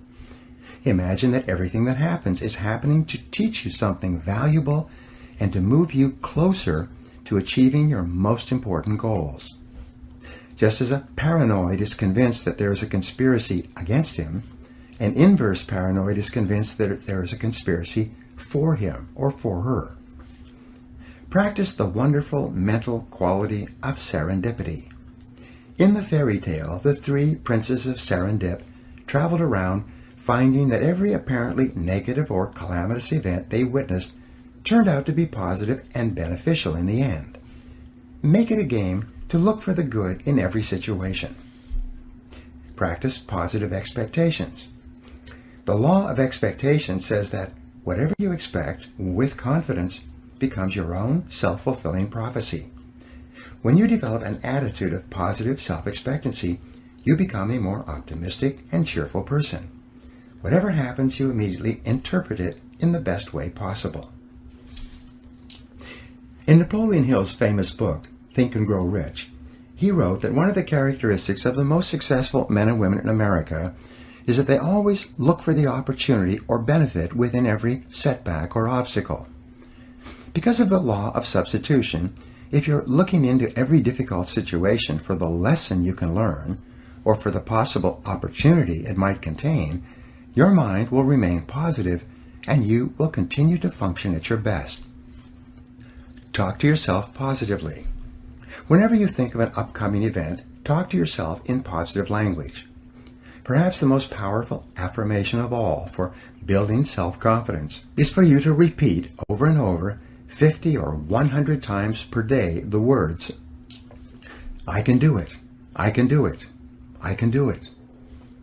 These simple words are the verbal antidote to the fear of failure, which, as you know, is the great destroyer of self-confidence and probably the primary reason for failure in adult life. But you can diminish the fear of failure in any situation by repeating, I can do it, I can do it, I can do it. Whenever you think of an event that causes you to feel nervous or insecure, whenever you have something coming up that fills you with trepidation, exert your powers of self-talk and self-suggestion by saying, I can do it, to cancel out and override any negative emotions associated with it. Control your thoughts and feelings. The most powerful affirmation for building self-esteem are the words, I like myself, I like myself, I like myself. These simple words, repeated often enough with energy and enthusiasm, will eventually be accepted by your subconscious mind. As your subconscious mind accepts this message of self-liking, your self-esteem goes up, and your ability to perform and your levels of effectiveness improve in every area of your life. If you want to do your work better, just say, I love my job, I love my job, I love my job. In their best-selling book, Success Through a Positive Mental Attitude, W. Clement Stone and Napoleon Hill recommend that you repeat several times a day the words, I feel happy, I feel healthy, I feel terrific. One of my favorite affirmations, whenever I'm worried about anything, is to cancel it by saying, I believe in the perfect outcome of every situation in my life. I believe in the perfect outcome of every situation in my life. You will find that it's almost impossible to worry and fret about anything while you're repeating this kind of positive message to yourself. Unlimited potential. Your potential is unlimited using affirmations. Remember that affirmations are a way of programming your subconscious mind. By repeated affirmations, you can instill within your mind powerful, positive commands that will eventually determine your automatic thoughts, feelings, and responses. In order for affirmations to work, they must be phrased using the 3 Ps. They must be in the present tense, positive, and personal. The affirmations, I can do it, I like myself, I feel terrific, are all positive, present tense, and personal. The subconscious mind is very literal in nature and can only accept commands phrased in the present tense. For some reason, it ignores negative commands and focuses only on the positive message. If a person says, I will not smoke again, the subconscious mind drops out the will and not and only accepts the message, I smoke again, I smoke again. It's better to say, I am a non-smoker. The subconscious mind can form a clear picture of a non-smoker and will eventually adjust a person's habits and tastes to the point where they stop smoking altogether. You can create affirmations for each of your goals, and by repeating them continually, you program them deeper into your subconscious mind until they take on a power of their own. You then find yourself automatically motivated to do the things necessary to achieve them. Written affirmations. The second technique you can use to keep your mind positive and to achieve your goals faster is to write out your goals in the form of affirmations on 3x5 index cards. Write them in large black letters and then read and reread the cards several times each day, reciting the affirmation to yourself each time. This and every other method or technique that you use to convince yourself that your goal is achievable will also help to build your self-esteem and self-confidence. This attitude or belief will cause you to take the specific actions that will eventually make your goals a reality. Practice visualization. The third technique for building self-confidence is the use of positive visualization. This is the process of creating clear mental pictures of the person that you want to be, doing the things that you want to do, and achieving the goals you want to achieve. Because your subconscious mind cannot tell the difference between a real experience and one that you vividly imagine, it will give you the thoughts and feelings that would accompany your realization of your mental pictures. What determines the impact of visualization is the amount of emotion that you combine with the picture when you hold it in your conscious mind for reception by your subconscious. The more emotion with which you visualize, the faster the visualization will emerge in your reality. Mental rehearsal. An effective way of visualizing is a peak performance technique called mental rehearsal. In mental rehearsal, you go through an upcoming event in your mind, detail by detail, and imagine it happening perfectly, with you being completely successful in the end. Prior to any event of importance, you recall and relive a previous experience where you performed well. You take a few moments to replay in your mind a picture of the last time you did this particular activity successfully. If you have to write an exam of any kind, take a few moments to close your eyes, breathe deeply, and see yourself writing the exam easily, knowing all the answers. If you have to make a sales call, take a few moments prior to the sales call, close your eyes, and see yourself in the sales call, perfectly relaxed, calm, positive, and in complete control. See the prospect or customer responding positively towards you and signing the contract or check at the end of your visit. If you have an interview coming up, take a few moments to rehearse the interview in your mind. Go through every stage of it. See yourself performing at your very best and visualize the other person responding to you in a positive and productive way. Improve your mental pictures. All improvement in your life begins with an improvement in your mental pictures. If you want to wear beautiful clothes, you should purchase and read magazines filled with pictures of models wearing the kind of clothes you desire. Visit clothing stores of the very best quality and try on clothes that you eventually want to own. Flood your mind with pictures and sensations of the reality that you desire to experience. If you want to drive a better car, go and test drive exactly the automobile that you desire. Get the brochure on the car and put pictures of the car all over your house or apartment. A friend of mine used this exact technique to get his dream car. He cut out a picture of the new BMW he wanted and put it on the steering wheel of his car. Each time he looked down, he imagined he was already driving his dream car. Within 1 year, he had it. When you take your desired car for a test drive, fill your senses with every detail of the automobile. Touch it and smell it and look at the upholstery and the dashboard and the interior design. Your main job is to get a clear picture for your subconscious mind to go to work on. Get your dream house. If you wish to live in a nicer home, go out to open houses in the neighborhood that you desire to live in. Walk through the homes and imagine living there. Don't worry for the moment whether or not it was possible or how high the prices are. Your primary job is simply to get the picture. Get magazines filled with pictures of beautiful homes and read them from cover to cover. Practice the law of concentration by allowing your mind to dwell on the things you want over and over. And especially get the feeling. The key to activating your mental powers through affirmation and visualization is for you to also imagine exactly how you would feel if you had already achieved your goal. Imagine the feelings of pride and happiness and self-esteem that you would enjoy as a result of obtaining your objectives. This emotional component is the catalyst that causes the other mental programming techniques to work more rapidly.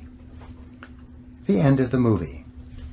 One of the best methods for programming your mind and building your beliefs is what is called the end of the movie exercise. This is a tremendous tool for building self-confidence prior to any upcoming situation. It's very simple. Imagine that you have gone to a movie only to find that there are 10 minutes left of the movie before it begins again. Instead of waiting in the lobby, you decide to go into the theater and watch the last 10 minutes. You see how the plot works itself out, how the drama is resolved, and how the movie ends satisfactorily. You then wait for a few minutes, and when the movie starts again, you watch the movie from the beginning. Only now, however, you know that it turns out all right. You know how each part of the plot eventually resolves itself satisfactorily. Instead of becoming caught up in the drama and uncertainty and tension, you simply relax peacefully, knowing how it all turns out at the end of the movie. You can apply this same technique to almost everything you do. You can manufacture your own self-confidence by imagining that no matter what your situation, everything turns out perfectly in the end. Create that end-of-the-movie feeling in yourself whenever you think of an upcoming event or problem that causes you any tension or insecurity at all. Prior to a meeting or a sales call for an interview, take a few moments to get that end-of-the-movie feeling. Then, just relax. No matter what happens in the interim, you don't have to worry at all. You already know that the situation resolves itself with good for all concerned. The interesting thing is that if you do this repeatedly, not only will you experience higher levels of self-confidence, but events in your life will have a tendency to turn out as well or better than you could have asked for or expected. Feed your mind. The fourth mental fitness technique, and another way to build your self-confidence, is to continually feed your mind with books, magazines, and audio programs containing positive and uplifting messages. Just as you become what you eat, you do become what you think about as well. Everything that you take into your conscious mind, positive or negative, is either raising or lowering your self-esteem or self-confidence. To practice cognitive control, you must be consciously aware of the suggestive influences around you and make every effort to assure that they are positive and consistent with your goals and desires. Get around positive people. One of the most powerful suggestive influences in your life, perhaps the single influence that decides your success or failure more than any other controllable factor, is the kind of people that you associate with on a regular basis. The fifth technique to keep yourself confident and optimistic is to get around positive people and get away from negative people. Fly with the eagles rather than scratching with the turkeys. Resolve today to get the negative people out of your life. Because you are so inordinately influenced by other people, the people you work with and socialize with and spend time with, you must do everything to assure that you are surrounded by the kind of people that you like, enjoy, and who make you feel good. Research has shown that habitual association with critical, complaining people can be enough by itself to sabotage all your chances for success and happiness. Negative people drag you down. They rob you of energy and enthusiasm. Attract positive people into your life. Fortunately, the law of attraction works very quickly when applied to people. You can begin to change your human environment by beginning, first of all, to think about the kind of people that you admire and want to be like. Think about the men and women, living or dead, whose qualities you respect and whose lives you would like to emulate. Read stories and biographies of successful men and women. Read magazine articles and interviews with people who are going somewhere with their lives. begin associating with winners by first identifying with them mentally. As you think about people you admire, you'll experience a subtle change in your thought patterns. As a result, you will begin to attract positive people into your life. At the same time, you will activate the law of repulsion, and negative people will start to move away from you. Just as positive, goal-oriented people will start to find you interesting as you become a more positive person, negative people will tend to find you unenjoyable and uninteresting. In no time at all, your human environment will begin to change for the better. Everything counts. And by the way, if all these exercises in mental programming seem like a lot of work, remember that both actions and inactions have consequences. Like the law of sowing and reaping, whatever you sow or fail to sow is going to determine what you reap in the end. The law of accumulation reminds us that everything counts. Every positive step you take is moving you toward building a great life for yourself. Every positive word or thought or image is deepening your belief and increasing your confidence in your ability to achieve wonderful things. Finally, remember the law of reversibility. If you act in a manner consistent with high performance and high self-confidence, those very actions will generate the feelings consistent with them. Every positive, constructive action that you take in the direction of your dreams and goals will reinforce your belief in yourself and in your ability to accomplish your ideals. Take action continually. Keep your vision clearly before you and take continuous positive action every hour and every day. Develop a sense of urgency. Move quickly when opportunity presents itself. Maintain a bias for action. Fast tempo is essential to success. And the faster you move, the better you will feel. The faster you move, the more energy you will have. And the faster you move, the higher will be your self-esteem and self-confidence. The world can really be divided into two categories, the talkers and the doers. The world is full of talkers who seem to be convinced that if they talk about it enough, it's the same as actually doing it. But you are a doer, and it is always the doers who have been the movers and shakers throughout all of human history. It is the men and women who think, plan, and then take consistent, persistent action who make things happen. And when you engage in continuous action, not only will you feel terrific about yourself, but your ability to do whatever you want to do will grow by leaps and bounds. You will eventually become unstoppable. Now here are some action exercises you can do to apply these ideas. Number 1, create a clear, exciting mental picture of your most important goal as if it already existed in every detail. Number 2, each day, act as if you were already the positive, self-confident, successful person that you're going to be. Number 3, practice mental rehearsal prior to every event of importance. Close your eyes, take a deep breath, create a mental picture of complete success, and get the feeling of calmness and confidence that you desire. Number 4, resolve today to accept complete responsibility for your life, for everything you are today, and for everything that you will ever be in the future.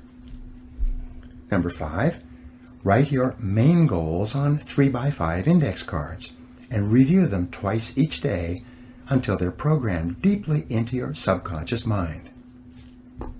Number 6, make a decision to associate only with positive people and get the negative people out of your life. Number 7, feed your mind daily with a steady stream of positive books, audios, conversations, and other suggestive influences that are consistent with the very best person you could possibly be. Chapter 5, Capitalizing on Your Strengths.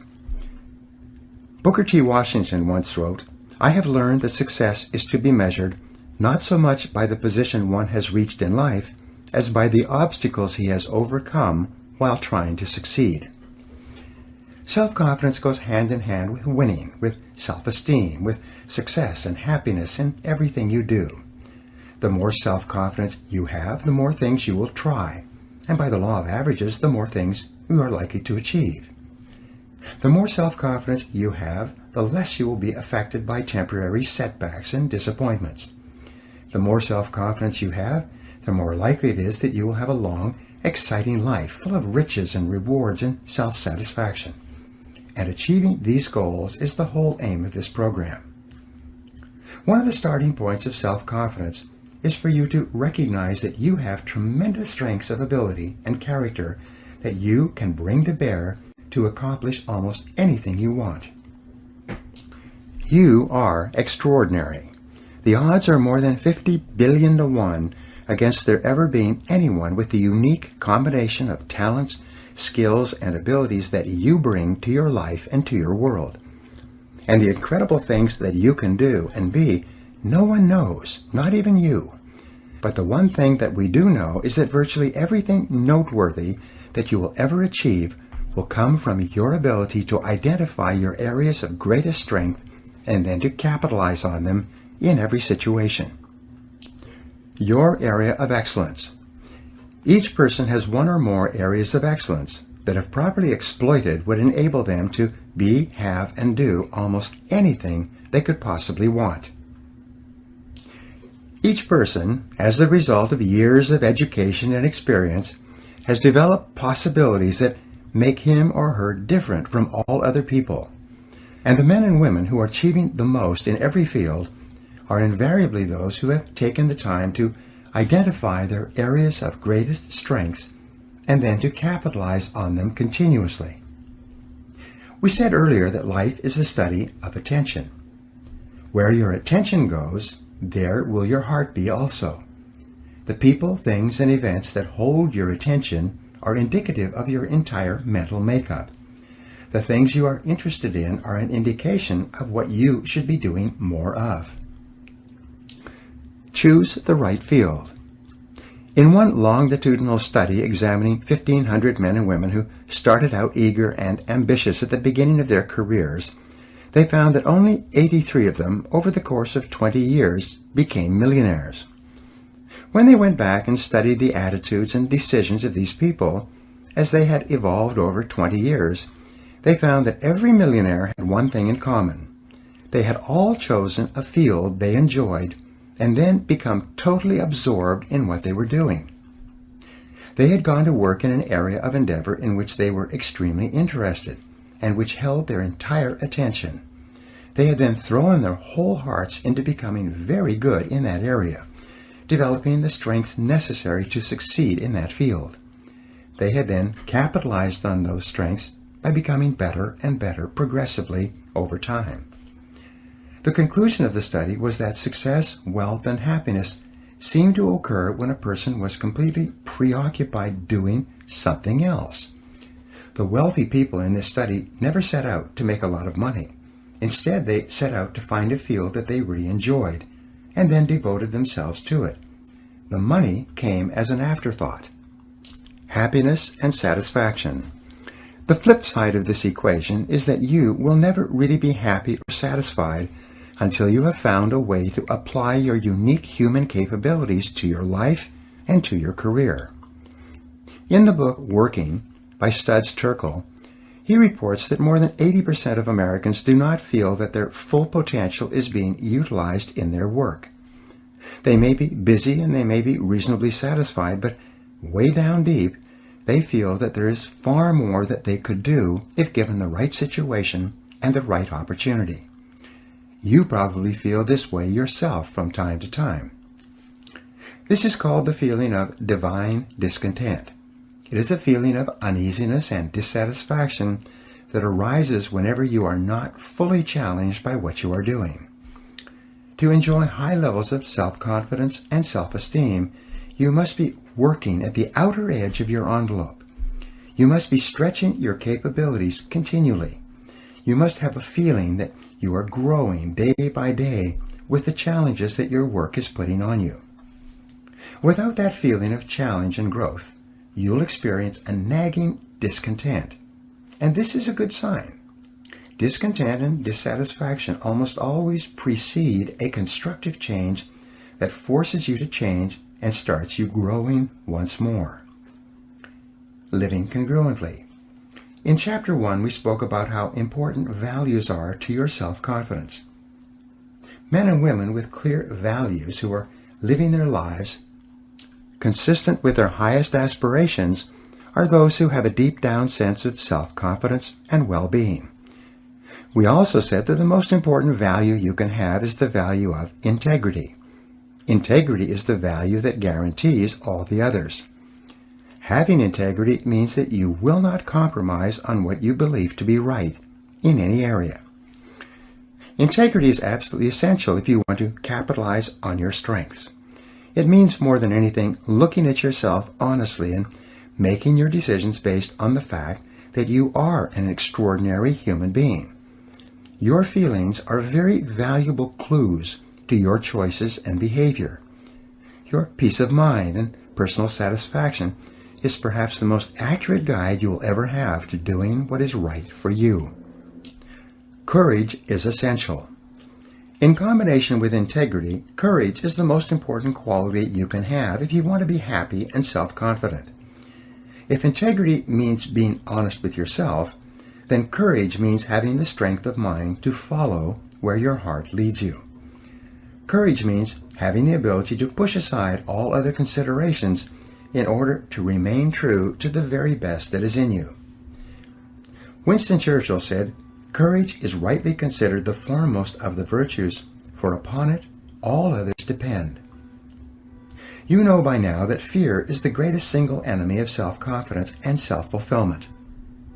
It's not that people don't know what to do, it is usually that they are afraid to do what their hearts tell them to do. But when you build up your courage act by act, you gradually overcome your fears. With courage, your whole world opens up before you. Your self-confidence increases. You reach the point where there are no longer any limitations on what you will attempt and what you will commit yourself to. Follow your heart. One of the greatest of the Impressionist painters was a man named Paul Gauguin. He lived in Paris, had a family, and worked in the post office for many years. But in the evenings he visited the cafes frequented by the Impressionist painters of Paris, getting to know them and asking them questions. He was fascinated by painting. The whole idea of painting absorbed all his attention. It was all he thought about, and yet with a family and a full-time job, there was no way he could devote himself to the painting he wanted so badly to do. One day, in a move that shocked everybody, he gave up his job as a postal inspector, left his family, and moved to the South Sea island of Tahiti. There he began painting, poor quality at the beginning, but gradually improving as he developed his skill. His paintings now are worth hundreds of thousands, even millions of dollars, and hang in the finest museums in the world. He is considered by many to be one of the most important painters of the last 300 years. In a way, he was like Grandma Moses in that he finally decided to follow his heart and concentrate on what he had been interested in for all those years. Be honest with yourself. To follow your heart, you don't necessarily need to make dramatic changes in your life or your relationships. What you do need to do is to see yourself honestly, as you really are, and have the courage to channel your energies and focus your strengths into your areas of greatest potential. And when you do this, you will soon realize that you have made one of the best decisions of your life. Each person has great strengths and potentialities, and each person is put on this earth to harness those strengths and apply them to benefiting themselves and mankind. The life stories of the great men and women of history are usually stories of people who discovered their strengths and utilized them to the fullest degree. Churchill was a great statesman and orator. Florence Nightingale was a tremendous organizer. Florence Chadwick was an incredibly strong swimmer. Abraham Lincoln was a far-sighted and compassionate politician and president. Mother Teresa was a truly loving human being with an infinite capacity to care for and support the sick and dying people of Calcutta.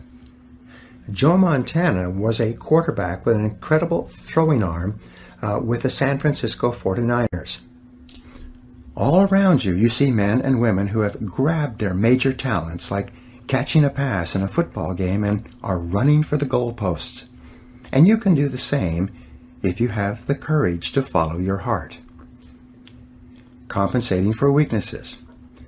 No discussion of strengths would be complete without a discussion of weaknesses. Strong people have strong weaknesses as well. In fact, most people have far more weaknesses than they have strengths. You may be strong in a few areas, but weak in hundreds of other areas. Weaknesses are an inevitable and unavoidable fact of life.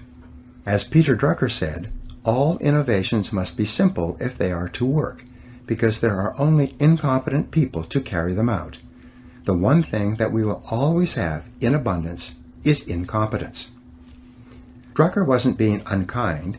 He was being realistic and pointing out that most people are incompetent, or at best average, just in different areas. The challenge with human weaknesses is that unhappy and unsuccessful people have a tendency to focus on them. They become preoccupied with their weaknesses and think about their lacks of talent and ability too much of the time. They lose sight of the fact that each person has strengths that may need to be developed, and that these strengths can and will bring them everything they want. Instead, they dwell continually on their areas of lesser competence rather than on their areas of potential excellence. Developing strength and resiliency. We are all brought up with feelings of inferiority and inadequacy. Our self-esteem and self-confidence are fragile. Our positive feelings about ourselves are like balloons, easily popped. We have to work on ourselves for a long time to build ourselves up to the point where we are tough and resilient, especially in the areas where we make mistakes and drop the ball. Every person is a combination of peaks and valleys. You have areas of great potential strength, and you have multiple areas of weakness where you perform in an average or mediocre way. Drucker also wrote, "The goal of business is to maximize strengths and to make weaknesses irrelevant." The law of concentration has an inordinate impact on the person you become. Whatever you dwell upon grows in your life. Strong, competent people are those who dwell upon their strengths and abilities. Weak people are those who dwell upon their weaknesses and their inabilities. You always have the choice of looking at your glass as being either half full or half empty. But to develop and maintain high levels of self-confidence and the success and happiness that go with it, you must consciously choose to dwell upon your strengths most of the time. You are a bundle of resources. One of the most obvious characteristics of leaders in life is that they view themselves as bundles of resources that can be utilized in many different ways, like a tool can be used to achieve different results. Leaders are adamant about applying themselves only in those areas where they can perform well and make a significant difference. They focus only in those areas where they can succeed because of their special talents. One of the best questions you can ask yourself over and over is, what can I and only I do that, if done well, will make an extraordinary difference in my situation? The law of concentration also says that all great successes in life come from single-minded, focused concentration on doing one thing or a few things extremely well. Success comes from staying at a particular task, the most valuable and important task you could be doing, until you succeed. Every great human achievement is preceded by an extended period of dedicated, concentrated effort. But there is little to be gained by digging determinedly if you're digging in the wrong place. As Benjamin Trigo, management consultant, said, "The very worst use of time is to do very well what need not be done at all." Assess your strengths and weaknesses. This brings us to the importance of self-assessment with regard to your strengths. When we do strategic planning for corporations, we deal continually with what is called concentration of power. Where can the company focus and concentrate its resources to achieve extraordinary results in a competitive market? We start from the viewpoint that a company has a certain degree of flexibility in determining what it offers to justify its existence in the marketplace. We say that the purpose of a business is to create and keep a customer. The customer, or the person that the company is organized to serve in some way, is central to every calculation and every decision.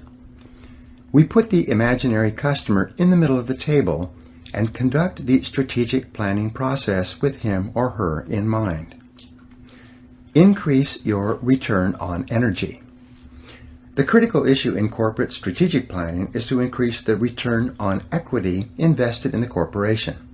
It is to allocate and deploy assets in such a way that the rewards that the company earns are greater than they would be in the absence of the planning exercise.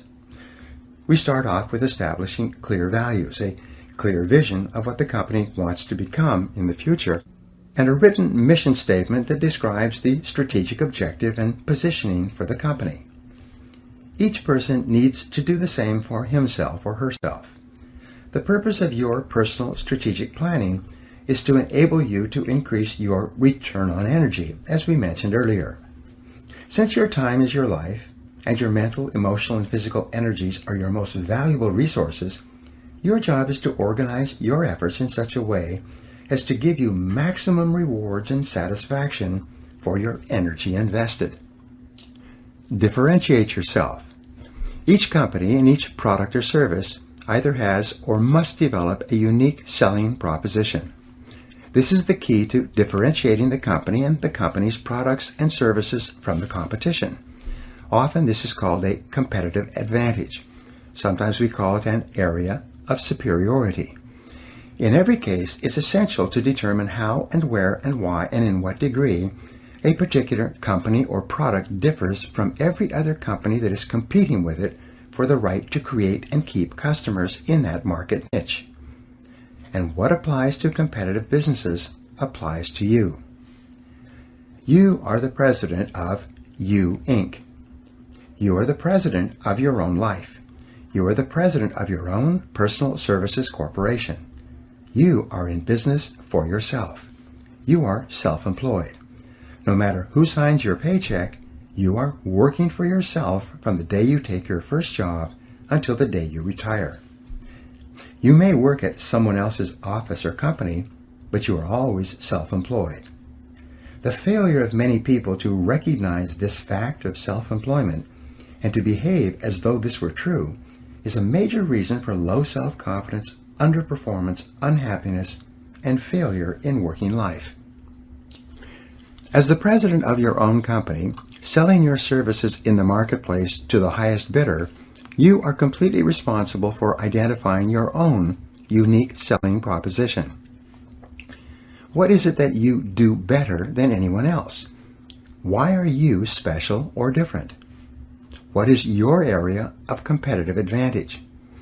If you had to write in 25 words or less exactly why someone should hire and promote and pay you to do a particular job, rather than hire, promote, and pay someone else, what would you point out as your area of superiority? Join the top 3%. Many people have a tough time with this question. What matters at this point, though, is that you are asking the question at all. The very fact that you are thinking this way is moving you rapidly into the top 3% of working Americans, or working people worldwide. Only the top 3% see themselves as self-employed and self-responsible, and they are the most respected and important people in any organization. Your first question is, what am I really good at today? What is your personal area of competitive advantage or superiority in your current job? Each person is responsible for asking and answering these questions for himself, today, and throughout your career. No one else can or will do it for you. The amount of knowledge in every field is doubling every 2 or 3 years, and sometimes every 6 months. Your skills are becoming obsolete at a more rapid rate than ever before, and new skills are essential for survival, much less success in highly competitive markets. If your knowledge and skill isn't doubling every 2 to 3 years or faster in your field, you will soon be out of your business and someone else will have your job. Whatever got you to where you are today is not enough to get you any further. As Marshall Goldsmith entitled his best-selling book, "What got you here won't get you there." This is an inevitable and unavoidable fact of working life. designing your future. Your next question is, what could be my area of competitive advantage? Of all the areas where you might be able to develop an area of superiority and become really good, taking your values and goals into consideration, what could it be sometime in the future? And the final question, perhaps the most important question on this subject, is the question, what should my area of competitive advantage be? If you could be really excellent at any one skill sometime in the future, what one skill would help you the most to move to the top of your field? Imagine that you have no limitations at all on what you could learn and master. To accelerate your career, what should you really be good at sometime in the future? Find out what you are meant to do. A friend of mine built a company and sold it a couple of years ago. He had money in the bank and he decided to change careers. He had lots of time to think about it and to make the right choice. He went to an industrial psychologist and took an entire battery of tests and underwent several interviews to find out what he was ideally suited to do in a new career. At the end of this process, his friend, the industrial psychologist, sat him down and told him that his greatest strengths were consulting and presenting professional development seminars for managers and salespeople. Well, my friend got a little bit angry. He said, "But you know that I'm afraid to speak on my feet in front of a group. You know that it makes me nervous and I become tense even thinking about it." His friend said, "Yes, I know that's true, but you didn't ask me to tell you what would be convenient and easy for you to do. You asked me to tell you what would be the right thing for you to do. And the area where you have the greatest potential strength at this time is in consulting and training managers and salespeople. Be prepared to develop new skills." My friend realized that what he was saying was true. He then went out and took courses where he learned to overcome his fear of public speaking. He learned how to give presentations to a professional audience. It didn't take long, and 6 months later, he began his own consulting and training business. He is now doing extremely well, and he's never been happier in his whole life.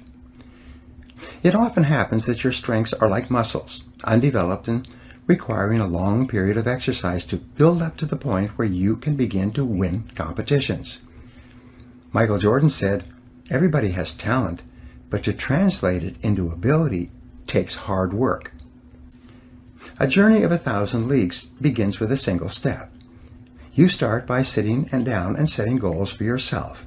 You decide where you are now and where you want to be at a specific time in the future. What additional knowledge and skills will do the most to help you to increase your return on energy invested? In what areas will a particular skill be useful and valuable to you and enable you to stand out from others? Be aware of yourself. We know today that the key to a fully functioning, fully integrated personality, the basic factors underlying self-confidence, is for you to become more aware of who you are and what you really want. Each person has a part of their talents and potential skills that are unknown, either to themselves or to others. Sometimes the greatest breakthroughs in your life will come from discovering parts of your potential that neither you nor anyone else knows are there. To become more aware, you begin with the process of self-disclosure. In determining your strengths for the future, you begin to engage in a search process to explore all the different areas where you may have hidden talents.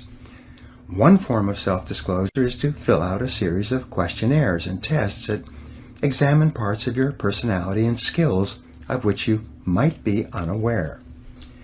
Invest in yourself. Some years ago, I personally went to an industrial psychologist and took a battery of tests to find out my strengths and weaknesses. Much of my adult life since then has been affected by what came out of those tests. The tests pointed to areas where I had natural talents and abilities. They also revealed my personality weaknesses and areas where I had little interest or ability.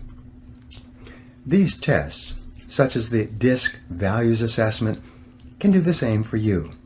They reveal a lot about you. They tell you what you like and enjoy and what sort of work you will find most fulfilling. They tell you your true values and major motivators, and what areas of activity will make you the happiest. their results can save you years of hard work in the wrong job. If you have the time and the money, a detailed process of personality and career counseling is a very valuable exercise that can have a major influence on the rest of your career. If you lack either the time or the money, there are many books full of self-grading tests available in the bookstores. You can take these tests yourself and they will give you very accurate feedback. There are several companies that have developed entire batteries of self-grading assessment instruments, each of which can give you insights into your strengths and weaknesses in particular areas.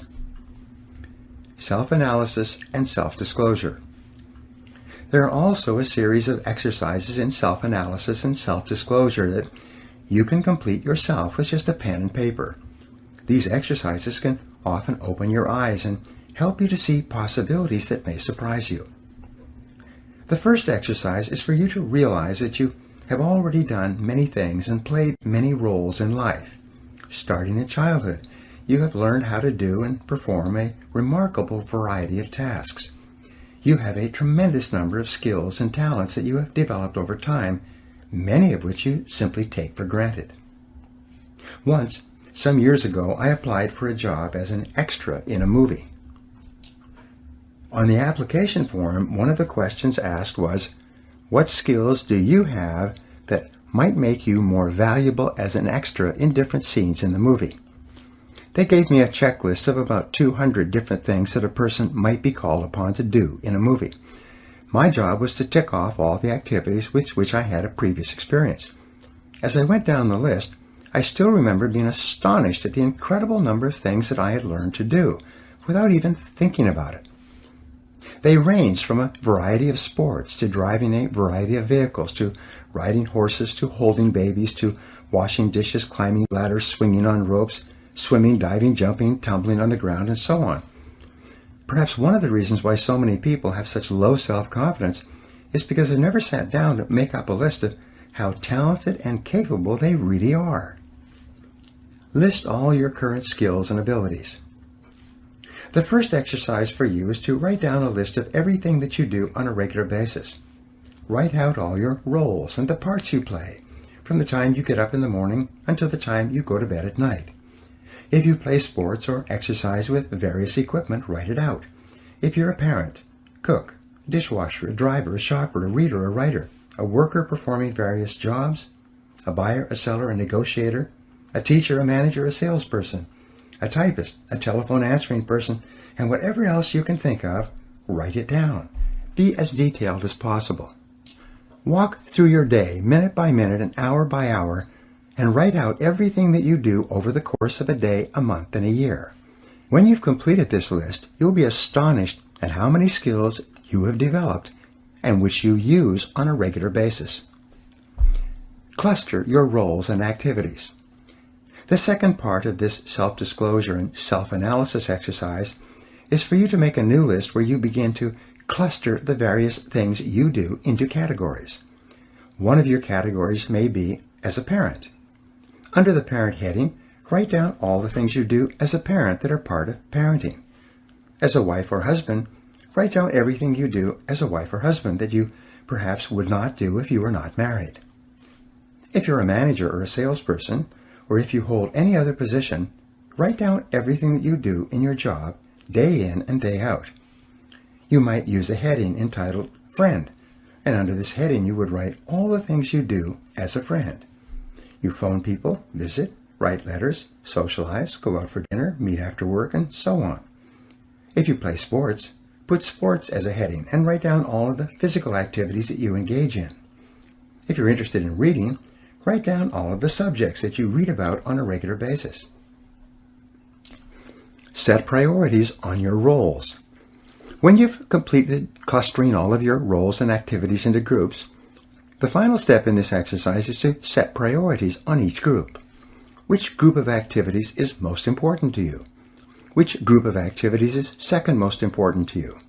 If you were going to be sent to a desert island for an indefinite term, and you could only take 2 or 3 of these activities with you, which ones would they be? When you have numbered your clusters or groups by priority, you will have created a very clear picture of who you are and what is valuable to you in life. Your next questions might be: 1. What do I need to do in each of these areas in order to get the very most satisfaction and enjoyment from this area? 2. What do I need to do more of or less of? 3. What do I need to get into or get out of? 4. What is more important within each cluster and what is less important? And number 5, if I had to choose, how would I choose and select among the various things that I do? You will be amazed at the kind of answers you start to come up with.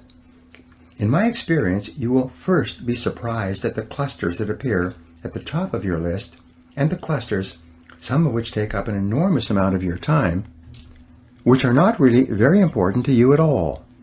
For you to really know yourself, you have to take the time to analyze yourself like this on paper. Ask for input from others. A second exercise which is very helpful in learning more about yourself and which has been a turning point in the lives of many people is to turn to someone close to you and ask him or her what they think you should do with your life. Ask a person you trust what he or she thinks are your strong points and your weak points, your strengths and vulnerabilities. What advice would someone who cares about you give to you about the kind of work you should be doing and the kind of talents you should be developing? Even people who don't know you very well will often be able to give you insights about yourself and your possibilities that will be extremely accurate and might even be in areas you hadn't even thought about. Once, I was driving with a business associate to an appointment that was some way out of town. We had a chance to talk as we were driving along, and I was wrestling with what I should do at the next stage of my career. I was seriously considering getting into the business of professional speaking and giving seminars, and eventually producing audio programs. On a lark, I turned to him and asked him, in all honesty, if I was going to change careers, what do you think I would be good at? An important insight. He sat and thought for a while, and then he turned to me and said, "Brian, I think you would be very good at speaking and training and giving seminars. You do a lot of reading and research, and you seem to enjoy sharing your ideas with other people. The best use of your time would be to be sharing your ideas with audiences." Up to that time, I had seldom spoken publicly, and I had never given a seminar before. I won't say that that incident alone was the turning point for me, but it was the final assurance that I needed to make the decision to become a professional speaker and trainer. This business associate, a casual acquaintance of mine, could see it clearly. Today, I address more than 250,000 people each year, all over the United States, Canada, Europe, Asia, Australia, and New Zealand. I've spoken on every island in the Caribbean and in Mexico. So, it must have been the right decision. Determine what motivates you. A third method of self-analysis is to apply the work of Dr. David McClelland of Harvard to assessing your own areas of greatest potential. McClelland developed a method of interviewing people to find out what sort of jobs they would be best at doing. His conclusion was that people fall into 3 basic categories. You can usually tell whether or not a person will be suited to a particular job by finding out whether or not they fall into one of these 3 areas. The method of interviewing, which you can do on yourself, consists of asking the job candidate detailed questions about previous peak experiences or moments of personal pride in his or her past. The categories were determined by analyzing what most motivates a person. What are the sort of activities that a person most enjoys and has been most successful at in their previous life and work? There are basically 3 motivational profiles, and each person falls into one of them, as do you. The first is called the achiever profile. The achiever is a person whose greatest sense of accomplishment comes from achieving something that is almost exclusively an individual activity. A person who enjoys climbing a mountain, or completing a course of study, or running a race, or overcoming any obstacle to win through by himself or herself would be classified as an achiever. There are specific strengths that achievers have and specific jobs that achievers would be best at. One of these would be in the field of selling. Because selling is an individual activity, the people who are the very best at selling are those who most enjoy individual activities and individual accomplishment. The second type of motivation is the leader profile, or that of power. A person with a strong power orientation is one who enjoys getting things done through others. Power in this context refers to being able to influence and coordinate the activities of others over a period of time to complete a complex task. A coach of a sports team or a manager at work who really enjoys what he or she is doing would be a person who is most motivated by this kind of power or influence. The third kind of motivation is called affiliation. A person with an affiliation motivation is one who most enjoys working harmoniously with other people as part of a team. This person enjoys both supporting others and being supported by others. He or she enjoys cooperating with others toward a common goal and seeing the goal achieved successfully. Questions to ask. When you apply this test to yourself, you ask yourself the following. 1. What do I like to do more than anything else? 2. What have I done in the past that has given me my greatest feelings of self-esteem and personal pride? 3. What have been my personal peak experiences in life?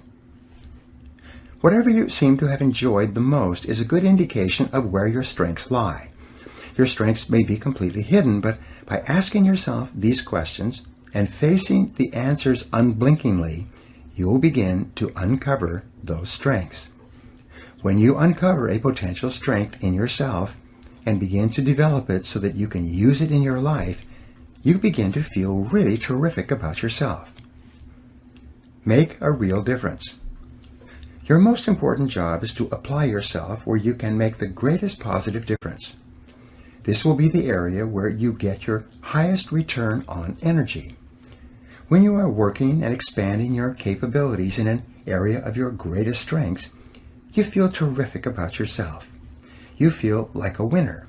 You enjoy wonderful feelings of self-confidence and self-esteem. Accept your weaknesses. It's also important for your happiness that you develop a proper perspective on the inevitable weaknesses that you will have in almost every area. Here are some insights that may be helpful to you. The first insight is that almost every weakness can be viewed as a strength inappropriately applied. If you use one of your strengths where it is neither required nor helpful, it can be actually a weakness in that it interferes with your ability to get the result you desire. Sales versus management. I had a gentleman working for me at one time who was direct and extremely aggressive. He started in sales and was very successful and was promoted into a management position. As a manager, his aggressiveness made him the kind of person that no one wanted to deal with. What I had forgotten was that his major skills lay in selling, in an area of individual achievement. His aggressiveness was a strength in selling, but a weakness when he was put into a management position where his strength could not be used properly. Many of the so-called weaknesses that you might have are merely strengths being used in the wrong place and for the wrong purposes. Situational weaknesses. A weakness may simply be situational.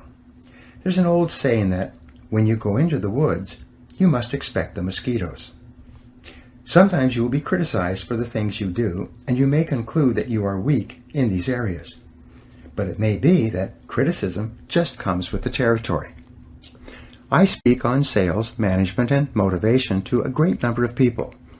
Occasionally people come up to me or write and tell me that they didn't like my talk. Even though more than 99% of the emails and letters that I receive are highly favorable, there are inevitably people who, for some reason, are not happy. These are the inevitable mosquitoes that go along with my profession. You will find that there are inevitable complaints and criticisms that go along with whatever you do. They may not be indicative of a weakness at all, merely an opinion or an observation by another person. You may be hypersensitive. You may have a personality weakness that has been caused by a previous experience.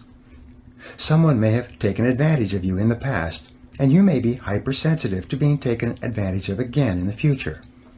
You may have been raised with destructive criticism and have therefore developed a very thin skin as a result. The slightest suggestion that a person does not completely approve of your behavior might cause you to react negatively.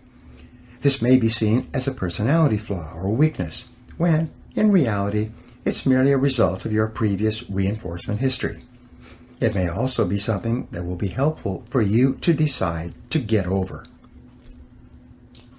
Amenable to education. Your weakness may be amenable to education. Often the only thing holding you back from extraordinary accomplishment is a little bit of learning. If you take the right courses, listen to the right audio programs, and read the right books, that may be all you need to do to become exceptional in your field. Your supposed weakness may be irrelevant. It may be that someone else expects you to have certain qualities and abilities that you simply don't have and that you are not interested in or capable of developing. Often the disappointment of others can cause you to feel that you are deficient in some way, when in reality, that particular skill or ability is not important to you anyway. Weaknesses are good indicators. And finally, what appears as a weakness can be a key indicator of the type of work or activity that you should not be engaging in. It may be that you don't enjoy that area of endeavor at all. If you try to do a job or task and you consistently do it poorly, this may be a way of nature telling you that this is the wrong field for you. Strengths and weaknesses. The most important point to remember with regard to your strengths and weaknesses is that everybody has both. There are areas where you are strong and there are areas where you can become extraordinary in your performance. There are areas where you are weak, and you probably should not be spending any more time there than is necessary to assure that you are good enough not to hold yourself back. Take the time to analyze yourself carefully. By practicing self-disclosure with yourself and others, both in written and spoken form, you will develop a higher level of self-awareness and self-honesty. As you become more knowledgeable about your strengths, you'll become more self-accepting of who you really are. And as your level of self-acceptance increases, and you begin to respect yourself for your unique talents and abilities, your level of self-esteem and self-confidence will go up as well. When you minimize or downplay your weaknesses and simultaneously identify and maximize your strengths, you will become a peak performer in everything you decide to do. Now, here are some action exercises that you can use to apply what you've just learned.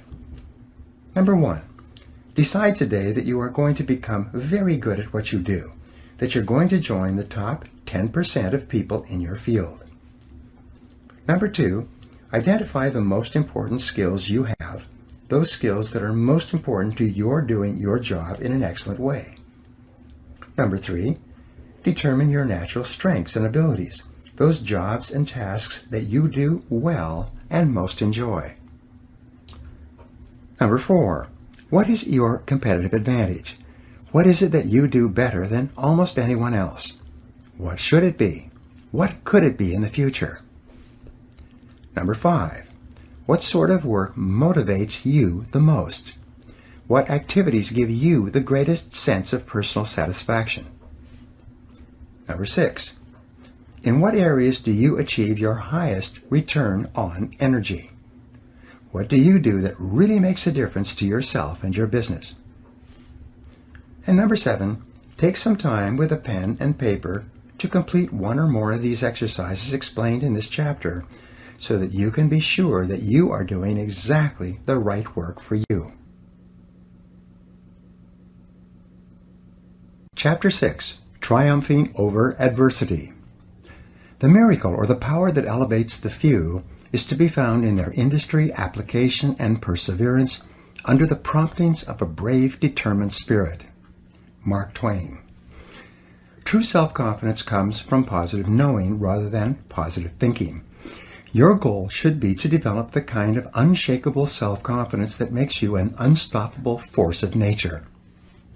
Your job is to take every step possible to make yourself so positive that you become irresistible and able to accomplish any goal that you set your mind to. And one of the most important things you need is an absolute faith in your ability to overcome any adversity that the world can throw at you. Persistence is essential. Napoleon Hill wrote that persistence is to the character of man as carbon is to steel. He also said that before success comes in any man's life, he is sure to meet with much temporary defeat and perhaps some failure. When defeat overtakes a man, the easiest and most logical thing to do is to quit. That is exactly what the majority of men do. In reality, your persistence is your measure of your belief in yourself and your ability to succeed. If you absolutely believe without question that if you persevere long enough and hard enough, you will ultimately win through, then nothing will stop you. And when you build within yourself this absolute assurance, then virtually anything becomes possible for you. Your self-confidence goes through the roof. The reality habit. Robert Ringer, in his best-selling book, $1 Million Habits, said that the most important of all the habits that lead to great achievement is what he calls the reality habit. It explains the attitudes of men and women who have achieved greatness in almost every field. Happy, successful people are intensely realistic. They do not allow themselves the luxury of self-delusion. They face the world as it is rather than the way they wish it would be. They accept the unalterable facts of life, and they work and plan their activities around them. In learning how to triumph over adversity, the application of the reality principle is to simply accept that problems are inevitable. Problems, setbacks, and disappointments are an unavoidable reality of life.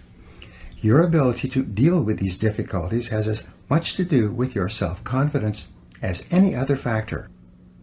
The test of character. It's easy to feel good about yourself and to have high levels of self-confidence when everything is going well. But the true test of a man or woman is when you can keep your head and continue to function when things seem to be falling down around you and everyone else is discouraged and often blaming it on you.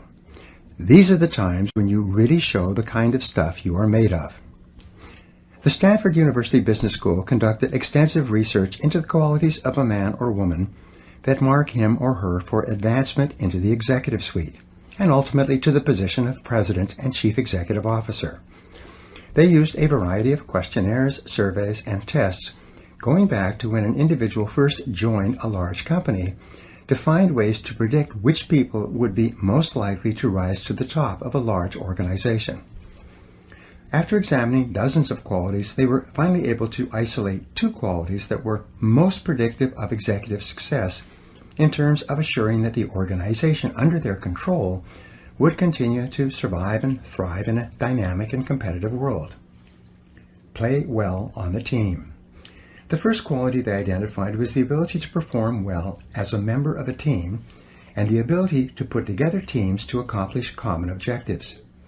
All the business and interpersonal skills that make a person valuable to an organization seem to be demonstrated in a team setting. This quality was relatively easy to observe and measure over the course of a person's career. Crisis management. The second quality they identified was harder to measure, even though it was absolutely indispensable for long-term, high-level success. This quality was the ability to function well in a crisis. Napoleon called this 4 o'clock in the morning courage, the kind of courage that is instantly available to a person woken up at that time who has no time to prepare mentally or emotionally for a crisis. He called this the rarest form of courage, and in his conclusion, very few people had it. In military terms, they call this being under fire. A question that all soldiers, sailors, and airmen wonder about is how they and others will perform under fire. They know that this is the ultimate test of the character and training of an individual. Organizations know that often their very survival will depend upon how well an individual deals with the inevitable, unexpected reversal of fortune. The Stanford study concluded that although this quality was hard to measure, because a real crisis could not be anticipated or created for test purposes, it was still critical in predicting success of an executive in the higher levels of the business. Reversals of fortune. This is also true for you. Your self-esteem and self-confidence is closely tied to your deep inner feeling about your ability to be effective when faced with problems and difficulties that hit you like a punch in the solar plexus. It is your ability to pick yourself up from the mat and keep on swinging that is the real measure of what you are made of. One of my favorite poems is The Quitter by Robert W. Service. There is a verse in that poem that goes like this. You're sick of the game. Well, that's a shame. You're young and you're strong and you're bright. You've had a raw deal. I know, but don't squeal. Buck up, do your damnedest, and fight. It's the plugging away that will win you the day, so don't be a piker, old pard. Just draw on your grit. It's easy to quit. It's the keeping your chin up that's hard. The quality of your entire personality is affected by how you deal with adversity, how well you keep your chin up. Successful and self-confident people are not those who do not have problems. They are merely those who deal with their problems in a more effective way than the average person. B.C. Forbes, the founder of Forbes magazine, wrote that history has demonstrated that the most notable winners usually encounter heartbreaking obstacles before they triumph. They won because they refused to become discouraged by their defeat. And so can you. The challenge-response theory. In 1952, historian Arnold Toynbee was awarded the Nobel Prize, largely as a result of his work in studying the life cycles of civilizations. He estimated that in human history, there had been 21 great civilizations, 20 of which had broken down over time. He considered the American civilization to be the 21st. His writings were meant to illuminate and give guidance to modern historians and politicians so that they could better assure the survival and success of their nations, and in the case of the United States, the perpetuation of the American Republic. Toynbee postulated what he called the challenge-response theory of history. He said that every large civilization began as a small group of people that eventually found itself facing a challenge from the outside. In most cases, this challenge was composed of enemy forces bent on its destruction. But in some cases, the challenges came from weather or geography. Deal with the challenge effectively. When faced with the challenge, if the small group of people responded in a positive and constructive way, they would overcome the challenge, and in so doing, they would grow. But in growing, this group or tribe would trigger another, even larger challenge, usually aggression from other tribes. Once again, the group would have to reorganize itself internally to face the even larger challenge. If it again responded in a positive and constructive way and overcame the challenge, it would continue to grow. At each stage of growth, the size of the tribe or nation or state would trigger ever greater challenges. At each stage, as long as the civilization continued to respond effectively to the challenge, it continued to grow. The turning point came when the civilization no longer had the will or ability to rise to the challenge of the time, and as a result it began to decline and was eventually swept away by the events of history. All civilizations eventually decline. Sometimes, as in the case of the Roman civilization, it took several hundred years before Rome faded as a major Mediterranean power. Once the Roman people became addicted to bread and circuses and various forms of government welfare and handouts, they lost their will to resist the external challenges represented by the barbarian tribes from the north. Sometimes the civilization fell rather quickly. In less than 5 years from his landing at Veracruz, Cortés was able to destroy the foundation of the Aztec civilization that had endured for hundreds of years. The centuries-old Austro-Hungarian Empire, weakened from within, fell apart in the 4 short years of World War I and never recovered. However long the period of decline, the critical event was always the loss of will and the inability to rise to the external threat or difficulty. Toynbee concluded that with very few exceptions, civilizations decline from within before they are conquered from without. The story of your life. The reason why Toynbee's theory is so relevant to you and I is that it explains much of our lives. No matter how well our parents protect us when we are growing up, sooner or later we face challenges and difficulties in our relationships, our work, and in our other activities.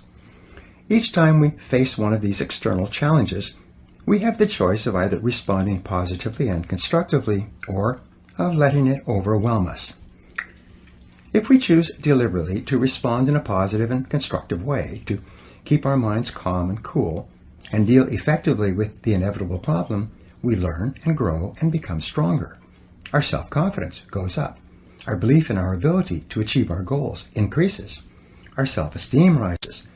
We develop a better self-image, and we become more self-assured, confident, and optimistic. The rise and fall of a business. Every small and large company goes through the same cycle of challenge and response. If a small company is capable of rising to the inevitable setbacks and reversals it experiences, it continues to grow and, in so doing, triggers even greater challenges, reversals, and setbacks. Peter Drucker said, "A company stays in business as long as it continues to make enough money to pay for its mistakes."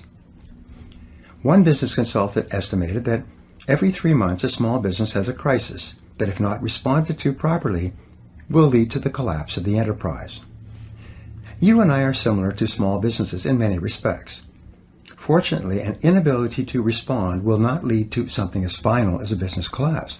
But if, for any reason, we don't get on top of the challenges, but rather let them get on top of us, our self-esteem and self-confidence will decrease, and our ability to deal with subsequent difficulties will diminish dramatically.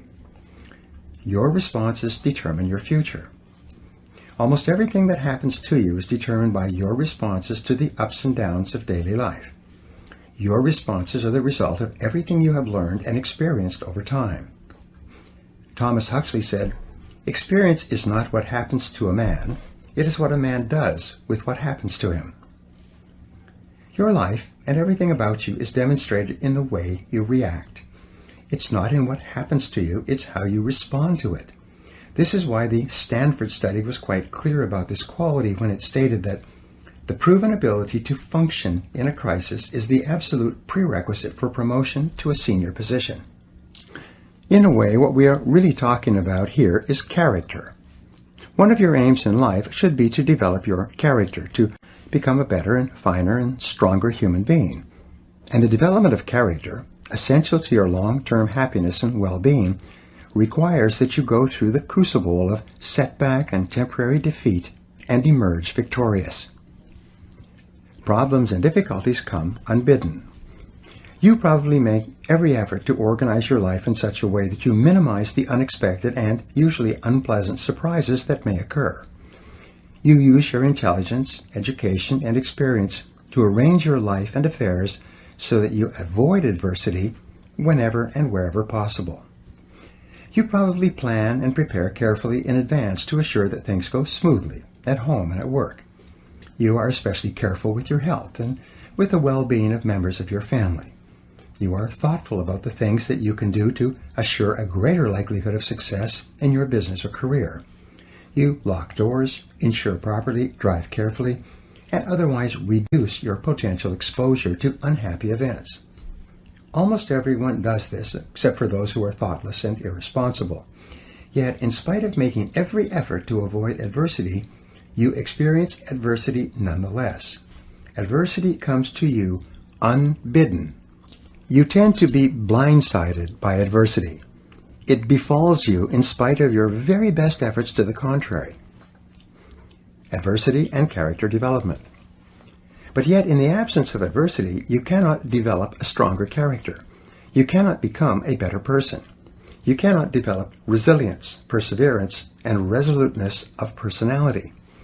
You cannot develop into the kind of person who enjoys high levels of self-confidence and a feeling that you can meet and master whatever you are faced with. You cannot grow stronger without the adversity that you so conscientiously avoid. Caught in this conundrum, you have only one choice. You can choose in advance to be equal to the occasion. Ann Landers summed it up beautifully in these words. She wrote, "If I were asked to give what I consider to be the single most useful bit of advice for all humanity, it would be this.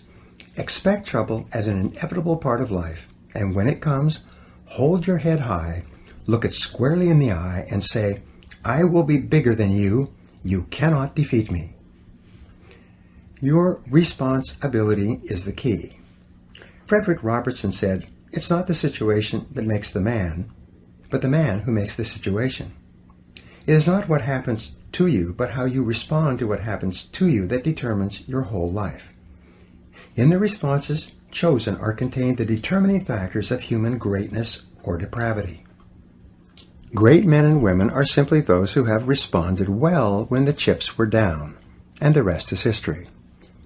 Dr. Abraham Zelznick of Harvard is one of the few people who has ever done extensive research into the subject of disappointment.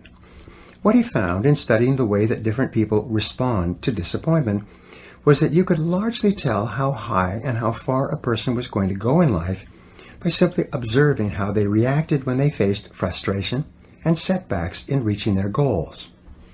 Dr. Zelznick found that the great majority of people do not prepare mentally for the inevitable disappointments that come in life, and when they arrive, they tend to be taken off guard and emotionally overwhelmed. They then generalize these disappointments and allow themselves to feel that because they have not succeeded, they're not really very good at what they do. They tend to interpret these disappointments as being indicative of their lack of ability and competence. As a result, they become easily disappointed in themselves, and they lose the courage and confidence that they need to press forward. Often they become depressed, and in the majority of cases, they gradually give up. They stop setting goals and working on themselves and become more concerned about security and potential loss than about taking chances and potential gain. Responding well to disappointment. The high achievers in his study responded to disappointment very differently from the low achievers. First, they mentally prepared for a disappointment in advance, so that when it arrived, they had already given some thought to how they would react and to the possible courses of action open to them. They looked upon a particular setback as being specific to a particular situation and not being indicative of a general lack of ability or of a character flaw. More than anything else, top men and women had developed a series of mental tools that they used almost automatically whenever things went wrong for them. Crisis anticipation. Napoleon Bonaparte is considered by historians to have been perhaps the most brilliant battlefield general in human history. In a military career spanning 25 years and involving hundreds of battles, large and small, he lost only 3 battles. It was said that his very presence on the battlefield was worth an additional 40,000 soldiers to the French army because of the boost in morale that it gave them. Napoleon was famous for taking the time to study the battlefield and to think through every possible eventuality of the pending battle. He prepared with no illusions and with an attitude that dealt with the worst possibilities and reverses that could occur. When the battle was underway and confusion reigned everywhere, a steady stream of messengers and officers would come to him with news and messages requesting instructions on what to do next. His responses were always clear, concise, and immediate. No matter what happened, he had an order and an answer at the tip of his tongue. And the reason for this, and what helped to make him the master of all of Europe, was because he had thought everything through in advance. Advanced thinking and planning. This program on the power of self-confidence is meant to be practical and helpful to you. In the time ahead, I will share with you some of the best mental tools used by the most effective men and women in our society to cope with adversity. What I suggest is that you study these ideas, turn them over in your mind, and review them regularly until they become an automatic part of your thought processes. And when they do, I promise that you will take a giant step toward becoming unstoppable and toward enjoying the high levels of self-confidence that are possible for you. The concept of failure. The first mental technique is for you to reassess your entire attitude toward the concept of failure. You know that the fear of failure is the greatest single obstacle to success and happiness in adult life. You also know that this is a conditioned response which originated in early childhood as the result of destructive criticism and other mistakes that your parents made in bringing you up. Fortunately, it is a learned fear, and because of this it can be unlearned, thereby freeing you from the fears that hold you back and giving you the self-confidence that propels you forward. The starting point of eliminating this fear is for you to accept and realize that no success is possible without failure. All success is preceded by failure, usually great failure, repeated over a long period of time. Abraham Lincoln was considered one of the great failures of American politics, a man who lost his business, lost his sweetheart, and was defeated for election over and over again. However, by learning from every defeat, he won the final election and became one of the most important and respected presidents we have ever had. As Stanley Judd wrote, "Don't be afraid to fail. Don't waste energy trying to cover up failure. Learn from your failures and go on to the next challenge. It's okay to fail. If you're not failing, you're not growing."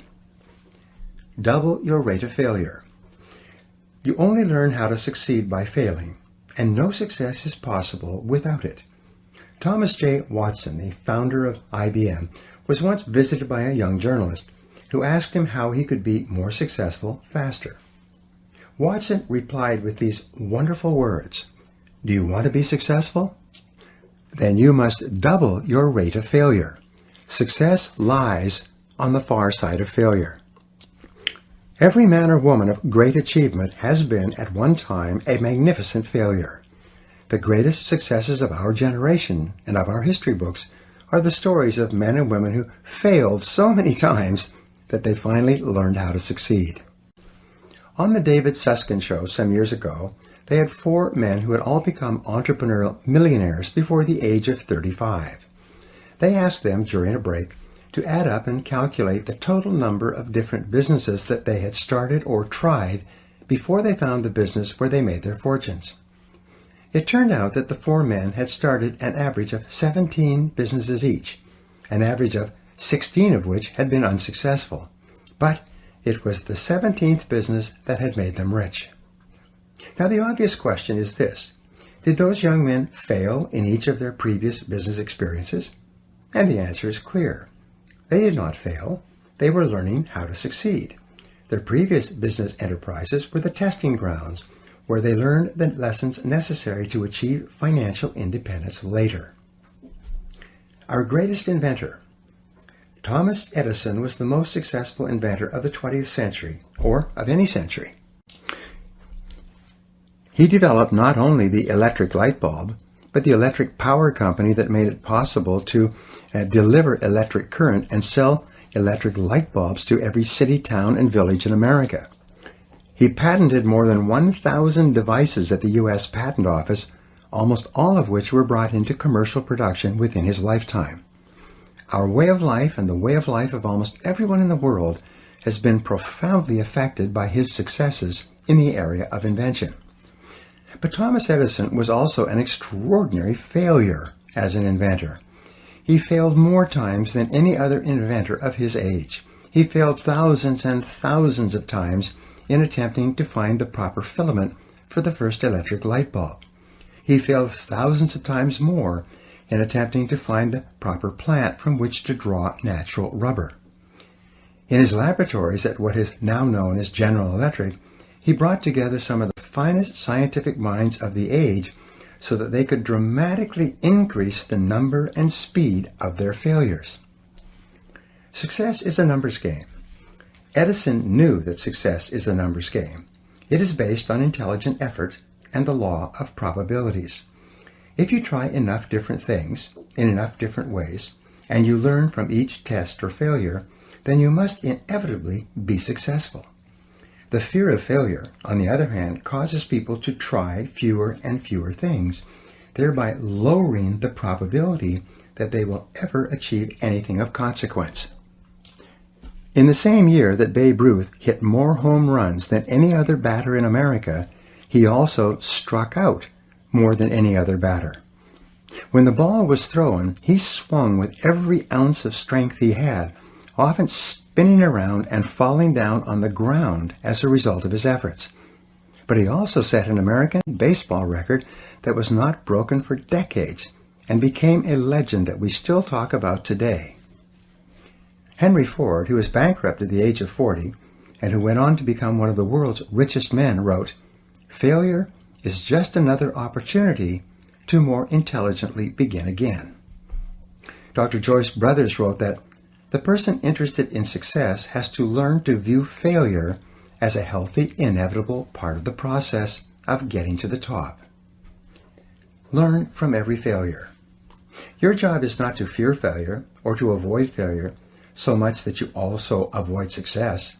Your job instead is to move forward and take intelligent risks, thinking them through in advance and learning everything you can as you go along. Zig Ziglar said that you can tell how high a building is going to be by looking at how deep they dig the foundation.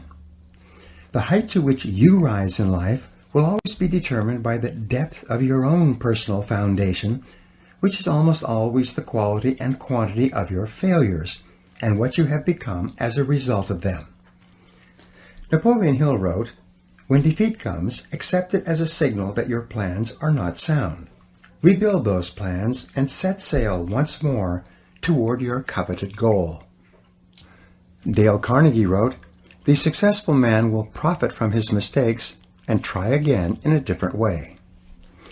The starting point of triumphing over adversity is to overcome the fear of failure to the point where you are willing to proceed boldly in the direction of your dreams. Whatever your emotions, fear, or desire, they control your decisions and everything you do. When you write down clear goals and make detailed plans for their accomplishment, and then think about your goals all the time, you build up within yourself the white-hot heat of desire, which can eventually become so powerful that it overcomes any fear of failure that might hold you back. The more you think about your goals and talk about your goals and write out your goals on paper, the more determined you become to make them a reality. And the more likely it is that you will push yourself forward to overcome the fears that might hold you back. Plan for the future. The second mental technique that you can use to deal with adversity is called crisis anticipation, and it refers to your ability to think. Your mind is the most powerful tool that you have with which to apprehend reality. Everything you feel and all your reactions are initially determined by how you think about any subject. If you change the quality of your thinking, you change the quality of your life. And this begins by applying your ability to think to your existing situation.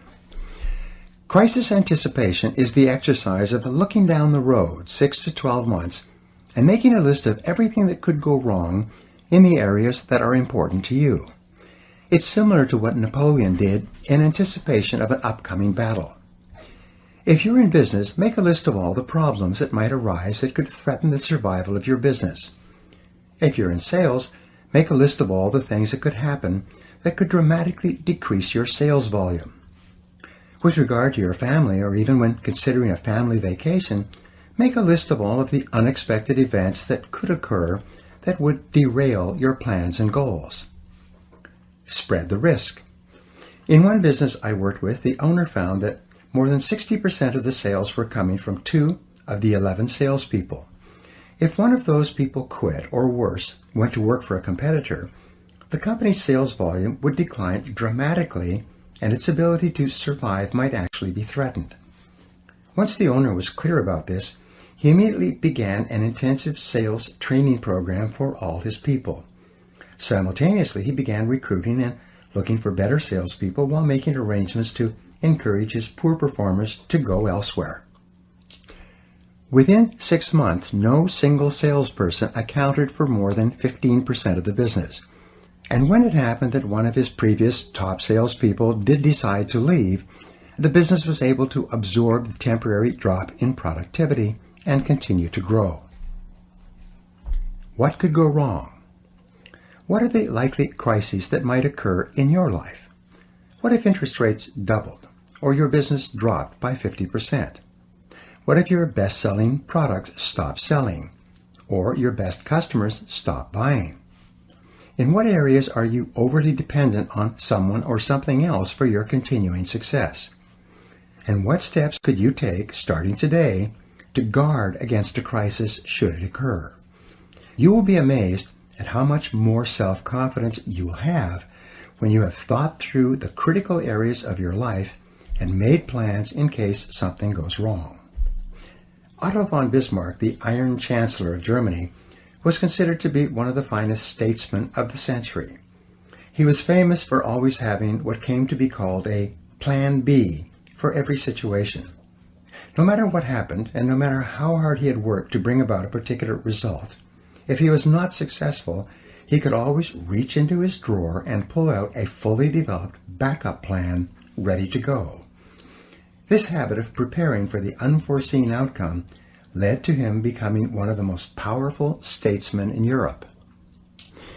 Become intensely solution-oriented. Think about the solution, about what can be done, rather than what has happened and who is to blame. Don't waste a minute being upset or angry about something that has happened and that cannot be changed. Consciously choose the future over the past. Become intensely solution-oriented rather than problem-oriented. Think about what can be done immediately to resolve the difficulty. Look for the valuable lesson that you can learn from this situation. Think how you can minimize the damages and maximize any opportunities that might arise out of this setback. As Friedrich Nietzsche, the philosopher, once said, "What doesn't kill me makes me stronger." The only real antidote to worry and negativity is positive, purposeful, constructive action in the direction of your goals. As soon as you take action, your self-esteem and self-confidence start to increase again. You begin to feel more in control of your emotions and of your life. You stop making excuses and you start making progress. You start thinking about how you can turn this situation to your advantage. Never consider the possibility of failure. In the final analysis, you triumph over adversity by having clear values, clear goals and plans, and complete control over your mind and your thinking. You win by thinking about winning all the time and refusing to consider the possibility of losing. You begin by resolving to persist, no matter what the odds, no matter what happens, until you succeed. You recognize that persistence is a form of courage. It's the courage to endure in the face of adversity and disappointment, and it is the one quality which guarantees that ultimately you will be successful. Calvin Coolidge, President of the United States, summed this up when he wrote, "Nothing in the world can take the place of persistence. Talent will not. Nothing is more common than unsuccessful men with talent. Genius will not. Unrewarded genius is almost a proverb. Education will not. The world is full of educated derelicts. Persistence and determination alone are omnipotent." Courage and persistence. Persistence is self-discipline in action. Each time you exert the self-discipline to persist in the face of adversity and disappointment, your self-esteem goes up. When you practice persistence, you build up your resistance to taking the easy way out. You create the friction that comes from going against your natural tendencies. You generate the heat that crystallizes your character at a new, higher level. And with this higher level of persistence, self-discipline, and character, your self-esteem, self-respect, and personal pride increase. Your belief in yourself serves as a deep foundation of confidence upon which you build a great life. You become more positive, more optimistic, and more unstoppable in everything you do. And you do this because, as Churchill said, you never give up. Never, never give up. Now here are some exercises that you can use to apply these ideas. Number 1, identify one major adversity that you dealt with and recovered from. What did you learn that has helped you to become a better person? Number 2, determine the worst possible thing that could happen in your business or career. What could you do now to minimize the negative effects if it did occur? Number 3, what are the 3 worst things that could happen in your personal and family life, and what could you do to prepare against them? Number 4, what are the 3 biggest mistakes that you have made, and what did you learn from each one? Number 5, what is the most effective way you could respond to your biggest problem today? Number 6, in what areas should you be prepared to take action and move forward rather than playing it safe? And number 7, what one action are you going to take immediately to face your fears and to move forward toward the achievement of one of your most important goals? Chapter 7, Self-Confidence in Action. James Allen said, "Above all, be of a single aim, have a legitimate and useful purpose, and devote yourself unreservedly to it." One of the most valuable experiences you can engage in accomplishing any goal you can set for yourself, is to ask yourself, what is my limiting step? What is the one factor that determines the speed at which I achieve my goal, or whether I achieve it at all? Your ability to identify your limiting step is one of the best demonstrations of your intelligence, and your capacity to eliminate this limiting step is one of the best demonstrations of your overall competence in achieving anything you want. Self-confidence is critical. In studying everything that has been written or said about personal success, the conclusion I came to was that your level of self-confidence is probably the critical factor in everything you accomplish. When you have enough self-confidence, you will try almost anything. Because success is largely a matter of averages or probabilities, the more things you try, the more likely it is that you will achieve greatly. For many years, Amoco Petroleum was famous amongst oil companies for having consistently developed and maintained higher levels of oil and gas reserves than any other major oil company. The president of Amoco was asked why his company was so successful in this area. He replied simply that, "We drill more holes." They didn't purport to be better or smarter than their competitors. They just focused on drilling more wells. And by the law of averages, they ended up drilling up more successful wells and becoming one of the most profitable oil companies in the world. Try more things. The same is true for you. When you set more goals, try more things, engage in more activities, and explore more opportunities, your probabilities of success increase dramatically. The only real limiting step that you might have is your level of self-confidence. When you reach the point where you believe in yourself absolutely, the barriers that exist in your external world will not stop you. The major obstacles to success always lie within the mind of the individual. They are not contained in external circumstances, situations, or people. As soon as you win the inner battle, the outer battle seems to take care of itself. The development of self-confidence has been the turning point in my own life. The reason I feel so strongly about the subject is because of what it has meant to me. The development of greater self-confidence has enabled me to go from rags to riches, from limited means and worries about money to national and international renown. I've been able to go from living in a small, rented, one-bedroom apartment and being deeply in debt to living in a beautiful home on a golf course and driving a new Mercedes. An inauspicious beginning. Talent and ambition have been very helpful, but without the development of self-confidence, my inborn abilities would have lain dormant and unused, as they did for many years. Before I gained enough self-confidence to commit completely to my goals, I was going nowhere with my life. I started with few advantages. I came from a home with 3 younger brothers, and while I was growing up, we never seemed to have any money.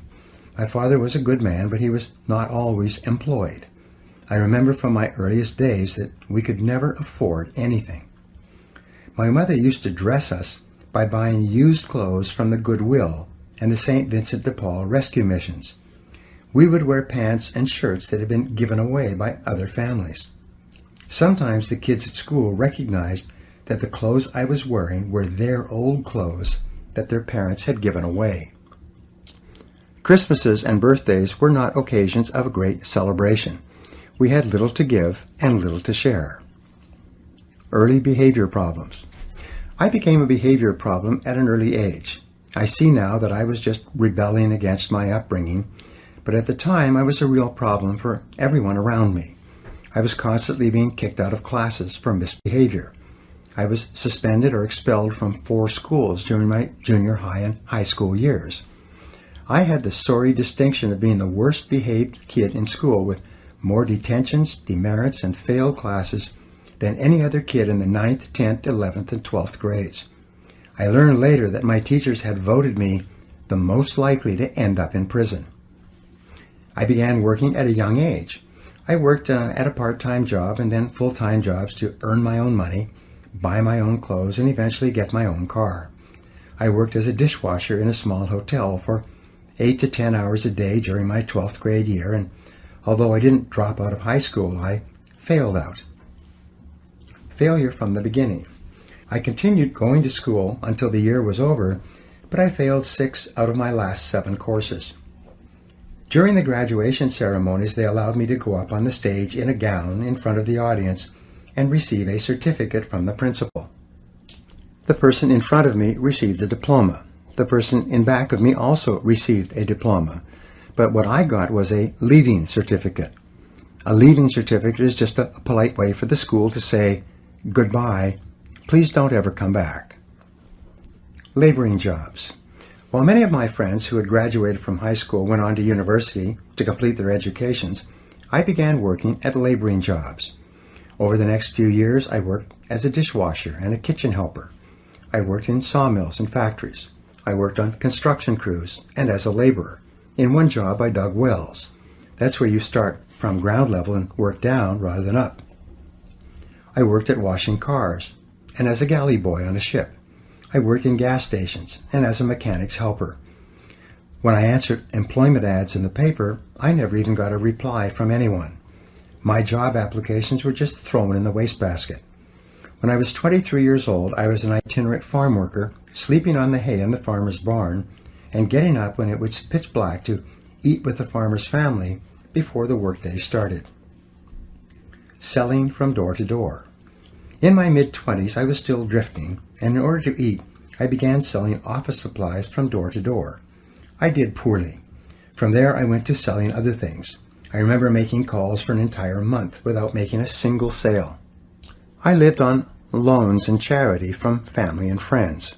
I had virtually no possessions, very few clothes even, no money, no high school diploma, no marketable skills, and no experience of any real value to anyone. I was going nowhere fast. Meanwhile, all around me, I saw people my own age and younger who were doing well. They were wearing nice clothes, driving nice cars, and working at well-paying jobs. They were moving onward and upward in their careers. They had offices, and some of them had staffs. Several of them had gotten married and had homes and families and cars and furniture and what appeared to be pretty good lives. The big question. From the age of 15, I had been wondering why it was that some people were more successful than others. While I wasn't making much progress on the outside, I continued to read and search for the answers to this question, and I began to experiment with some of the ideas I discovered. My first turning point came when I realized that my problems at school and in getting along with other people were as a direct result of my own personality. I realized that if I wanted things to change, I would have to change. I began to understand that my unhappiness and anger and frustration at my childhood experiences had caused me to develop a negative personality that turned many people off. And I accepted that any change that was going to take place had to begin with me and was up to me alone. No one was going to do it for me. No one would help me. No one else really cared. If I wanted to be successful and popular with others, I would have to go to work on myself and become a different person. The big turning point. The second turning point for me came when I was poor and 20 years old, living in a one-bedroom apartment and working at a laboring job during the day. I realized that I was completely responsible for my life and for everything that happened to me from then on. If I wasn't happy with my income or my work or my education or my future prospects, it was up to me to go to work on myself and make the necessary changes. They wouldn't happen by themselves. The importance of goals. The third turning point came for me when I discovered the importance of setting goals and of making clear decisions about what I really wanted in each area of my life. When I first stumbled across the subject of goals, I thought they were something that they had in sports. The idea of setting them for myself wasn't quite believable. I had so many problems and excuses that I felt that goal setting was really just an exercise in futility. It might be a pleasant entertainment, but nothing would come of it, considering my situation. Because I had low self-esteem and limited self-confidence, the first goals I set were not very high. They were consistent with what we talked about in the second part of this program. But I looked upon the exercise as more of an entertainment than as an important stepping stone to success. I remember sitting in someone's cheap hotel room many years ago. I took out a piece of hotel stationery, wrote out a series of goals, put deadlines on them, and then made a simple plan for accomplishing them. I promptly lost the sheet of paper, but exactly 31 days later, just as I had written, and as a result of a remarkable series of coincidences, my goals were all achieved. I was in my 20s at the time, and I still remember the feeling of astonishment I had at that time. I felt that I had learned about a secret power that I could use to accomplish almost anything. 3 great ideas. I had learned 3 important ideas. First, accept complete responsibility for yourself and for everything that you are and ever will be. Second, accept that you can change your situation only by going to work on yourself and learning the things you need to know to be better. And third, set clear goals with timelines for the things you want and then work every day to bring those goals into reality. For the next few years, I used these ideas sporadically. Each time I did, I would experience a burst of success and progress. As soon as I achieved a modicum of success, I would abandon these ideas and go back to simply reacting and responding to whatever happened on a daily basis. It took me several years before I finally began practicing these ideas and many others that I mentioned in this program consistently. I then began to get results in a systematic and consistent way. We sabotage ourselves. I learned later that our natural tendency is to work hard until we find a method or technique that works for us, whether in life or work or relationships, and then, for some perverse reason, we promptly abandon the technique and go back to behaving in our old way, in a random and haphazard manner. A mental exercise program, like goal setting and positive thinking, is very much like a physical exercise program. If you expect it to really work for you, you have to practice it persistently every day and keep at it indefinitely. When I began to apply these proven success principles to my life and worked on them every day, I was able to bring about almost miraculous changes in every area of my life. And so can you. And here's the point. I learned, in retrospect, that the reason why I suffered so many frustrations and why I drifted away from using these principles so often was because I lacked self-confidence. My conscious mind told me that these principles made sense, but my subconscious mind, my storehouse of memories and emotions and previous experiences, was telling me that I wasn't good enough and that success was not really for me. As my friend Zig Ziglar says, I was engineered for success but programmed for failure. I wanted success on the outside, but I didn't believe I was capable of it on the inside. You can develop any quality. The fourth turning point for me, and the reason that I have recorded this program for you, was my discovery that I could develop any quality that I thought was necessary for my success and happiness. I learned that by hard work and repetition, I could overcome and override my feelings of inferiority and undeservingness and build up my feelings of self-esteem and self-confidence. I could identify and then alleviate my own bottlenecks or limiting steps. By working on myself every day, I could build myself up into the high-achieving, happy person that I really wanted to be. by taking my foot off my own subconscious brakes and putting them onto my conscious accelerator, I could begin to move ahead rapidly in life. And the key, the spark plug, was the conscious and purposeful development and maintenance of high levels of self-confidence and the self-esteem that goes with it. The secret of success. Every successful man or woman that I've ever talked to or read about has come to pretty much the same conclusion. By every measure, you have more talent and ability than you could use in 100 lifetimes. You too can step on the accelerator of your own potential and begin moving forward at a speed that will amaze you. Many people who have listened to my programs or gone through my seminars have come back to me and told me that they cannot believe how fast their life begins to improve when they begin to apply these principles on a daily basis. The 4 Ds of success and self-confidence. Here's the question. How do you infuse your whole life with the kind of self-confidence that makes everything possible for you? It is contained in what I call the 4 Ds, which determine success in anything you really want to accomplish.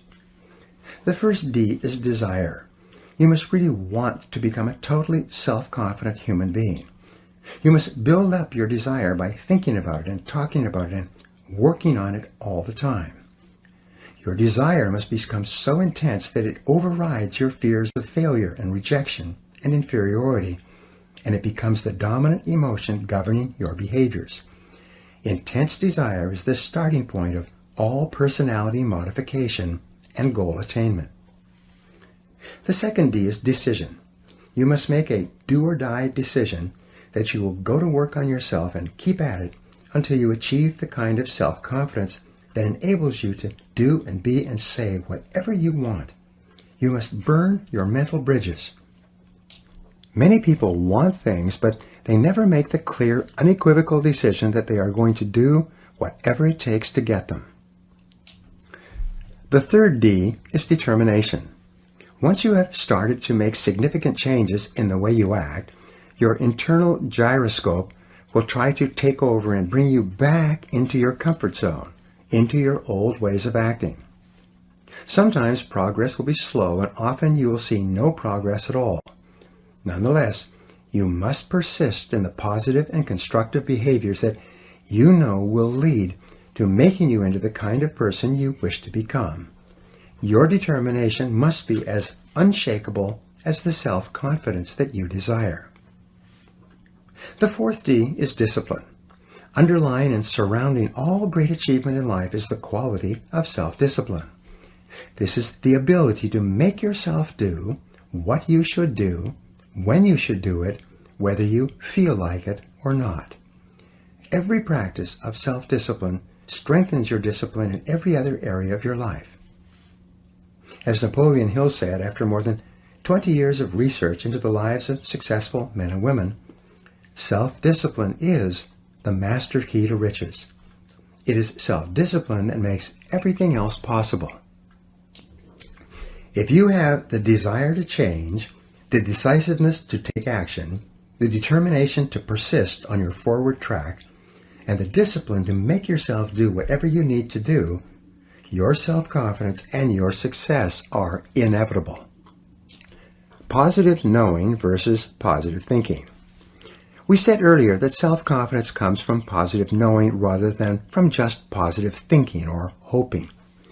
It is only when you have a firm conviction or belief in your abilities, based on experience, that you really know that your self-confidence is not an act.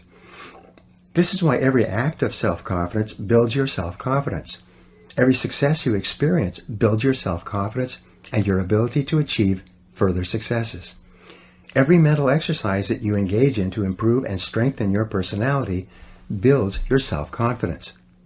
And everything that you learn and practice from the lives of other self-confident people improves your own self-image, increases your self-esteem, and raises your own self-confidence. The Gallup Success Survey. Some years ago, in the mid-'80s, the Gallup organization conducted one of the most extensive surveys into the reasons for success ever conducted in America.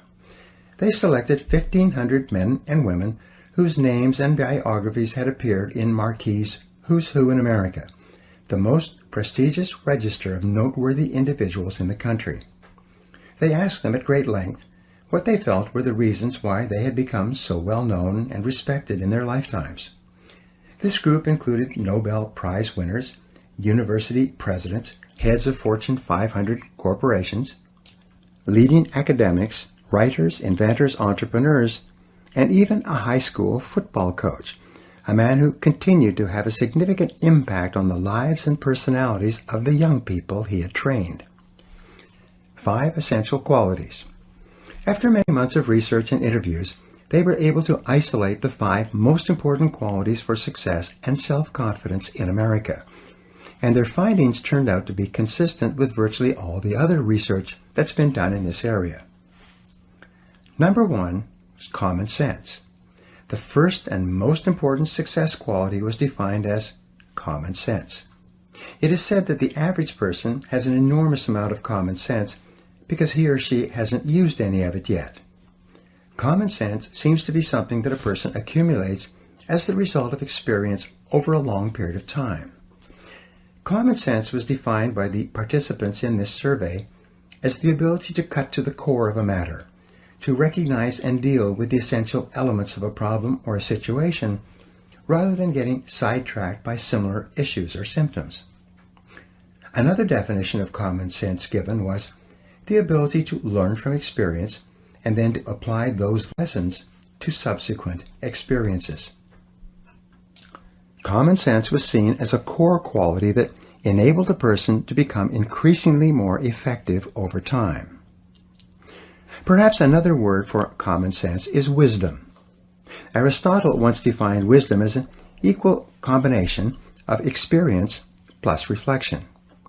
He suggested that you need to first have the experience, and second, to take an equal amount of time to think about what happened to you and what you could learn from it. You are far, far wiser than you know. In fact, based on your experience, you probably have the ability to be far more effective than you are just by applying what you've already learned. The problem for most people is that they simply do not take enough time for reflection. They do not take the time to sit and write and think and dialogue with others about their experiences. Socrates once said that we only learn something by dialoguing about it. You only really understand something to the degree to which you can discuss it with others or explain it to a third party. Your ability to translate your experience into words, which only comes through thinking and reflection, is essential for your growth and wisdom and common sense. Gain additional knowledge. I would add one more ingredient to Aristotle's definition of wisdom, and that would be knowledge. Wisdom is therefore a measure of knowledge plus experience plus reflection. First you learn, then you practice what you learn, then you take time to think about what happened. When you turn off the television or radio, or put down the newspaper and begin spending more time talking about and thinking about what has happened to you, you begin to grow at an exponential rate. 2 magic questions. Perhaps the 2 best questions I have learned for personal growth are these. After every experience, successful or unsuccessful, stop and do an instant replay of the experience, preferably on paper, and ask yourself first, what did I do right? And second, what would I do differently? If you take a piece of paper and write at the top of the page, what did I do right? And then write down every single part of the experience that you did correctly, you will be accelerating your development of common sense. By analyzing your immediate past performance like football players do on video, you will find yourself improving at a rapid rate. The very fact that you take time to reflect will cause you to improve in those areas you pay attention to. When you ask, what would I do differently, you begin to see all kinds of possibilities for improvement. The wonderful thing about these 2 questions is that the answers to both are positive and constructive. And when you dwell on the positive, constructive parts of your performance, present and future, these ideas sink deeper into your subconscious mind and program you to act in a manner consistent with that information the next time out. Review your performance. One famous football coach would sit down with his better players and replay videos of their last games. He showed them running or passing or catching on the video, but without comment. The players, whose egos were very sensitive, were quite aware of their mistakes and weaknesses. Nothing needed to be said. As a result of reviewing the videos together, the players became better and better, and the coach was seen to be a great builder of men. After every sales call or interview, do an instant replay, alone or with someone else, and ask yourself quickly, what did I do right? And what would I do differently? You'll be amazed at what you see and how fast you begin to improve. This simple method will probably assure that you make more progress in 1 month than the average person makes in a year or even 2 years. Just try it for 1 day or 1 experience and prove it to yourself. Be good at what you do. The second quality for success and self-confidence that came out of the study was that of expertise. I talked about this at great length in part 3. Most successful, happy men and women are very good at what they do, and they know they are very good. They have learned and practiced and reflected and gotten better and better until they are recognized by their peers as being among the very best in their fields. And this feeling of being the best is an absolute prerequisite for deep and lasting self-confidence. Self-reliance. The third quality identified in the study was that of self-reliance. Men and women who are respected by others tend to look primarily to themselves for the answers to their questions and for the solutions to their problems. They are highly self-responsible. They do not blame others or make excuses when things go wrong. They look upon themselves as the primary creative forces in their own lives. They volunteer for tough assignments, and they are willing to take charge when something needs to be done. Intelligence is more than IQ. The fourth success quality identified was that of intelligence. Intelligence seems to be a key requirement for success and self-confidence in any field. But when they looked at this subject, they found that intelligence was not necessarily measured in terms of IQ. Many of the most notable men and women alive today had done poorly in school. They had gotten low grades or no grades, and many of them had not completed university or even high school. One gentleman in the study could not even read or write, and yet he had gotten all the way through university by covering it up and getting others to do his assignments for him. Income and IQ. In a recent survey in New York, they selected 1,000 adults at random and tested them for IQ. They found that between the person having the highest IQ and the person having the lowest IQ, there was a difference of only 2.5 times. But between the person earning the greatest amount of money and the person earning the least amount of money, there was a difference of more than 100 times the income. And the person earning the most was by no means the person with the highest IQ. How is intelligence defined? If intelligence is not necessarily IQ or grades or years of schooling, what is it? In my estimation, intelligence is really a way of acting. If you act intelligently, you are intelligent. And if you act stupidly, you are stupid, irrespective of your IQ or your education. Smart people take the actions necessary to get the results they want. They are effective in whatever situation they find themselves in. Intelligence is more a matter of doing the right things rather than doing things right. Intelligence defined. What then is an intelligent way of acting? Here's the answer. An intelligent way of acting is acting in a manner that is consistent with the achievement of your own self-professed goals. Whenever you do something that moves you toward achieving a goal that is important to you, you are behaving intelligently. You are smart. But whenever you engage in a behavior that moves you away from one of your own goals, you're behaving stupidly. The world is full of people who are behaving stupidly, hour by hour and day by day, because they are doing things that are guaranteed to bring them the opposite results of what they say they really want. Make your actions congruent.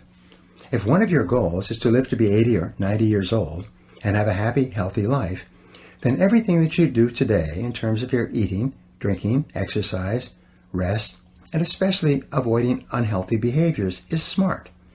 However, if you don't exercise, if you eat the wrong foods or smoke cigarettes and neglect your health in any way, you are behaving stupidly by your own definition. If you are in sales or business and you learn how to manage your time well so that you get a lot done in the course of your working day, you are acting intelligently. If you do things that undermine your productivity or move you away from your goals, you are acting foolishly in terms of your own goals. Here's a key insight. Everything you do is either moving you toward one of your goals or moving you away from it. Nothing is neutral. Everything counts. Each act you engage in is either a positive act that goes on the positive side of your personal balance sheet, or it is a negative act that goes on the negative side of your personal balance sheet. A great life is simply a life that has far more marks on the positive side than it does on the negative side. This means that an intelligent person is one who does far more things that move him or her toward the things that he or she wants to be and have and do than an unintelligent person does. Avoid self-delusion. Don't fall into the trap of deluding yourself into believing that only what you want to count counts.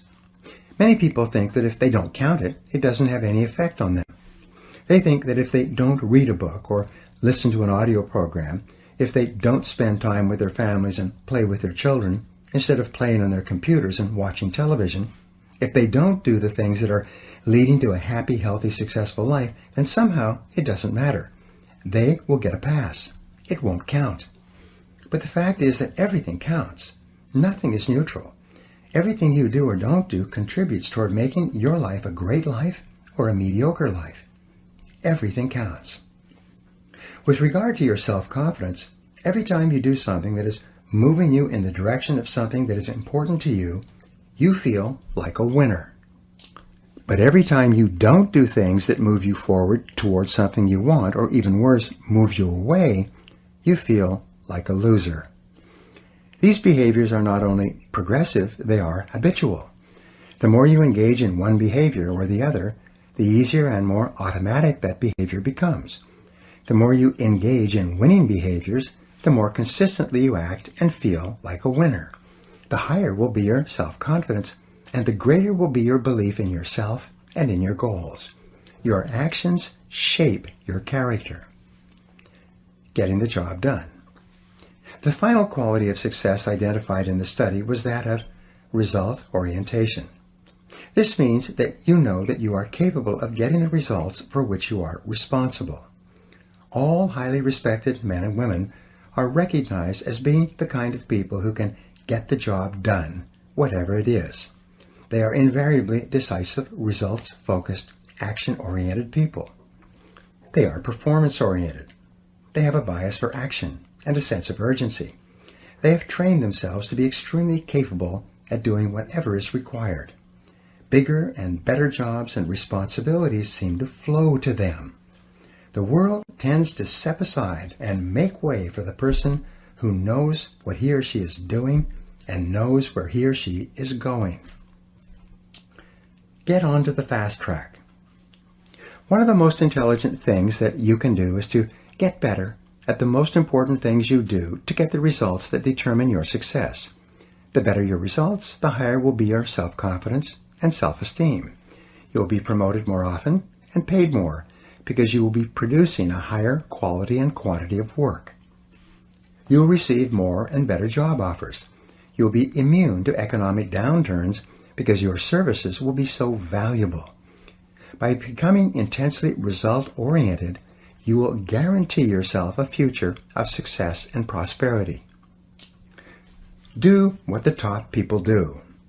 You will notice that everything that we have talked about in this program somehow impacts on the 5 qualities for great success in America. I explained earlier about the importance of selecting your values and organizing your entire life around what you believe to be right and good and true. As long as you know that you are living consistent with your highest principles, your self-confidence rests on an unshakable foundation. I have talked throughout this program about the importance of setting clear goals and deciding exactly what you want in every area of your life. You know that big, important, challenging goals, clearly defined, with written plans for their accomplishment, improve your overall self-concept and build your self-confidence. Plan your work and work your plan. When you plan your work and work your plan, and dedicate your energies to completing high-value tasks, you start to make rapid progress toward the attainment of your goals, and your self-confidence goes up. Every time you resolve to go the extra mile, to do more than you're paid for, to put in more than you take out, to go beyond what is expected of you in your job and in your relationships with others, you feel terrific about yourself. You feel more like a winner. Your level of self-confidence increases, and you feel motivated to contribute even more of yourself to what you are doing. When you dedicate yourself to becoming better and better at performing the important tasks in your life, you feel an enhanced sense of mastery and competence. Your belief in yourself deepens, and your ability to get the results that are important to you increases. The development of excellence or expertise in what you do is a wonderful form of positive knowing that leads inevitably to higher self-confidence. Do your work quickly and well. There is virtually nothing that will bring you the respect and esteem of the people you respect faster than being result-oriented and doing your job in an excellent fashion. In study after study, it's been shown that lasting recognition from the important people in your work only comes from being very good at what you do. It is only excellent performance in your job that raises you above politics and gives you the kind of power and influence that really makes a difference in any organization. Dedicate yourself to continuous learning. Your ongoing commitment to personal and professional development gives you a feeling of continuous growth. Whenever you feel yourself growing as a person, you feel internally motivated and energized to achieve even more. And the more you learn, the more you can learn. The more you develop yourself, the more capable you become of further development. By the law of correspondence, as you become better and more capable on the inside, the outer aspects of your life improve as well. As you see and feel your life getting better, you feel more positive and in control of your own destiny. You like and respect yourself more, and your self-confidence increases. Take continuous forward action. Any positive, constructive, and self-determined action that you take in the direction of your dreams improves your self-image and raises your self-confidence. When you discipline yourself to do exactly those things that lead you in the direction of what is most important to you, you develop a sense of strength and self-assurance that is evident to all the people around you. Every positive action generates the positive emotion that goes with it. When you keep your thoughts and your actions consistent with your highest aspirations and your most valued goals, you are progressively building the unshakable kind of self-confidence that enables you to accomplish almost anything. Be your own cheerleader. When you get up each morning, say to yourself, "This is going to be a great day." Make the development of a positive personality your overarching goal and organize all your behaviors in that one direction. Remember, you are demonstrating the highest intelligence when everything you do contributes toward generating the feelings of self-confidence and self-esteem that you desire. Talk to yourself positively all the time. Say to yourself, "I can do it, I can do it." Or say, "I feel healthy, I feel happy, I feel terrific." In your conversations with others, keep your words positive and upbeat. Get away from people who complain and criticize. Make it a game to find something nice to say about everyone and everything. Positive words lead to a positive mental attitude. Create a positive, suggestive environment around yourself. Create clear mental pictures of the person you want to be and the things you want to have. Read books that expand your mind and increase your abilities. Listen to educational audio programs in your car. Get around positive people and get away from negative people. Control your mental pictures. Prior to every event of importance, mentally rehearse and see yourself performing at your best in the upcoming situation. Recall and relive a previous excellent performance. Before falling asleep, think about the things you did right during the day and the things you are going to do better in the days to come. Soak your mind in positive images of you at your personal best. What you see is what you get. Whenever something happens that throws you off balance, stabilize yourself by thinking about your goals. Because of the law of substitution, you can only think one thought at a time, and if you think about your goals, your mind will instantly become positive again. Make a game of rising above the petty frustrations of people and traffic and unexpected setbacks. Say to yourself, what can't be cured must be endured. And get back to thinking about your goals and about what you can do right now to move toward them. Develop discipline and courage.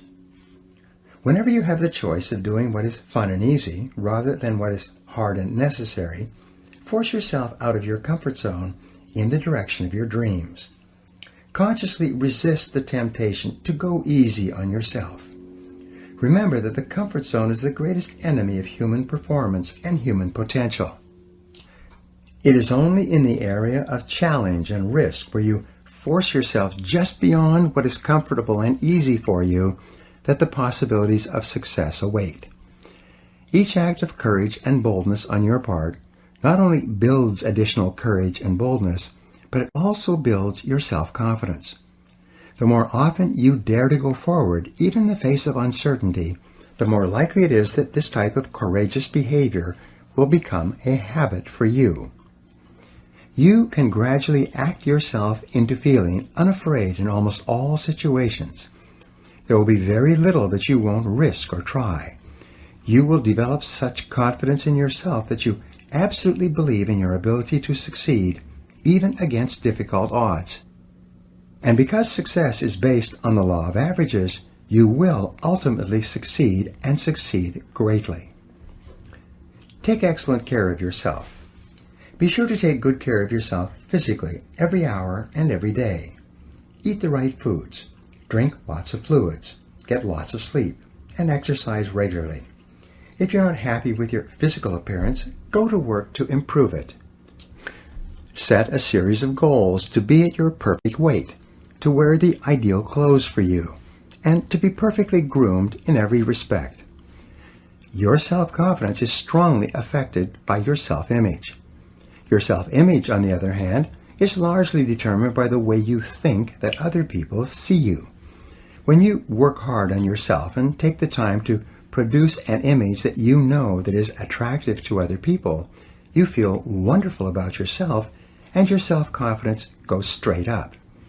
And it doesn't matter where you're starting from, your main job is to decide where it is you want to go and then make a plan to get there. Speak up with confidence and clarity. In your conversations with others, be sure to speak up clearly and express yourself openly and honestly. In one-on-one conversations, in meetings, or with groups, the more competent you are at speaking out, the more competent and more confident you will feel. If shyness is a problem for you, set it as a goal to get over it.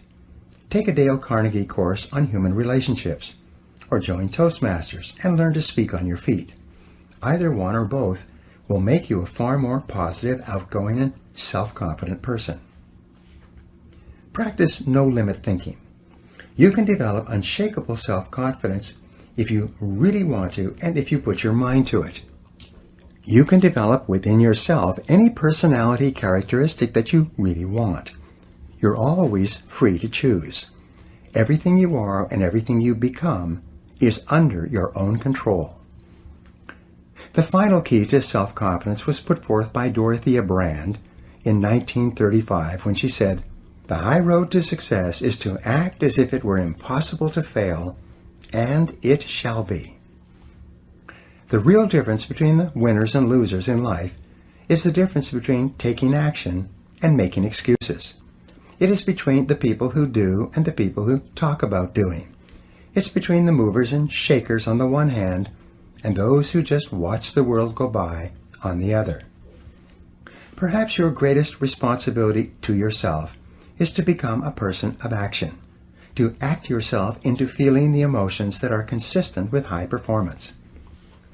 Your primary job is to make any effort, overcome any obstacle, and scale any height to become the dynamic, unstoppable, irresistibly self-confident person that you are capable of becoming.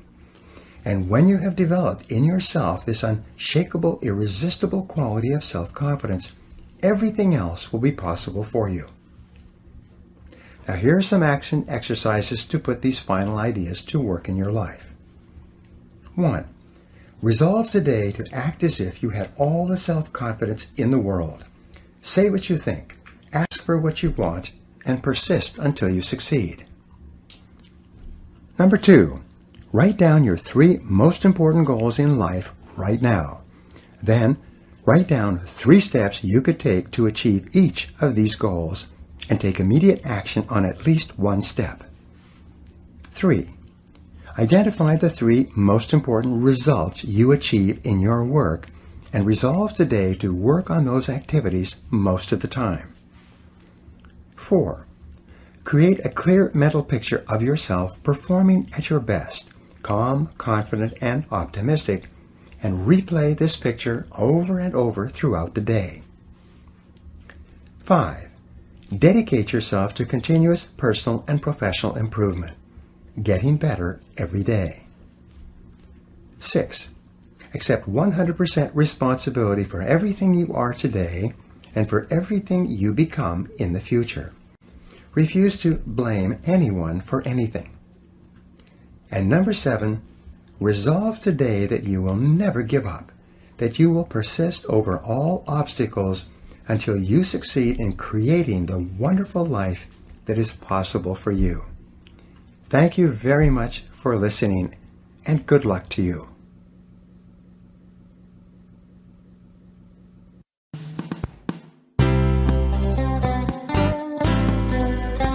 This has been a Gildan audio production. For more affordable life-changing audio programs, visit our website at gildanmedia.com.